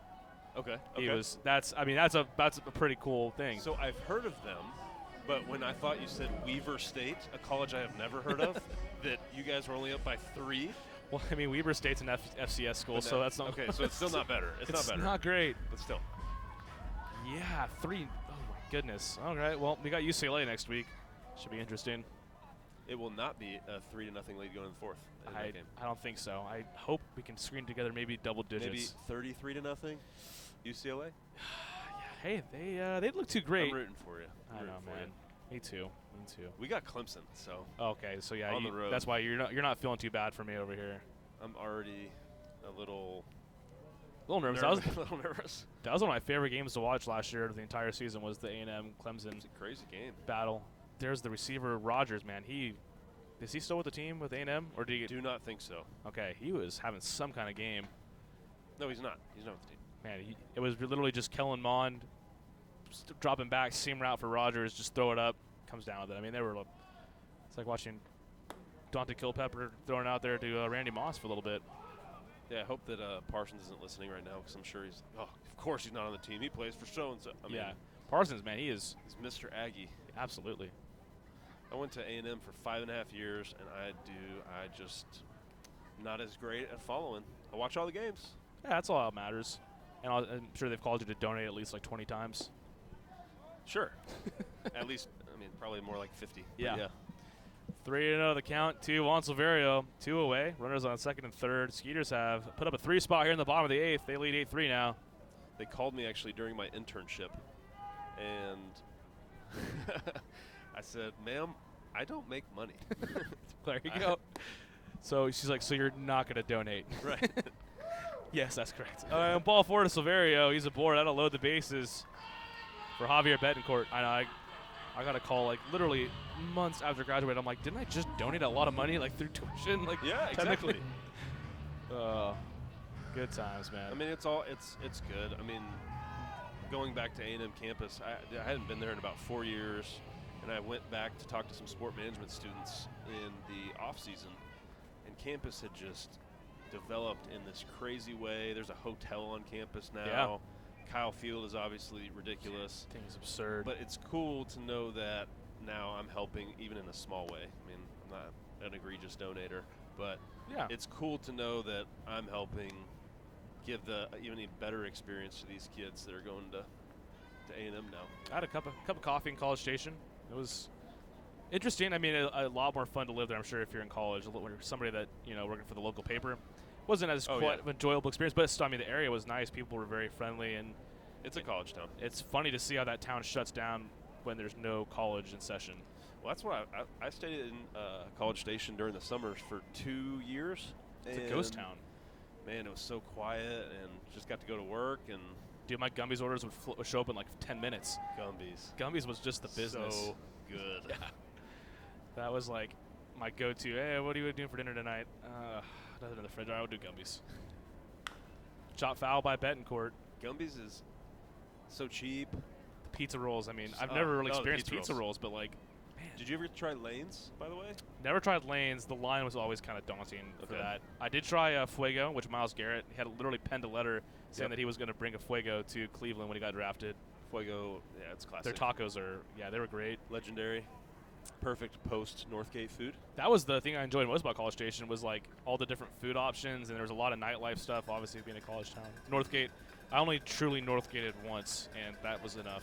Yeah, Northgate is a fun spot, but I mean now. Once you go once, you've seen it all. No way. Yeah. I'm not going back. 1-2 to Betancourt. Breaking ball, check swing. Nope. Did not go around as High Point thought they had strike 3. They do not. 2-2. Bases loaded, 2 down. Have you been to any college-type events recently? So now you're getting. I mean, you're not. As in like I'm 30. So as in like a game or like a. No, just like either a bar or a concert with a bunch of college kids. I think down in College Station might have been the last time. They seem so young. Yeah. But even in college, you felt so old. You felt older. That one outside 3-2. Actually, I will say the last college-like thing I did was when SDSU beat Stanford in 2017. I stormed the field, even though I'd already graduated. Nice. I was like, I'm going. It was with a bunch of 18-year-olds, right? Yeah. One guy like, jumped. Who are you children? Dude, one guy like jumped off the face of like it was like out in one of the end zones. It was like a 25-foot, 30-foot drop, jumped, broke his leg, proceeded to celebrate, and then like his adrenaline was adrenaline mixed with probably just a buttload of alcohol. Hashtag college. Yeah. Wow. Love the effort. Full count pitch. Betancourt skies it. Right field. Jared Mitchell under it. Mitchell has it for out number 3. So the Skeeters tack on 3 more. A lot of insurance. They lead 8-3. We head to the 9th. Jumbo coming into pitch.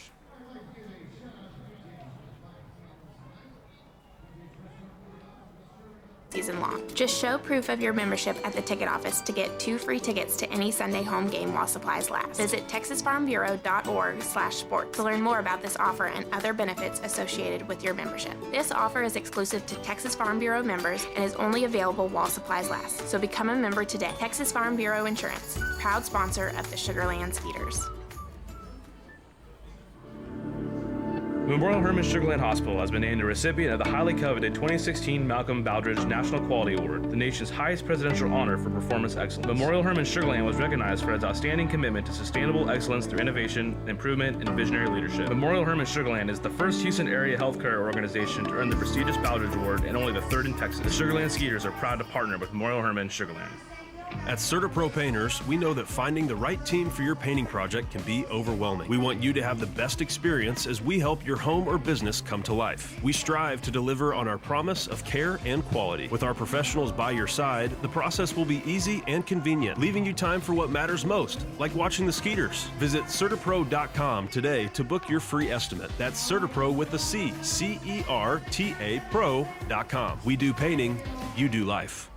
What's up, dudes? Pamela Printing, the preferred printer of the Sugarland Skeeters, the name you hear most often in Fort Bend County. People are talking about quality, dependability, on time, and helpfulness in producing a great business piece for their company.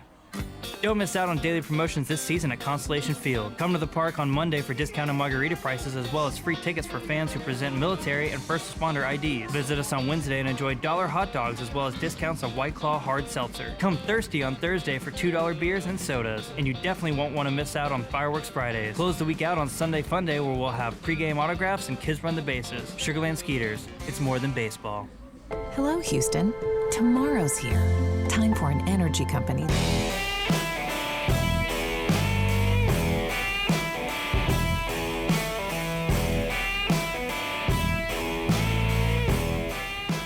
Sorry, I lied. No jumbo tonight. 8-3 lead. Skeeter's going to turn to lefty Matt Perk. No longer a safe situation, so no reason to use Paulino because he's good. Luckily, they called on a good amount here in the last month of the year. In my humble opinion, the best reliever in this league. Don't really have any doubts about that. First pitch from Perk, in for a strike, 0-1. I almost did not recognize Matt Perk. I'm like, who in the heck is pitching for us? It's Matt Perk. Matt had a very Grizzly Adams style beard. He has shaved it off completely. So, I mean, I'm sitting up in the press box. From this far away, it's jarringly noticeable. So he went with the clean shave. Matt Perk, the lefty, former big leaguer with the Chicago White Sox. Now back in the bullpen after a stint in the rotation. 28 years old, out of Nacogdoches, Texas. Misses inside to Quincy Lattimore, 2-1.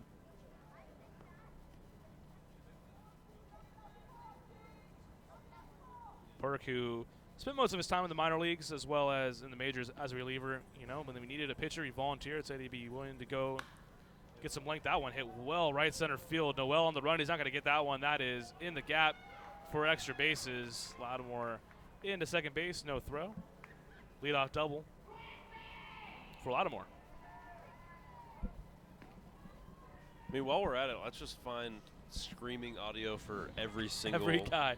batter ever. Wasn't Richie? Isn't Richie? Isn't that Richie Dennis, Rich? Dennis the Menace, right? Or some? I don't know. Richie Rich, man. Oh. Did you see Richie Rich? No. Is that Am I aging myself right now? a little bit? Oh my God. Is that like a '60s movie? Whoa. What? Give me a break, dude. Give me a You're break. only 5 years older than me. I know. Just dragging you. No, I think it came out probably 92, 93. Okay. Something like that. So But it's about this super wealthy kid that runs into normal kids, and they basically teach him how to be a normal kid. Love the plot line already. Yeah. They I was go. gonna watch. I haven't seen it in 20 years, so but I think they go into Mount Rushmore, perhaps something around. I don't know, man. It was you have me intrigued. Good movie as a kid. Schaefer pops that one foul right side. 1-1. Tyler, tell me who you think's pitching right now, because I know you weren't hurt. You weren't looking. Who do you think's pitching for us right now, without looking at a roster or anything else? Well, Perk. Okay. Look at the clean shave from Perk. I honestly was like, who? I freaked out. I recognized him from his number. Yeah, but I mean, that wasn't a good time to ask you. Was Yeah, it? he was 35. I freaked out. I'm like, oh my goodness, who did I forget to activate But today? Who's this random guy on the mound? Yeah, but if I saw his face, well, he's wearing his glasses, right? Yeah, but it that's just Perk. I mean, it's because he went from no having beard. That's Perk. He He's went got from his glasses having on, dude. full beard, like he had a big time beard, like Felipe Paulino status, to no beard. But the glasses is a dead giveaway. Yeah, he does have the Rick Vaughn glasses. You have better eyesight than I do. I can't really tell if they're on or not. Because I have glasses. There you go. Glasses. People that wear glasses stick together, man. Sponsored by glasses. We'll let you see better. 1-2 pitch outside, 2-2. Lattimore has led leading off with a double. Now Schaefer is evened up. Schaefer 0 for 1. I love him. My dad. I don't have to open my phone. My dad's giving me score updates. Aztec field goal. We're up 6-0 now. There you go. Man, what is the offensive meeting room going to be like? We're like, hey guys, all right, so we did not score a touchdown. Let's score. Oh, there you go. Strike 3. Swung on a miss by Schaefer. He is down on strikes for the 3rd time tonight. Throw that man is sombrero. Out number 1. And you could tell he was beating his bat into his helmet. I have additional breaking news for you. Okay. Auburn just scored a go-ahead touchdown with 9 seconds to go. Oh, wow. So Auburn now, they're about to kick the PAT, but that'll push us to 27 for Auburn and 21 for Oregon. So no field goal. They're only the Music City Miracle style play to We'll see. win There's that a one. chance. Yeah, it's now 27 to 21. Oh, boy. It's a So SEC win. Paul Feinbaum just big old smile on his face. Very big win. That is the game of the week. And it's like Auburn's going to take down Oregon. The 1-0 to Michael Russell. In for a strike, 1-1. Texas LSU next week. I'm excited about that one too. And A&M and Clemson. That is a good week. I think week 2 is where you start to see the more of the interesting matchups. Teams don't want to go out and schedule their hardest non-conference opponent week 1, but week 2, that's the week. 1-1, grounded up the middle. Javier Betancourt ranging toward the middle. Has it in time to Dennis Phipps. Nice stretch by Phippsy. Nice play by Betancourt, having to go against his body. So, mercifully, we are down to our last out of this ball game. It's going to be Vio Sergi Rosa, lefty on lefty now. Lattimore, the runner on third. Not a matter at this point as the Skeeters lead 8-3, so he could really just walk home now for all really matters. FYI fans, if you, again, are listening at the game, 8 more minutes. have for sure gotten your money's worth because this is now the longest game, 9-inning game of the season. This game goes 6 more minutes. It'll be a 4-hour game. If it goes 6 more minutes with 1 out to go, nah, man. I'm hoping not. Actually, so this would not be the longest game, though. It was a 4-hour and 5. I thought you said 3. Oh, wait, no, that was the extra inning game. You were right. Yeah. So this would Not of the year. Ooh, up and in. Almost hit Rosa in the head. Does not, thankfully. 2-1. Yeah, just a 9-inning baseball game. The longest of the year. Got your money's worth. And then some. Still got some, good amount of, all things considered, the rain, and the length of this game, got a good amount of people sticking around. You know what? You still got 8 minutes left on Dueling Pianos. Yeah, that's where I thought you were going with that one. That one lined to center field. Noel under it. Noel, nice running grab. Out number 3. And the Skeeters win 8-3 over the Rockers. They have now taken this series over, as Tyler, you said we were playing some clean baseball. This is a Rockers team that's probably going to be in the postseason. And the way they're playing, absolutely. Skeeters have outscored them 15-5 through 2 nights. We'll do it again tomorrow night. Light up that Texas scoreboard. Your Skeeters are back in the win column. Back in just a moment. Wrap this one up. Thanks, Todd, for sticking around for a few You're minutes. welcome. Enjoy your pianos, man. You got 7 minutes to get up there. You better make it a quick post-game show. Why don't you wrap it up right now? You know what? Let's do that. Let's wrap it up right now. Good Skeeters win. 8 runs, 15 hits, 1 error for the Skeeters. 3 runs, 10 hits, an error for the Rockers. Carlos Pimentel, he racks up the W. Pimentel on the year moves to 6-1. Matt Sergey, former Skeeter hung with the loss. He's 2-2. Your Skeeters moved to 62-57 on the year, 27-22 in the second half. Rockers fall 66-54 and 25-24 in the second half. We'll be back at it tomorrow, 6:05 p.m. Dominic DeMazzi versus Troy Scrivener. I'll be right here giving you Skeeters baseball. Hope you tune in. Hope you have a great rest of your Saturday night. Good night, everybody.